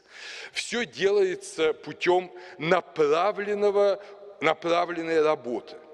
Необходима была направленная декоммунизация не государства, а сознания русских людей. Не только русских, но всех людей, живущих на пространствах Советского Союза и не имеющих этой прививки. Вот в Прибалтике была эта прививка, на Западной Украине была эта прививка, в Бессарабии, которая стала большей частью Молдавии, была эта прививка, а в большей части территории Советского Союза не было этой прививки, было все уничтожено. Страшные репрессии, гибель миллионов, десятков миллионов людей, особенно в 20-е и 30-е годы, привела к тому, что о ином типе сознания просто не вспомнили, не понимали его. И необходимо было его привить вновь. Прививали плохо. Сейчас, как вы знаете, отказались прививать вообще. Концепция единого учебника истории, совершенно советского по духу, я этим занимался специально, введение фактической цензуры, все это приводит к тому, что опять возникает эта советская сфера сознания, в которой легко мыслить так вот в такой агрессивной системе. Ну и что же теперь? И все? И конец? Нет. И вот здесь как раз я хочу обратиться к главной теме нашей конференции, к восточному партнерству. Дело в том, что работа политическая, она всем видна. Понимаете, переговоры в Женеве сейчас стали известны тут же всему миру. Намного, уж тем более аннексии Крыма, намного менее видна работа учителя, работа педагога, работа того, кто готовит новое поколение в новом сознании. Именно эта задача восточного партнерства самая главная. Посмотрите, что здесь написано. Promoting democracy and the rule of law. Что такое promoting democracy and the rule of law? Это не продвижение законов, установлений, принципов только, а это воспитание молодежи в этом сознании. Совершенно естественным, органичным для нормального человека, но совершенно неестественным и неорганичным для человека, который в 3 поколениях имеет опыт существования в тоталитарной диктатуре. И поэтому сейчас, когда Россия находится, и не одна Россия, на самом деле Украина тоже, и Белоруссия, да и все постсоветское пространство, включая закавказские или южнокавказские, как сейчас любят говорить, государства,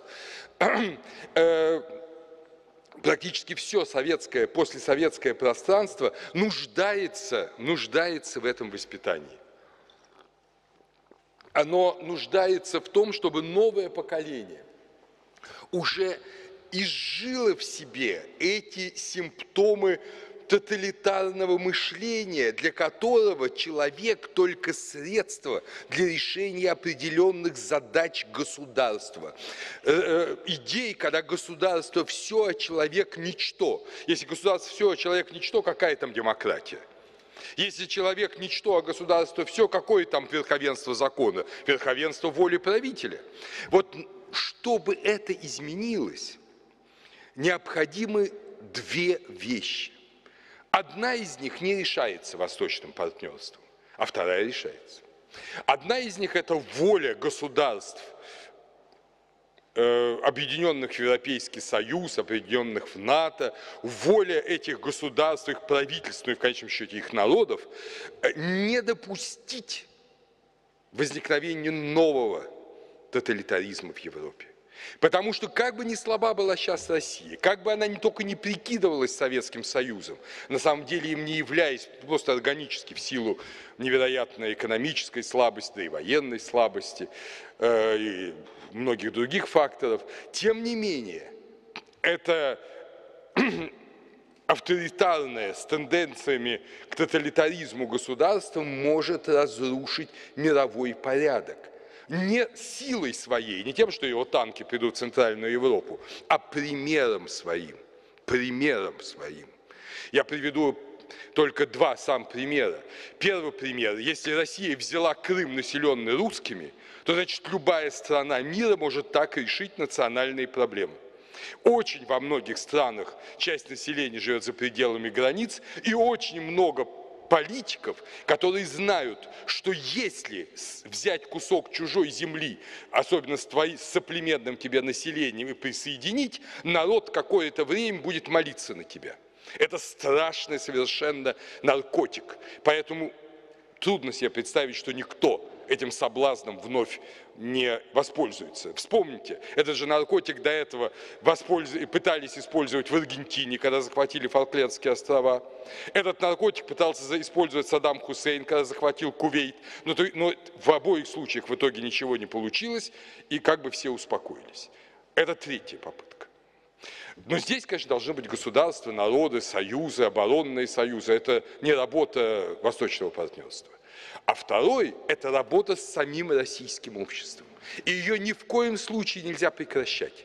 Наоборот, именно в этих условиях, пусть даже сложных, пусть даже когда считают всех, кто получают деньги на Западе, иностранными агентами, в этой ситуации тем более надо работать с обществом, с молодежью, с образованной частью общества, работать в огромной перспективе палитры отношений, работать очень деликатно. Потому что помнить, что далеко не все, что сейчас на Западе считается нормой, будет приниматься молодежью России, Украины, Грузии. Есть вещи приемлемые и приветствуемые, есть вещи, которые вызывают большие сомнения. Поэтому огромный такт, чтобы не вызвать против себя ненужную агрессию, там, где ее нет. Огромная глубина понимания необходимости – это то, что сделает восточное партнерство перспективным для России, спасительным для Европы и бесконечно нужным и для моего, и для всех народов нашего континента. Спасибо.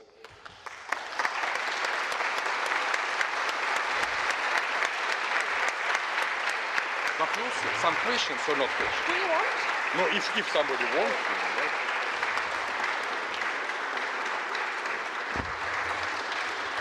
Thank you very much. I think that it's very important that such a speech was held today here, and it was speak by the citizen of Russia.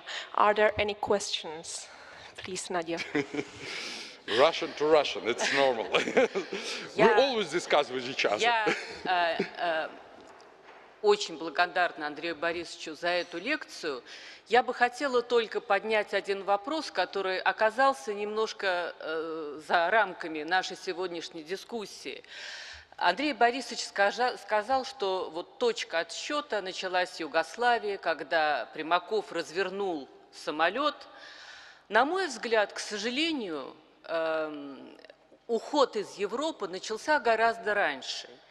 Нельзя быть не европейцем внутри своей страны и европейцем снаружи. И вот октябрь 1993 года, когда полили пушки по парламенту, каким бы плохим он ни был, на мой взгляд, был точкой отсчета. Когда началась война в Чечне против собственного народа, это тоже было проявление неевропейского поведения. И мне очень странно, неевропейского, и в результате неевропеец внутренний победил европейца внешнего.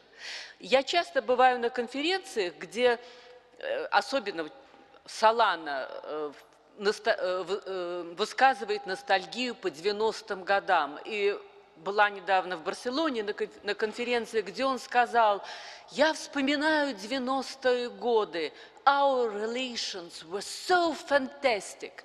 И я, живя в это время в России, не могу не удивляться, какое поверхностное, избирательное отношение к этому периоду. Ведь именно в эти годы были заложены проблемы с Украиной. Мы унижали Грузию несколько раз, потому что мы не рассматривали их как независимые суверенные государства. Вот ведь в чем проблема. И вот в результате этот неевропеец внутренний съел вот этого европейца внешнего, по которому так ностальгируют некоторые наши западные партнеры. In some way. Да, дорогая Надежда Константиновна, вы знаете, вы затронули исключительно важную проблему, исключительно важную. Дело в том, что почему, собственно, проиграл Горбачев? Почему, собственно, его идеи, которые нашли такой отзвук во всем мире и сделали его лауреатом Нобелевской премии, нашли ему совсем другое признание в России как предателя? Потому что русское общество, российское, советское общество было не готово к этому. Оно было советским по ментальности. Сам Горбачев был не готов к этому. Удивительно, что он действовал, не отдавая себе отчет в том, как он действует. Вы знаете, у меня был лично один опыт, я очень коротко скажу. В 1995 году отмечалось 10 лет начала перестройки. И Горбачев у себя уже в Горбачевском фонде устроил небольшой форум, узкий, и почему-то пригласил меня сделать первый доклад. Я не знаю, я был совсем не великий человек, и сейчас таковым не являюсь, но я был тогда профессором духовной академии, и, видимо, почему-то ему показалось, что это должно быть важно. И я начал с того, что вообще, на самом деле, эпоха перестройки, она не привела ни к богатству России, ни к верховенству права, ни к сохранению ее территориальной целостности Советского Союза. Все это рухнуло. Но это все ничто по сравнению с тем главным, что сделал Горбачев. Он дал свободу. Он перебросил стрелку с государства на человека. И ко мне потом подошел Михаил Сергеевич, пожал мне, как всегда, он, знаете, он назвал меня профессор, никогда не звал по имени. Ну, профессор. И всегда как по-партийному говорил на «ты», хотя я всегда был беспартийный. Ну, профессор, я никогда так не думал, это здорово. Вот откровенное признание, понимаете? Потому что он мыслил в советских категориях и мучился тем, что действительно страна распалась и так далее. Вот. Но важно то, что другой наш великий герой, это Борис Николаевич Ельцин, уже после того, как он ушел в отставку, в президентском марафоне написал, ну или, по крайней мере, позволил, чтобы написали и опубликовали, замечательные слова, что, возможно, пишет он, надо было в 1991 году, ну в сентябре-октябре, когда он пришел к власти, возможно, надо было тут же объявить правовое преемство с докоммунистической Россией, тут же объявить советский период юридически незаконным, и тогда бы мы жили сейчас в совершенно иной стране. Я этого не сделал тогда. Быть может, это сделают мои дети. Это, возможно, была огромная ошибка. Вы понимаете, это замечательные слова. И я думаю, что вот то, о чем вы, Наденька, сказали, это верно все. Но это издержки советского вот мышления, советского сознания. И если бы Ельцин начал бы сознательно проводить декоммунизацию, какие-то издержки, возможно, были. Как были издержки в Германии, вспомните антиеврейские погромы конца 50-х годов в Западной Германии, они же были. Вот, они, правда, были не сильные, но антисемитские акты были. То есть не сразу все изживается, но шла бы определенная тенденция. Поскольку этого не было сделано, естественно, не выкорчеванное советское выросло, а выкорчеванное Советским Союзом досоветское, конечно, вырасти не могло. Понимаете, никак. И из-за этого мы оказались снова в советском государстве. Когда пришел Путин, что он сделал первым делом? Восстановил советский гимн. Да, и Ельцин сказал, что это очень зря, но он же ничего сделать не мог. Так что я думаю, что вы правильно говорите, что это началось раньше в международной политике, но главное это внутреннее дело. То, что сделано во всей Восточной Европе, и то, что вы, может быть, не все даже цените. Я знаю, что много людей в той же Чехии говорят, ну зачем это надо было делать, все эти сложности с институцией, уж тем более с люстрацией, сколько людей было огорчено. Верно, и в той же Латвии и так далее. Но это оказалось совершенно необходимым, хотя и довольно горьким лекарством, потому что без этого получается то, что получилось у нас. И вот это для меня, как для русского человека, мучительно, как кошмар. Barbara. My name is Barbara von Freitag. I speak for the EU-Russia Civil Society Forum, which has been existent for 3 years. And we, of course, try to work exactly for what you are proposing, for a tactful and joint understanding of what unites Russian and European civil society understanding. But we are finding it more and more difficult because we are living, first of all, in a time of a propaganda war. We heard last night that we are losing that propaganda battle by a percentage of 10-1 at the moment. So when you appeal for tactful and understanding approach to reach the youth and the understanding part of Russian society, we are living in times of exceptional difficulty to reach anybody in Russia at the moment. The NGOs that are on our platform are under increasing pressure as agents in their own society. Mr. Putin has been using the expression of the fifth column in his famous speech to the two chambers. So we are near to everybody expressing an opinion that Russia still belongs to Europe and should cooperate with Europe, almost being an enemy of the people, like in the old days. And some NGOs are being forced to close down. We are having a more and more narrow public space with all the legislation that is criminalizing any position that is not mainstream. In that whole atmosphere, it is very difficult to reach anybody at the moment, and we are also losing a lot of addressees because of emigration. That is different to Soviet times. People who are pro-European are so marginalized that many of them are thinking of leaving the country at the moment. So they would be our natural partners, and the platform is becoming more and more narrow. And so if you have this big plea for a tactful dialogue with Russian society, who do you still see as our partners for this dialogue? Благодарю вас. Конечно, вы говорите вещи абсолютно ясные, известные. Да, сейчас действительно очень трудно. И нам очень трудно. Может быть, еще труднее. Тем русским людям, которые понимают, что происходит, и продолжают действовать, не уезжая из России. Нам тоже очень трудно. Мы должны понимать, что прекрасно, удобно и мило работать тогда, когда все тебя любят, все тебя ждут, и только просят, чтобы помогите здесь, объясните там. Но вот это время прошло. И для нас есть, собственно, альтернатива. Или мне уехать, а вам прекратить, или мне остаться, а вам продолжать.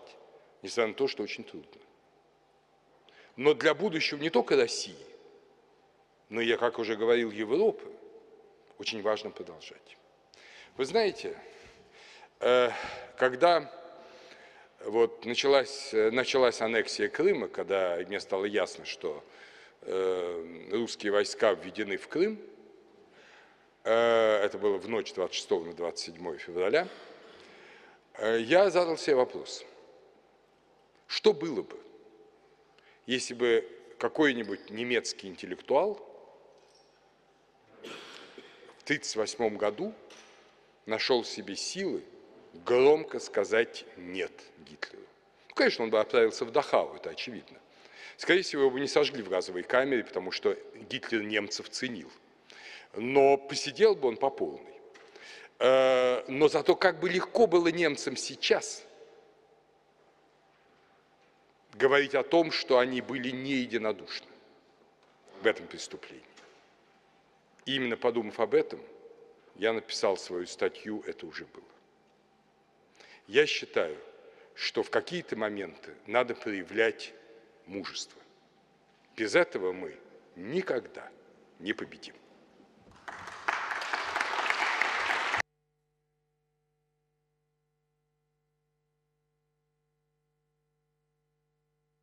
Ambassador Kopp in the first.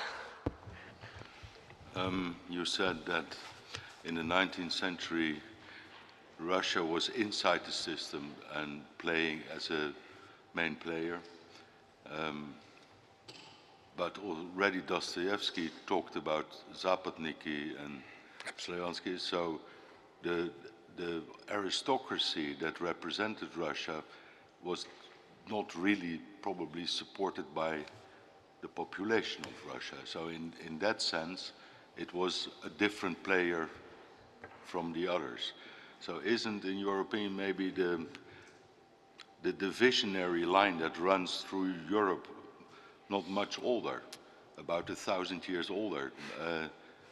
I think the difference between the part of Europe that was originally Catholic and the part that was Orthodox makes a lot of difference, because in the Orthodox part, the Enlightenment never took place. And this is what on the other side of the line, in the end, put absolute power of the state and the church in its place and put the individual and not the collective in the center of attention. The individual with all his rights, but also with all his duties. And that this really philosophical difference in approaching people is what is still playing a role in the relations inside Europe. Знаете, вы задали вопросы, которые могут быть темой двух лекций. Одна – это, естественно, русское сознание XIX века, Достоевский, славянофилы и государство. Другая лекция – это православие и католицизм, два подхода к свободе, к пониманию единства и так далее. Я поэтому две эти лекции я сокращу до двух фраз. Значит, что касается Византии, и что касается православия и католицизма, не забудем, что Византия до своего падения в XV веке была всегда органичной частью общеевропейского культурного целого.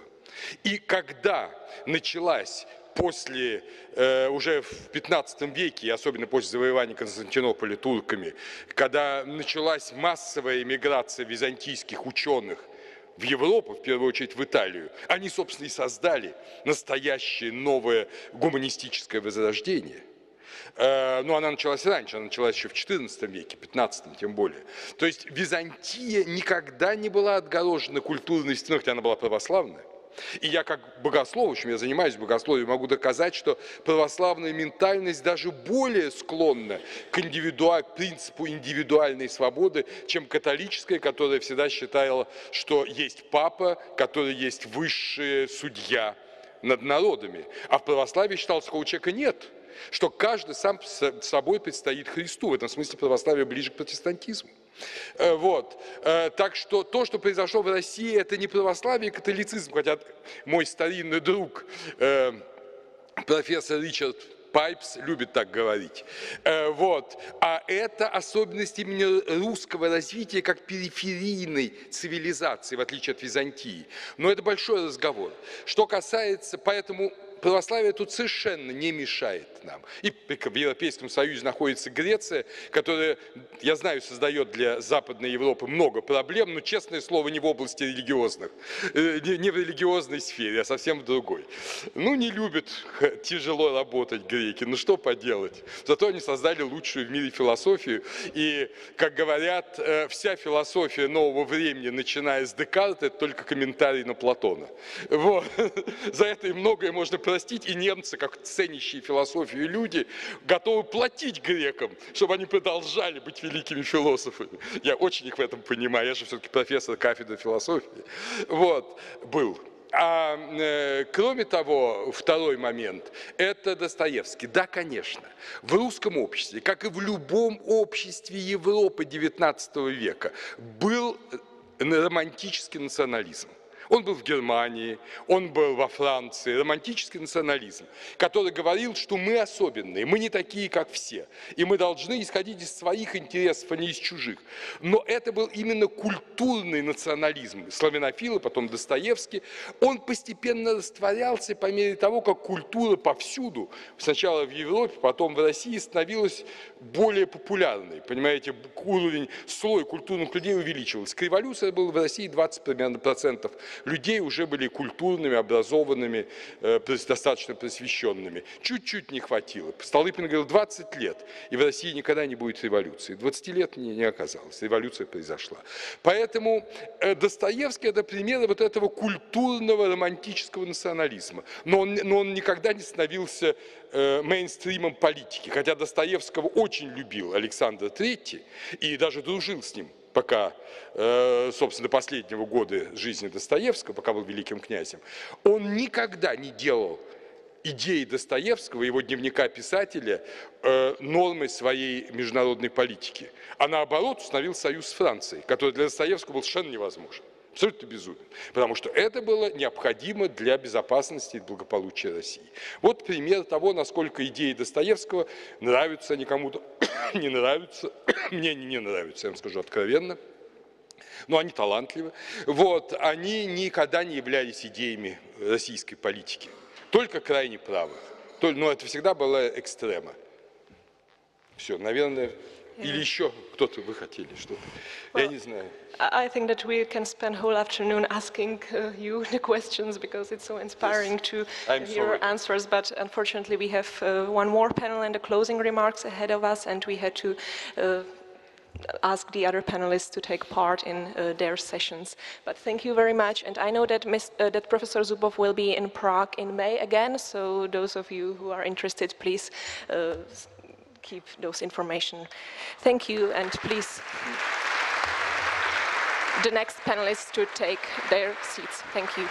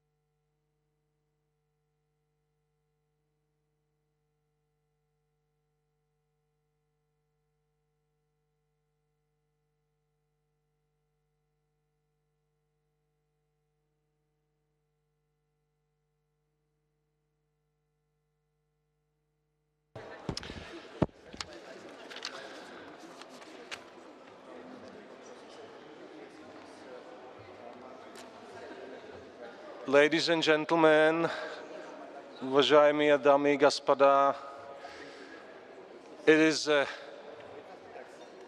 real challenge for the last panel, which is between fascinating lecture of Professor Zubov and the glass of wine. This is my only criticism to the organizers of this conference, that we should have a glass of wine after the speech of Mr. Zubov. But anyway, it was very useful introduction to the third part, which will focus on civil society. And civil society, is it a concept which is which could be embraced in countries of Eastern Partnership? Is this a concept of civil society to be embraced in Russia? That's a big question. Civil society tends to be translated as a citizens' society, гражданское общество. It has citizenship in its center, responsible citizens. And without responsible citizens, we cannot speak about the change. And it's very much about the change of mind and the education, as Professor Zubov has hinted. But civil society has, in English, also civility in its name. And I went to Webster, and there are several parallels or explanations what civility means. It means polite, reasonable, and respectful behavior. It is about the way of treating other people with respect and with restraint. Is it the right time to talk about it when we see people armed with rifles? This is not a civil dialogue if you talk to people who has a rifle. And it doesn't depend whether he or she has a uniform or not. So this is one of the questions. We have at the panel representatives of civil society from various countries.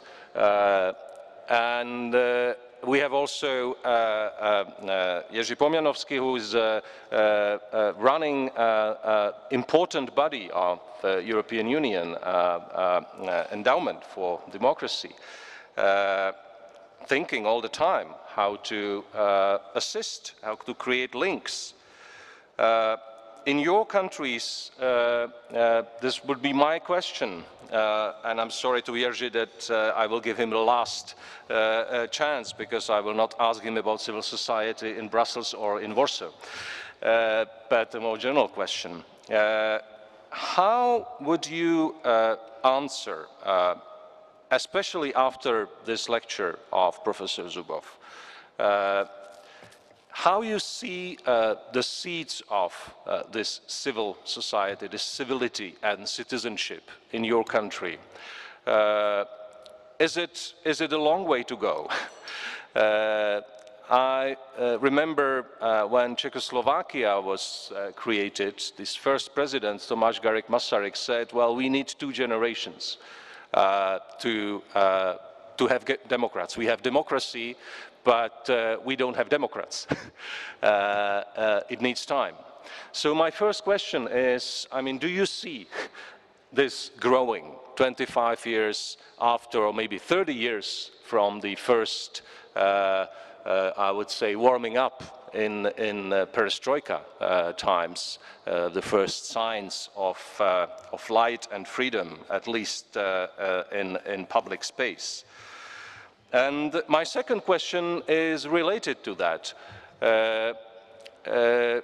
so first, it is about citizens. I mean, how you see it in your country, where you are? Is it responsive? Is it growing? And is it vibrant? Or how long it will take? My second question is, and it's in prescripted questions, will be about how is the government in your respective country relating to the civil society? Because in some countries, it is very similar to the current Russian situation.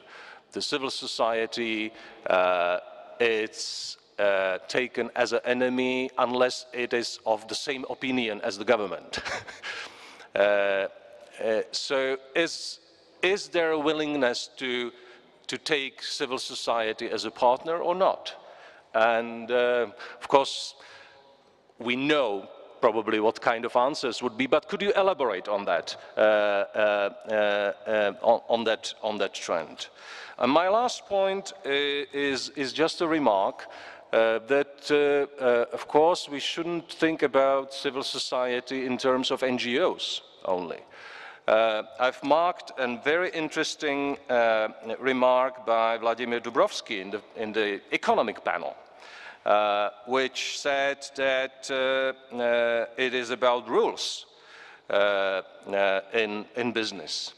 And I mean, there are two different ways of doing business. One is doing business in jungle, which is high risk, high gain, or doing business according rules.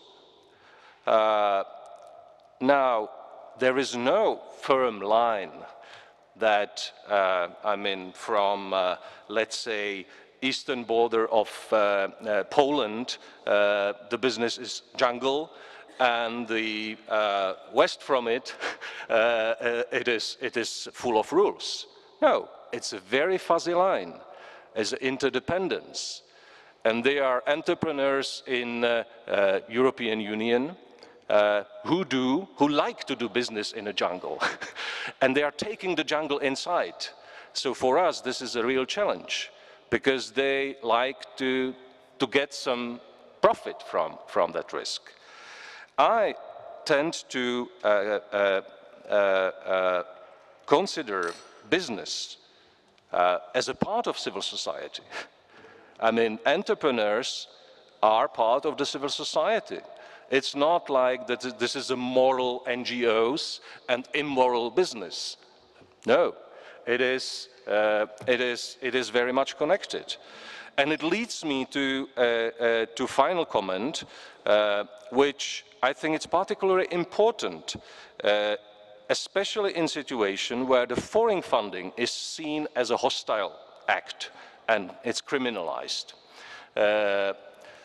Is it possible, and it's very much related to the business in the countries of Eastern Partnership, that the activities of civil society will be financially self-sustainable because some business people will take it as an important mission for them to support this kind of activities, which are focused on getting more rules-based society. So don't forget, there were two questions. One was about individuals, do we see it growing? The second was the relations to the government. And I will start from the left, if you don't disagree. And I'll ask you to be brief because we have basically 1 hour altogether, including some debate. So please don't take too long interventions. But of course, I'm not preventing you from saying what you were prepared to say, and it's not related to my questions, but please be very brief. Thank you, Jiří. I will try to be as brief as possible and to answer to your main question. So I was passing floor to Giorgi Zugravu. Yeah, thank you. And you're seated. Yeah. Hi, my name is Giorgi and I come from Republic of Moldova, which apparently we're going to have kind of big celebration next Monday due to the fact we'll get visa-free regime, which was mentioned extensively during our conference today. Anyway, I would like to come back to our subject, the civil society potential. And just before preparing myself for this panel, I was checking what is the, I mean, because I like numbers. Sometimes I really just prefer to see numbers in order to get some impression. So I was checking the last opinion poll, which is done nationwide a few times a year, and which actually, and along many questions, there is a question about how do the people in Moldova perceive or trust the civil society. And the answers, I would say, I think it's a positive. It's not perfect. I mean, in the Republic of Moldova, the people, 26% of people tend to trust the civil society. I mean, I don't know what will be the same answer in other countries, but I would suppose it would be around the same, or maybe less, maybe a bit somewhere more. But the striking for me was, which I think also it's a similarity which I guess, we'll share it among other countries, is like the church has 85% of public trust. And I mean, for example, the government has 28%.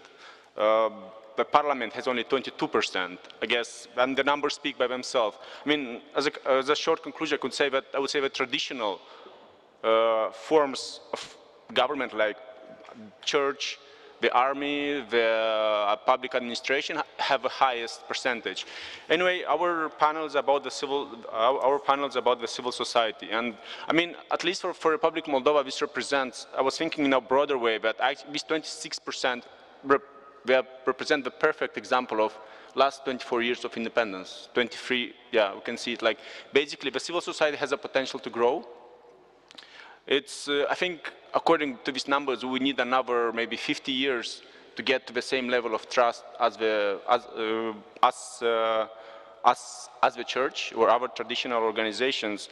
And this led me to another idea that actually kind of, and in our context of the Eastern Partnership Forum, I would say we kind of need in a broad way, because we're talking a lot about the future of the Eastern Partnership. At least for civil society, as I see it, an option would be to develop, I see it kind of an enlightenment process, which we have to relate, as Mr. Zubov was mentioning briefly today, to the enlightenment, which wasn't in the medieval ages. Because I think the civil society and the people in the Eastern European countries, they need a process of enlightenment. It should be done, and I believe it should be done by the civil society. And I think the civil society should play a major role in doing it. Okay, that's answer to the question how the government's related to the civil society in the country.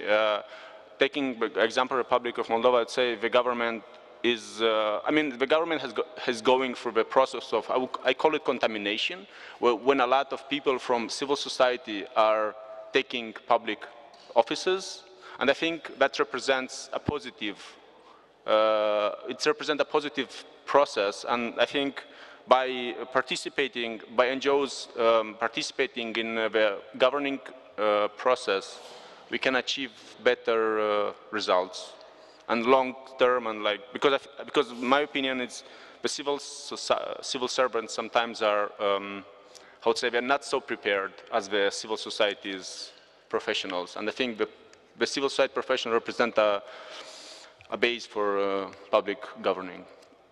That was my... May I have additional question? Yeah. You mentioned the trust in church. I may tell you, I live in a country where the trust in church is at its lowest now. And probably there is more trust in civil society than in church. But would you consider church being a part, not as an institution, but I mean people in church, as a part of civil society? Yeah, I think it's a part. It's a part of civil society. Okay. I mean, it's okay. Thank you. It has the highest, and as I was mentioning today by Deputy Minister of Foreign Affairs, like there was mentioning that the issue of the church in Moldova, which sometimes they are, my opinion, and it's my personal point of view, they kind of present things from the past which doesn't help to develop for future. and they can have a conservative point of views on many issues, which I not agree all the time with them. Yeah. Well, thank you very much. Next, Boris Navasaryan from Yerevan. Please, floor is yours. Thank you very much. I have a kind of deja vu because 5 years ago we were sitting in the same hall and discussing the prospects of the Eastern Partnership and the role of civil society, and so the setting and even the menu for the lunch were the same. But unfortunately our moods are different because during that period we passed both a stage of hopes and excitement, and now we are in a stage of certain apathy and disappointment. In the same time, coming back to your question about the seeds, I can say that even within these 5 years, we had real changes from that point of view in Armenia. And first of all, this refers to young generation, to people who are now acting as civic activists, who are not united in any institutions. They are just individuals that come together for a specific campaign to protect human rights, to act against any violation of law. And this was due to 3 major achievements in the country due to Eastern Partnership. One is freedom of association. During this exactly period, we had strong discussions about specific legislation on association, and we managed to protect the positions that civil society was promoting. There is no limits in the country for organizing in NGOs, parties, or whatever. And it is still so. The second is freedom of assembly. Again, during these years, we had discussions about specific legislation, and again, civil society managed to protect the freedoms that we have, and even restore the freedom that was violated before 2011. Only 2-3 years ago, we managed to prove that people have the right to organize rallies, to organize manifestations anytime they want. And this was the main resource for these young activists to protect their interest. And the third, during these 2-3 years, eventually all attempts to limit freedom of internet were rejected, again through promotional and lobbyist work of the civil society. But now we are speaking not so much about our achievement as about challenges that we face, and we really could lose those fruits which came from the seeds. And these challenges are following. First, of course, this is a retreat of Armenia from the path of the association agreement, which limited a lot the interaction of the civil society with the government and its advocacy resource. There is no, in fact, institutionalized document formulating commitments of Armenia before European institutions now. And this indeed creates problems for our dialogue, for our pressure on the government. I'm answering the next question as well with this point of my presentation. Second, the NGO sector is very much fragmented now, and those NGOs who being so-called gongos or bingos and were hiding their real face now have the opportunity to feel themselves as winners. Those NGOs which are not pro-democratic, which are not pro-European. And this indeed creates certain tension within the civil society itself. The third is a new attempt to impose NGO legislation which is close to the models that exist in other customs union states. Of course, Armenia went far away of the model that exists now in Belarus, Russia, or Kazakhstan. And even, for instance, in the field of media, which I represent, we have so-called Media Freedom Index within the Eastern Partnership countries, and Armenia is the third there after Moldova and Georgia. But this situation can change because models are imported when you are in the alternative integration space as Armenia is appearing now.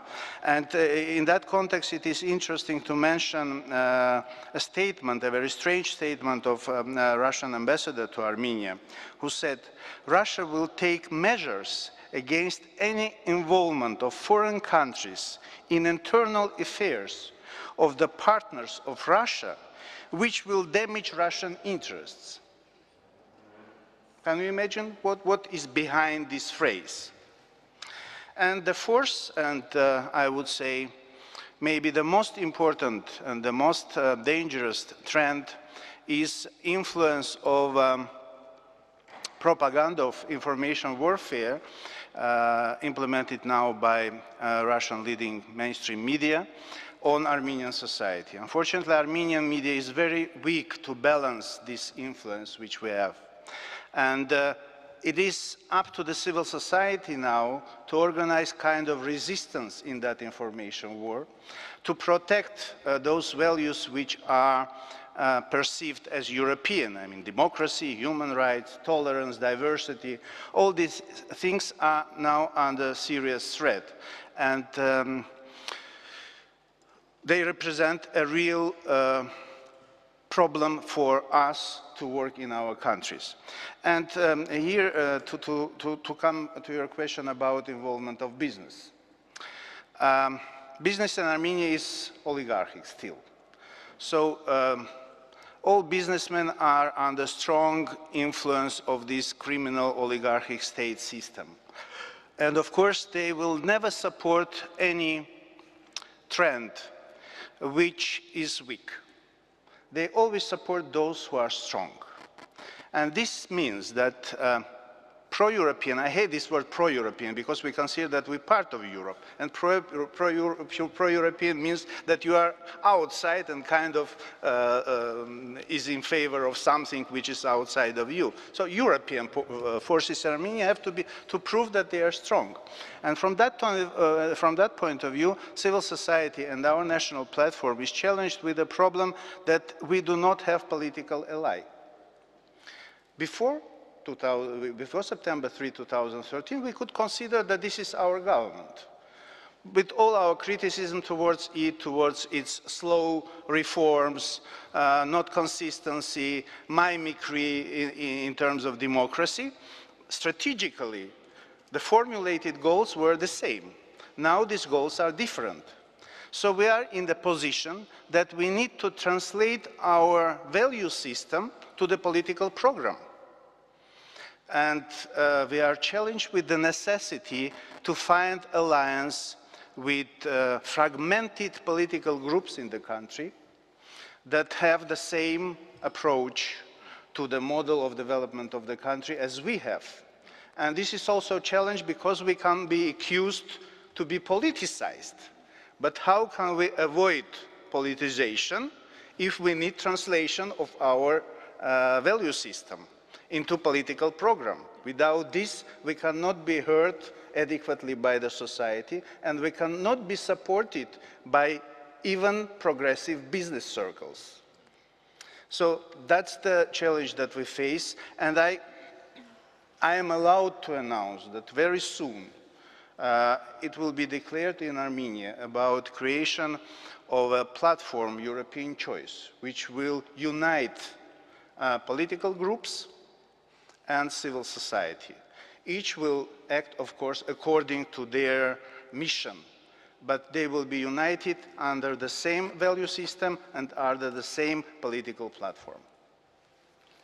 Thank you very much. It was very much illustrative to the questions I've raised. Some people tend to put a firewall or juxtapose civil society and the political parties, but I tend to, as the Moldovan example has shown, I mean, the people from civil society and entering, you know, into political life, and what you're describing is just the example that there shouldn't be a firewall between politics and the civil society. Although, of course, I mean, the discussion might be about being non-partisan and doing some activities, but that's another debate. Okay, next will be Ksenia Vakhrusheva, active in environmental organization. I guess this brings another aspect of civil society and especially its relations to authorities. And this is that usually civil society works on assumption that it takes the government and authorities accountable for what they are doing. And so it is also one of the aspects of the civil society. Ksenia, the floor is yours. Thank you very much. I will start with the short statement, which was already mentioned by Mr. Zubov and Mrs. Arbatova, that I also share, that Russia is a part of Europe, and there is no third way for Russia. It has been repeated, but I think that it's needed we need to repeat it as many times as it's needed. Answering your questions about the growing or is it growing, the civil society seats and the number of active citizens, I would say that I don't see it growing right now, but I see a lot of potential in people, especially in young generation, in my generation and in the generation after mine. But in order to make these seats raise, they need a great help from inside and outside in terms of giving all the variety of opinions and freedom of media and information. Because living inside Russia, for many people, it is a challenge itself. And in order to survive in the economic conditions, in the social environment, many of them tend to accept the system and integrate in the system, although maybe they don't share this authoritarian approach. And in this situation, it is very important for civil society organizations, for NGOs, not only inside Russia, but outside Russia in the neighboring countries, in the European countries, also in Western and in eastern part of Europe, not to lose contacts with the people and organizations inside Russia, to extend this contacts, to build the cooperation and approach around people, around individuals, and expand the variety of different kinds of cooperation processes. Also, all kinds of people-to-people exchanges, organizational exchanges, educational exchanges. This is the things that can help to build the ground for future development. And the second question, how is the government, what's the government attitude to the civil society? Well, I think everyone of you knows the recent development in legislation pressure and prosecution of independent NGOs. So I wouldn't elaborate on that. This is happening. Although for the Russian government, the image that they cooperate with civil society is quite important, but they prefer to have the controlled civil society, which is not really civil society, but still kind of. And for the business, it is also very difficult because small and medium businesses experiences pressure as well from the government, and bigger players, like my colleague from the left said, that it's oligarchy system, which is not, first of all, it's not interested in spreading seeds, like small seeds, to have different players on the small scale active, but from the other side, they are still afraid the prosecutions from the big boss. So this this is also a bit difficult. And I will conclude the remark with the thought that it is extremely important for us not to lose and, in some sense, regain trust between societies in our countries. Not to let state propaganda to divide people, divide societies. And this is the role that Eastern Partnership and EU-Russia Civil Society Forum can achieve together by establishing more and more contacts between NGOs, between people, to have these links between societies and keep the trust. This is the most important for now, I think. Thank you. Thank you very much. Next, Leila Aliyeva. Welcome again to Prague. Leila is from Baku, and she has many functions, and I'm glad she's a part of Eastern Partnership Civil Society Forum from its inception. So Leila, please. Thank you very much.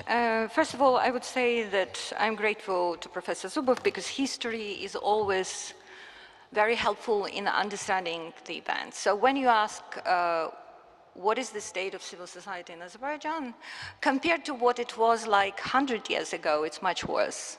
100 years ago, before the Soviet Union, let's say in the end of the 19th century, you really could have found independent newspapers, professional unions, trade unions, charity organizations. The civil society was flourishing.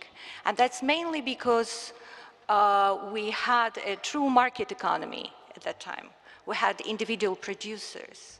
I understand this might sound a bit vulgar Marxist approach, but I do believe that in order to have civil society flourishing, you really need certain degree. In this case, it's not Putin. This is not considered blasphemous in this country. Go on, go on. So you really need to have certain degree of economic and political freedom in order to have a flourishing civil society. Otherwise, you end up being dependent on grants from the foreign organization. That's what immediately causes an additional suspicion from the government that you're dependent. Of course, in order to have also, in order to be involved in voluntary work, you really have to enjoy certain decent income in order to have time for the additional extracurricular activities, which most of our citizens do not have because of the miserable income they have. So there are a few reasons, both social, economic, and political, why it's very difficult to see the civil society flourishing. However, the good news is that in spite of very unfavorable, objective conditions for democracy, it still exists. And in spite of the fact that the government has a lot of money to buy off, that's incredible. In spite of the fact that our daily income, the government gets $50 million per day from the oil revenues, from the oil trade. There are plenty of opportunity, as you understand, to buy off social support, you know, the elite, civil society, but we still have a lot of resistance. We still have independent NGOs. We still have independent media, although it's struggling. And, you know, most recently there was a series of very reactionary legal amendments to the legislation on NGOs, which made life of NGOs even more difficult. But the activities, consolidation, mobilization continues, and I think this is a good news. However, yeah, and here also about the business, when we come to business, and I already mentioned it in the beginning, that if you don't have independent producers, this is very difficult to build a solid basis for civil society. We do have the extreme merger of political and economic power. Our oligarchs are mainly ministers, those who enjoy official power, and similar to Moscow and actually other Caspian littoral states, we have almost total control over small and medium business. However, the problem which I see, and as this resistance, permanent resistance, proves that there is enormous potential, civil society potential. But the problem which I see in the relationship between, for instance, our country and EU is that when they say individual approach, and I've heard it many, many times, including today, individual approach does not mean that countries develop with the different speeds. Individual approach means that countries have individual obstacles to reform, which you have to address. People are more or less the same. People are open to changes. People are people need certain conditions, and these conditions can be created in the relations with the countries like European countries or the US. Unfortunately, you will not find the political economy of oil or oil factor as an additional obstruction or obstacle to democracy in Azerbaijan, which is the only country which has the oil-dependent economy of all 5 or 6 states. You will never find it in the strategy papers, and that has direct implication for what is the impact of what is a policy of EU towards Azerbaijan, and second, what is the impact of this relationship. So nobody should really be surprised that in spite of all these programs, in spite of the democracy promotion agenda, there is no significant progress. Exactly because we're dealing with very elitist relationship between Brussels and our countries, and in that case in Azerbaijan, the elite or bureaucrats in Brussels and Baku, I think as soon as I approach dangerous issues, there is a warning. It works, it works. Yes. So, it's a very easy temptation for the people in Brussels to say, okay, Azerbaijan is not ready for reforms, so let's reduce our agenda to cooperation rather than integration. And this is a big political mistake. And that's what determines the outcome of the permanent struggle of the people for democracy. And it's a daily struggle, but unfortunately, very often, we don't see enough support. Thank you. Thank you, Leila. Somewhat, notions from Germany come to my mind. You were talking eloquently about what is called middle class, Mittelstand in Germany. The importance of middle class for civil society. The people who are, better off. and who are independent on power and on government. This is exactly why some governments don't want the middle class to be developed. And there was another notion which came to my mind during Professor Zubov's presentation, and it was politische Bildung. It was a political education. That's what you were probably talking about, and it's not accident that in Russia one of the first measures were taken against the key instruments of German politische Bildung, and these were Stiftungen, the German foundations, which did a marvelous job in decades of post-war development of German society. So again, we are coming back to very similar concept, which shows that yes, we're talking, we can understand the concept. This is not that we have different concepts which are not adaptable in these circumstances.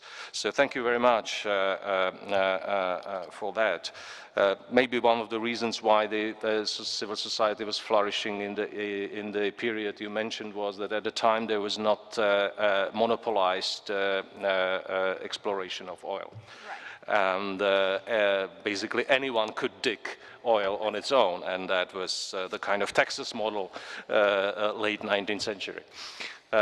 Okay, our next speaker is Vladimir Mackiewicz from Minsk. Добро пожаловать. Прошу вас. Спасибо. Я попробую частично ответить на поставленные вами вопросы, хотя трудно держаться в заданных рамках и временных тем более, поскольку вопросы достаточно сложные. Думаю, я никого не удивлю, сказав, что в Беларуси существует диктаторский режим, предпоследняя диктатура в Европе, как это некоторое время называлось, и в стране ограничены все права и нарушаются все возможные свободы. И свобода, от свободы совести до свободы слова и собраний, все, на чем держится гражданское общество. И тем не менее гражданское общество в Беларуси, как вот и мы слышали у Лейлы Алиевой в Азербайджане, оно существует. Это кажется парадоксом. Как же может существовать гражданское общество в таких тяжелейших условиях? И я бы хотел обозначить как минимум две причины или два фактора, почему все-таки гражданское общество существует в Беларуси. Первое – это связано с самим представлением о гражданском обществе. И здесь мне ближе не современные разного рода трактовки и дефиниции, а скорее кантовское представление XVIII века, когда гражданское общество только становилось. Кант связывал возможность гражданского общества с совершеннолетием человека и гражданина. То есть с его самоактуализацией, самодостаточностью и тем, что в душе человека, будущего гражданина, будущего в историческом смысле, не в странах абсолютизма, в которых существовал Кант и философы эпохи Просвещения, закладывавшие основы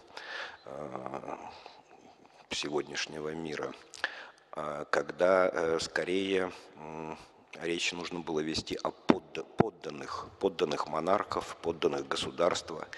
Гражданское же общество, состоящее из граждан, всегда так или иначе противостоит государству, ортогонально государству. И его возможность связана как раз вот с этой индивидуальностью, личностью совершеннолетнего гражданина. И, как ни странно, 3 лет относительной свободы, в которых Беларусь существовала с 91 по 94, ну, отчасти даже до 96 года, было достаточно для того, чтобы эта искра, этот огонек свободы поселился в гражданах Беларуси и, несмотря на 20-летний период подавления, до сих пор существует. Второе обстоятельство, или второй фактор, почему гражданское общество в Беларуси существует, отражено отчасти в названии, в имени той организации, от которой я сюда приехал. Международный консорциум Евро-Беларусь. Гражданское общество Беларуси существует ровно настолько, насколько оно имеет двойственное существование. С одной стороны, мы гражданское общество национального государства в очень сложных условиях, с другой стороны, мы часть гражданского общества Европы. И если гражданин эпохи просвещения и потом был частью национального гражданского общества, совпадающего по объему, по территории с государством национальным, то Евросоюз открыл эпоху нового представления о гражданстве. Гражданин Европы. Если гражданин национального государства, даже при декларированных правах, ему гарантированы были эти права ровно настолько, насколько сильно то государство, которое гарантирует ему защиту этих прав, то людям с появлением Евросоюза гарантируется защита прав независимо от гражданской принадлежности к тому или иному национальному государству. И вот наш международный консорциум, включающий в себя часть организаций из Евросоюза, ну и большую часть из Беларуси, показывает свою жизнеспособность именно потому, что мы как бы живем в этих двух частях. В диктаторском режиме Беларуси, с одной стороны, и являемся частью европейского гражданского общества, которое нас так или иначе питает. Но в вопросах модератора нашей дискуссии была часть про НГО. Сводится ли гражданское общество к НЖО? К совокупности НЖО? Но, безусловно, нет. Более того, я, наверное, выскажу радикальную такую позицию по этому поводу, что НЖО как инструмент гражданина, граждан, свободно объединяющихся в ассоциации, на сегодняшний день является обоюдоострым, что ли, инструментом. То есть как граждане могут пользоваться НЖО, разного рода организациями для достижения своих целей защиты собственных интересов, так и государства пытаются использовать НЖО для ограничения и подавления гражданского общества. Причем это характерно не только для диктаторских режимов, вроде нашего белорусского или сегодняшнего российского, в котором большая часть НЖО объявлены агентами иностранного влияния, но и для демократических государств Европы. Совокупность НГО, особенно финансируемая из партийных, государственных, общеевропейских фондов, фактически служит инструментом управления гражданского общества, удержанием контроля над ним и отчасти подавлением, даже в условиях традиционной демократии. Ведь чему мы можем научиться у Украины, у Майдана? Как в 1968 году философы того времени с удивлением констатировали, что не структуры выходят на улицу. Не структуры, это они сказали, а кто выходит? Понятно, что выходят граждане. И дело не в том, что они выходят на улицу, а дело в том, что они требуют своей доли участия в управлении обществом, страной, государством и так далее. Майдан еще раз показал, что не структуры, существующие совокупность НГО, политических партий или еще и какие-то иные вещи потребовали вот этого права граждан на свою долю в управлении обществом и страной. Это сделали свободные граждане, которые стали создавать фактически спонтанные какие-то ассоциации, неподготовленные, может быть, непродуманные. Отсюда там разного рода искривления, ошибки, которые совершал Майдан на протяжении нескольких этапов своего существования за 4 месяца. Но, тем не менее, вот этот феномен требует снова напряжения интеллектуального для того, чтобы понять, понять и переосмыслить. С одной стороны, саму идею гражданства и гражданского общества, в которой мы сегодня живем. Как мне кажется, до сих пор политики, теоретики, да и организаторы пользуются устаревшими представлениями. Устаревшими эпохи развитых национальных государств, без учета того, какую революцию в отношении к гражданскому обществу, в общем-то, совершил Евросоюз как самим фактом своего существования, и такие явления, как украинский Майдан, Киевский Майдан и, ну, если хотите, и арабская весна, и оранжевые революции, которые до сих пор плохо осмыслены.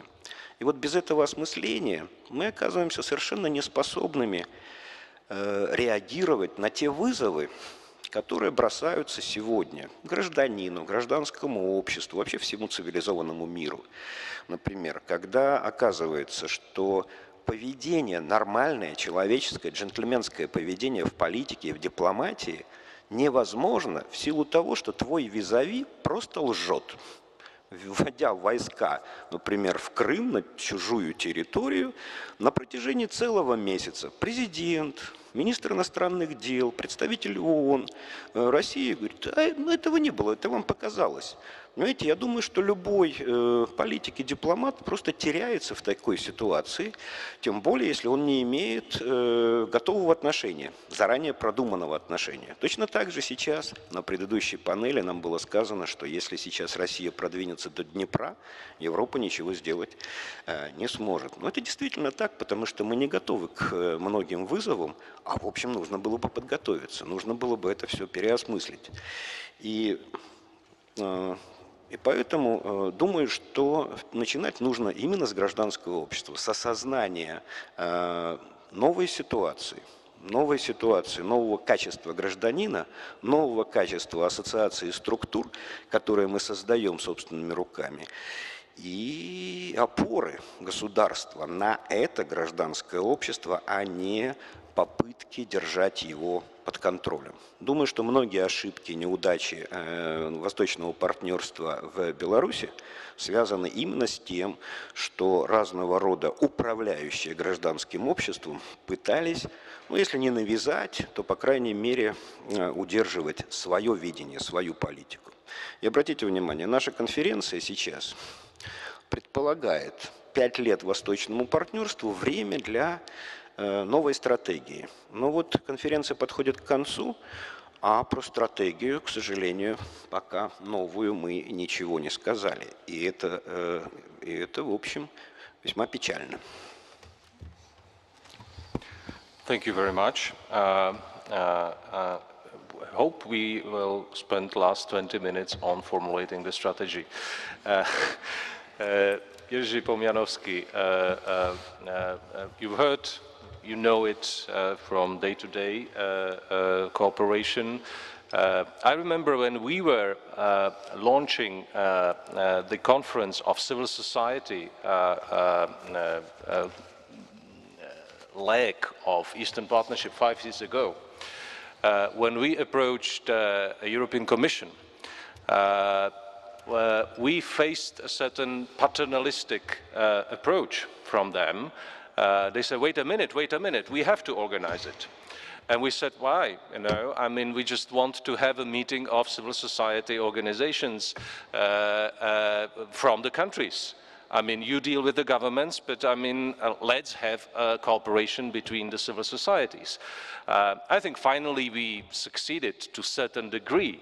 But of course, the effort to leave it, just to provide means and framework and funds, and then to leave it up to the civil society, was embodied in the creation of Endowment, which Giorgi is representing here. So thank you very much for coming, and the floor is yours. Thank you, Iji. As you could see, Iji and Jerzy, that's why we are still disputing whether the border is needed between Czech and Poland. but the border has healed, but the nations are extremely close to each other, and we share a lot of historic experience. Let me first thank you for having this occasion to be here, and let me say a few words about Eastern Partnership, because Eastern Partnership was today presented as a failure. I don't want to join those voices, because I see very positive aspects of the civil society, of the Eastern Partnership, especially in the context on discussion on the role of the civil society and what we are doing now. And that's exactly what Iji said a moment ago. The Eastern Partnership was the first attempt of European Union to try to think a bit differently about dealing with so-called strategies. For the first time, the civil society component was visible, was present, and was also baked with a certain funding.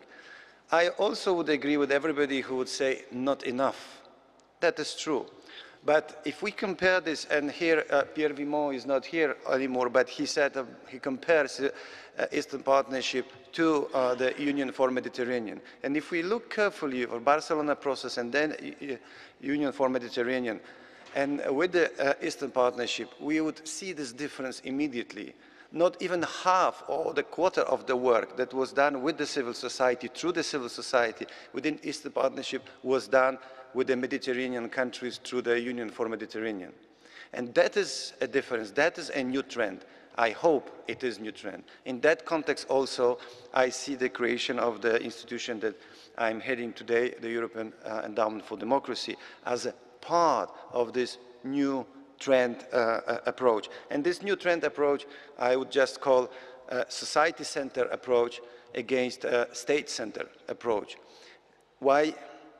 We know why, because everybody that is setting up cooperation is based on state-to-state relation. Every organization that does either advise or monitor or arrange this kind of cooperation is a state-to-state organization, whether we talk about OECD, whether we talk about European Union, whether we talk about UN system. So it's very difficult to go out of the box. But thanks God and the Czech Republic that civil society forum was established within the Eastern Partnership. And that is something that makes a difference. Let me, for a moment, go back to the key aspects of today's discussion. First, as you started about the terminology, civil society. I think civil society is a bit artificial term. We can easily jump from civil society to political society. Our friends from Armenia very clearly explain how it works in practice. And from political society to different other aspects, so we just should say a society, because that's what we are really talking about here. And when I was listening to Professor Zubov or Vladimir Matskevich, this is where we are really approaching to the discussion about society, what means society and what is expected relation between state and society. And this relation between state and society, state and citizen, state and a person, human, this human dimension of 21st century, this is something that we need to redefine and need to clearly address in our work, in new terminology, in also new political philosophy. And I think this is where we are aiming at, and I see a lot of interesting concepts also element of the strategy. But this new strategy you were asking is exactly to start thinking differently. In a sense, seeing a state as a guarantee for the proper functioning society, not as a player that dictates society what a society needs to do. And that is something extremely difficult to be understood by everyone who either belongs to traditional 19th century understanding of the role of the state, or to those who do not want to recognize the right of society to be superior to the state. And in that context, if we look what Putin is doing in his own country to his own people, why he's limiting a space for the civil society, why those legislation about foreign agents and other form of squeezing civil society were needed. Is he afraid of the civil society? Is he afraid of his own society expressing thoughts, ideas, organizing itself as they would like to? If he is afraid, it means he's very weak. So it's a sign of weakness, not a sign of strength. But that discussion leads us again to geopolitics and the criminology, which I don't want to enter because we're supposed to talk about Eastern Partnership in this nice time in Prague, and 75% of discussion were about Russia. With all respect to our dear guests from Russia, but we're supposed to talk about Eastern Partnership. Nevertheless, we know why we spend so much time talking about Russia, because it became suddenly extremely visible factor, and that's why some people propose a Nobel Prize in ophthalmology for Putin, because he made people see. So finally we see how things can be done not rightly, and that leads us again to the concept of foreign agents. Let's work together to reject this false paradigm. Again, people like Putin, but not only Putin does it, because we could see similar voices from General Sisi in Egypt. So it's not Putin himself who owns this idea of creating this artificial paradigm of foreign support to the civil society. This is a false paradigm. The real paradigm is manipulated society, oligarchs, paid parties, vis-à-vis honest support, vis-à-vis solidarity between people, vis-à-vis self-organization and exchanges, free exchanges between people. So this is the real paradigm when we compare the approach from those who have a very specific intention in engaging engaging their funds and resources in order to manipulate another society, and responding to needs of the people that are believing in the same ideas as we believe. It's just solidarity. It's not a work of foreign agents. So this approach directly towards society is something that I would definitely advocate as a new strategy for Eastern Partnership, and also as an important change in the paradigm of EU operation. It can be reflected in a very classical way: allocation of funds, also intensification of the work, direct work between societies, so exchanges between people, supporting direct dialogues, contacts. That is the simple and easy way to say what is and what could be this new strategy. Every single euro we spend on infrastructure in Ukraine, Azerbaijan, in Ukraine, Moldova, or Georgia, or Armenia, we should complement with the €1 spent making people working together, meeting together, talking to each other, establishing a common framework of philosophy, of action, and direct contact. So I believe that this is an extremely important aspect. You, Professor, you said it takes time to educate people, and you also point this. But I must share with you my experience from recent 3 visits from December, January to February to Maidan. I had this very strong feeling that one day in Maidan counts for 1 month. So there are also moments in the history and the windows of opportunity where the time runs fast, and when we can do things much faster and the things also happening much faster. And in this respect, definitely Europe and Brussels is always behind this time, cannot really understand what's going on.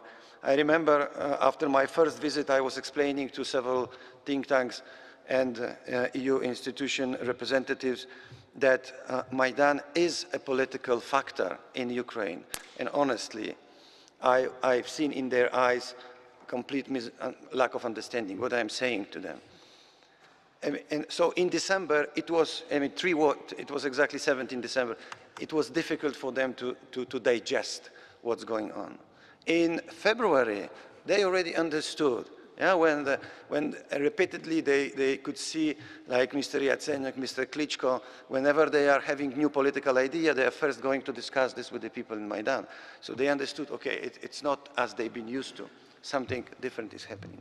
So this is an extremely important lesson, and this lesson, I hope, is well taken. And finally, if we talk about a role of the society and how society can be a factor, a grantor, and also a key, let's say, stabilizator of the situation in the country and stabilizator of the transition, we should immediately go into the concept of self-organization. So education, yes, but also ability to self-organization. And we could see that in every single transition that was successful, this level of self-organization of the society was extremely high.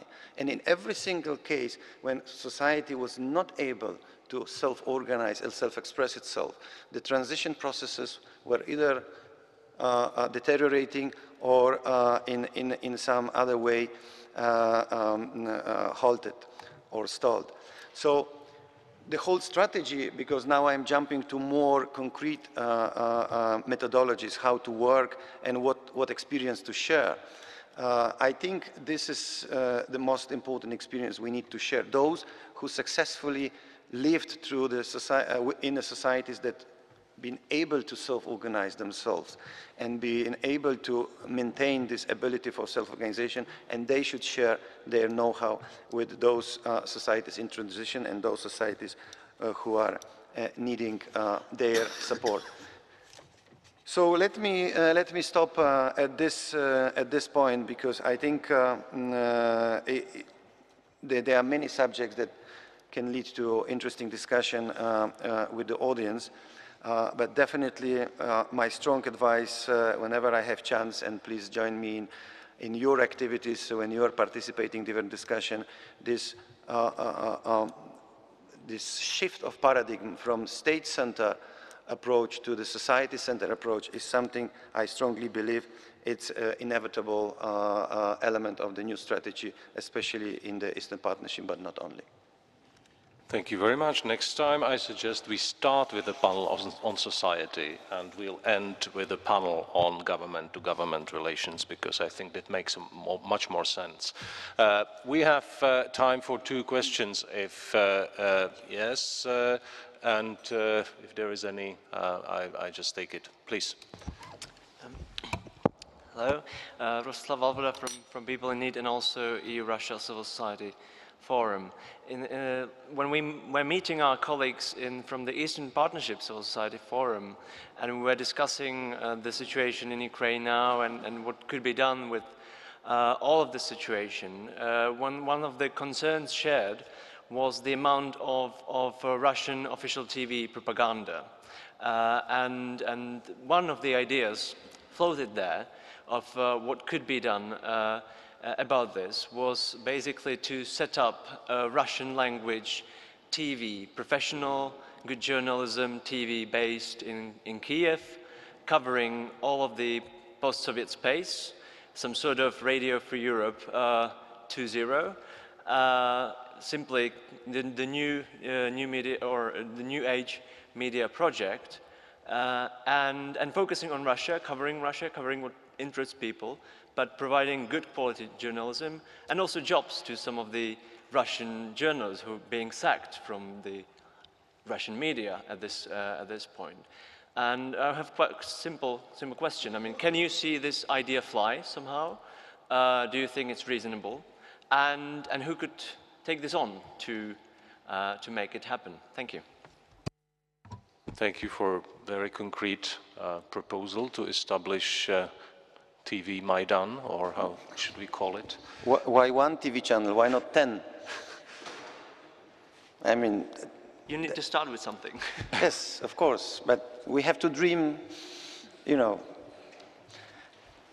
far away, in a sense, long distance. No, but you are absolutely right. I fully support this comment. That's one of the tools to talk directly to the society, directly to the Russian people, whether they live in Russia or whether they live in other parts of the world, whether they are not Russian but Russian-speaking communities.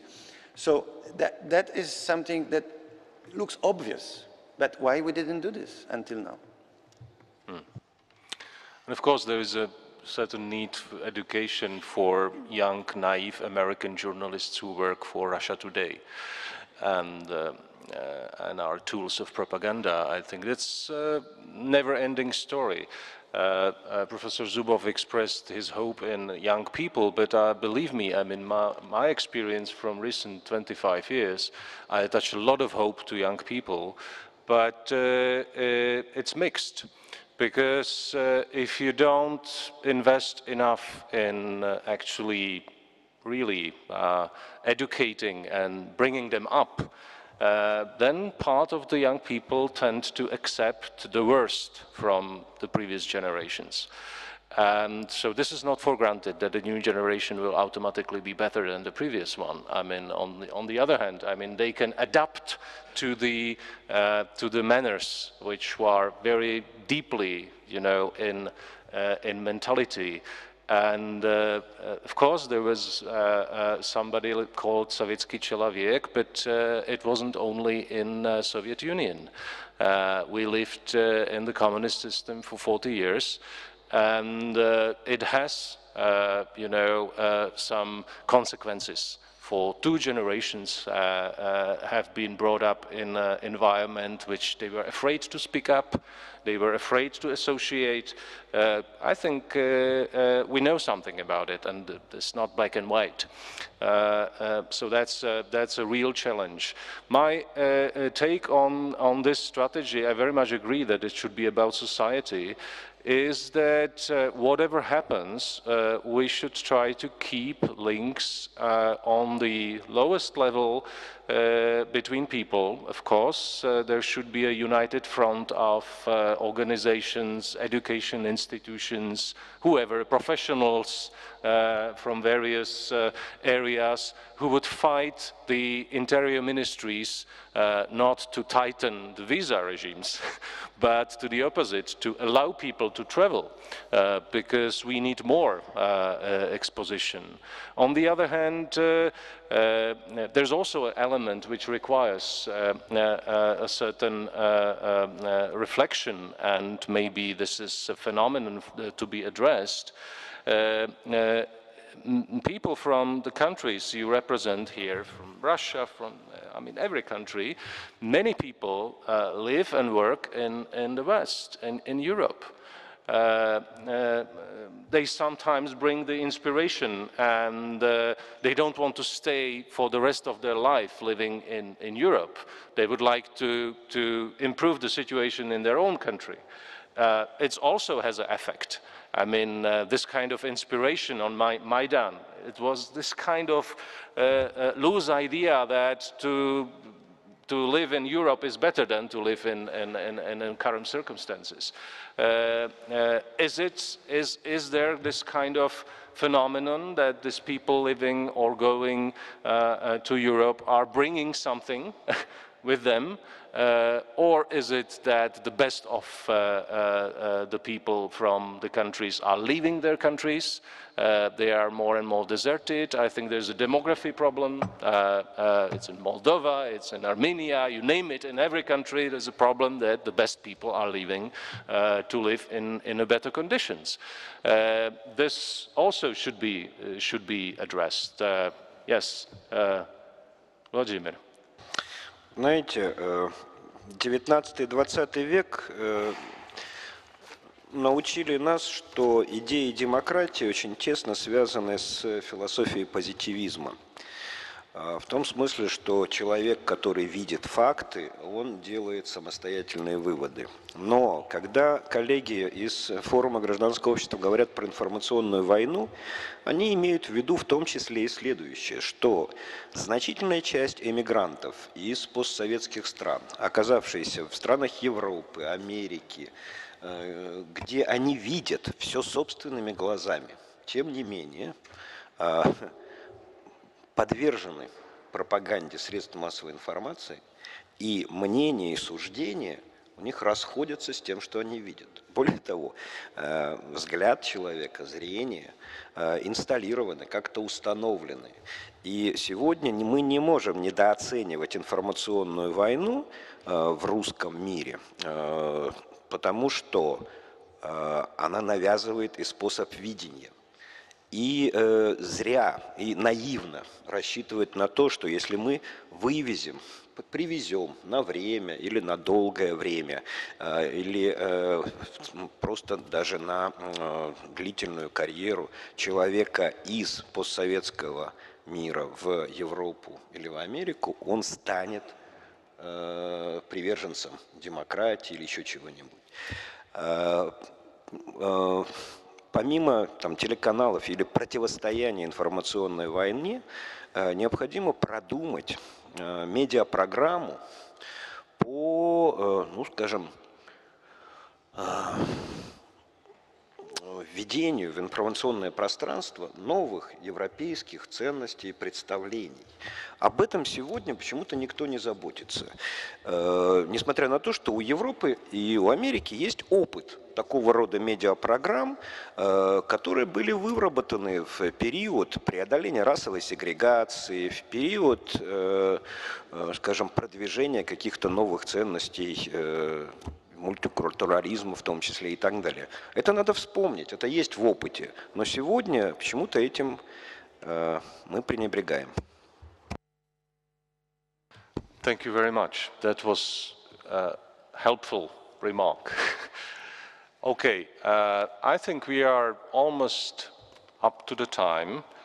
So now it's my pleasure to invite for final remarks, since the title of, the idea of the conference is to do something between Vilnius and Riga, between Lithuanian and Latvian presidency of the European Union. It's my pleasure to invite and to welcome here State Secretary of Foreign Ministry of Latvia, Andrejs Pildegovičs. Andrejs, the floor is yours. Yes, thanks so much for hospitality and for inception of, first of all, the Eastern Partnership Program 5 years ago, and for the very stimulating debate yesterday and today. I have registered a lot of good ideas which we will try to implement during our presidency. I will be brief because it was a long day and we probably need some time to digest all the ideas, but I would like to flag that I agree with those who say that hope is not a strategy and that we need strategies. And I think that most of us agree that we have finally strategy. But I'm a little bit critical about EU, that sometimes we have those strategies, but we are not that good on the follow-up.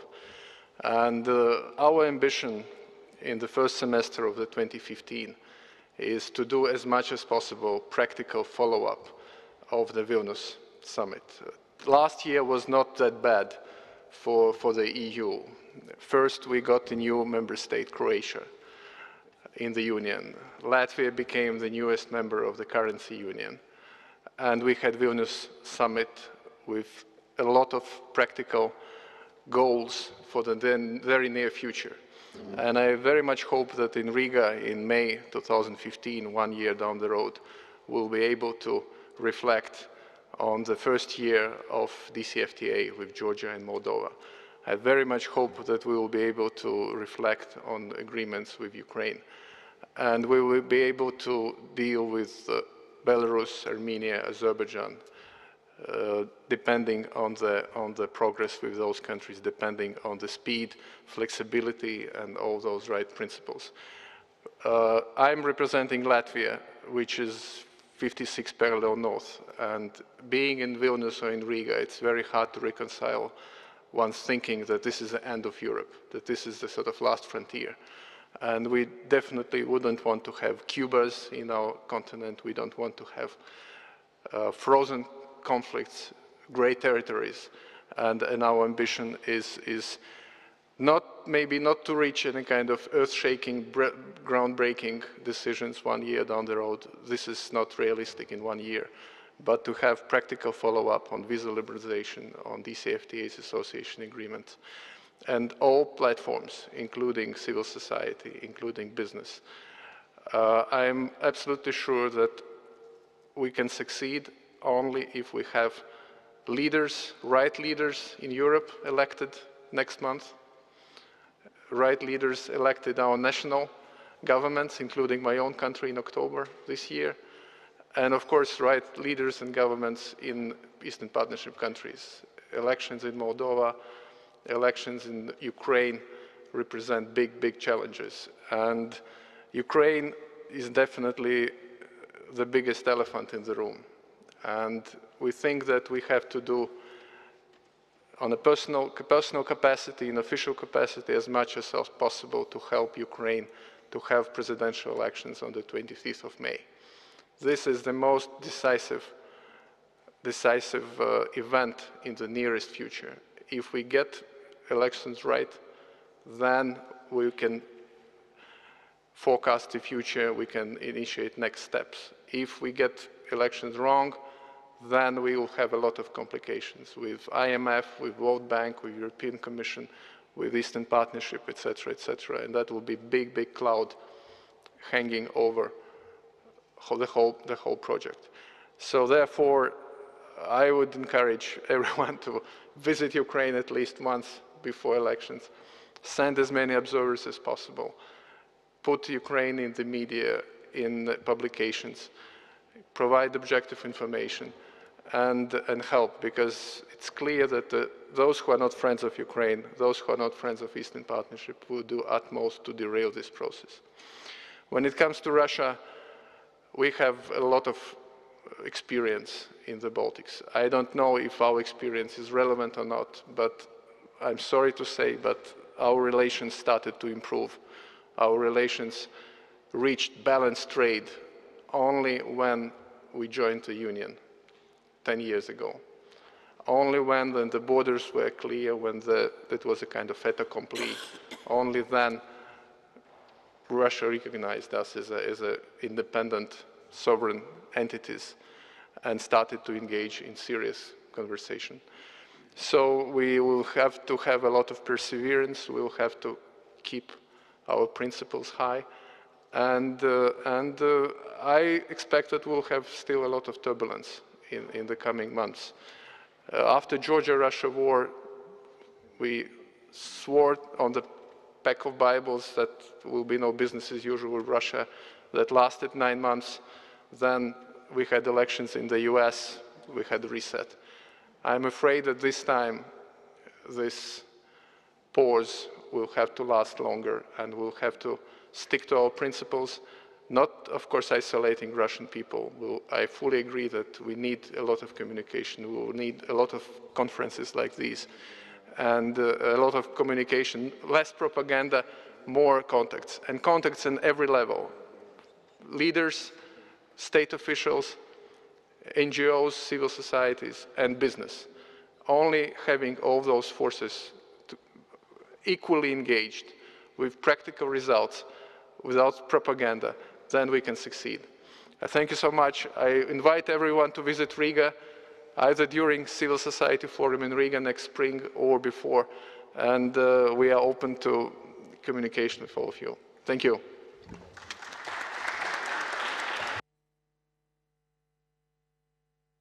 Thank you very much, Andrejs, for coming and for providing us with the final conclusion to the conference. Now, I would like, first of all, to join me in thanking the members of the panel, of the last panel, but also, at the same time, we should give, I would say, loud applause to the organizers of this conference, Latka Votavova and her team. I think they have done an excellent job, and thank you very much for that. Please join me in that thanking applause.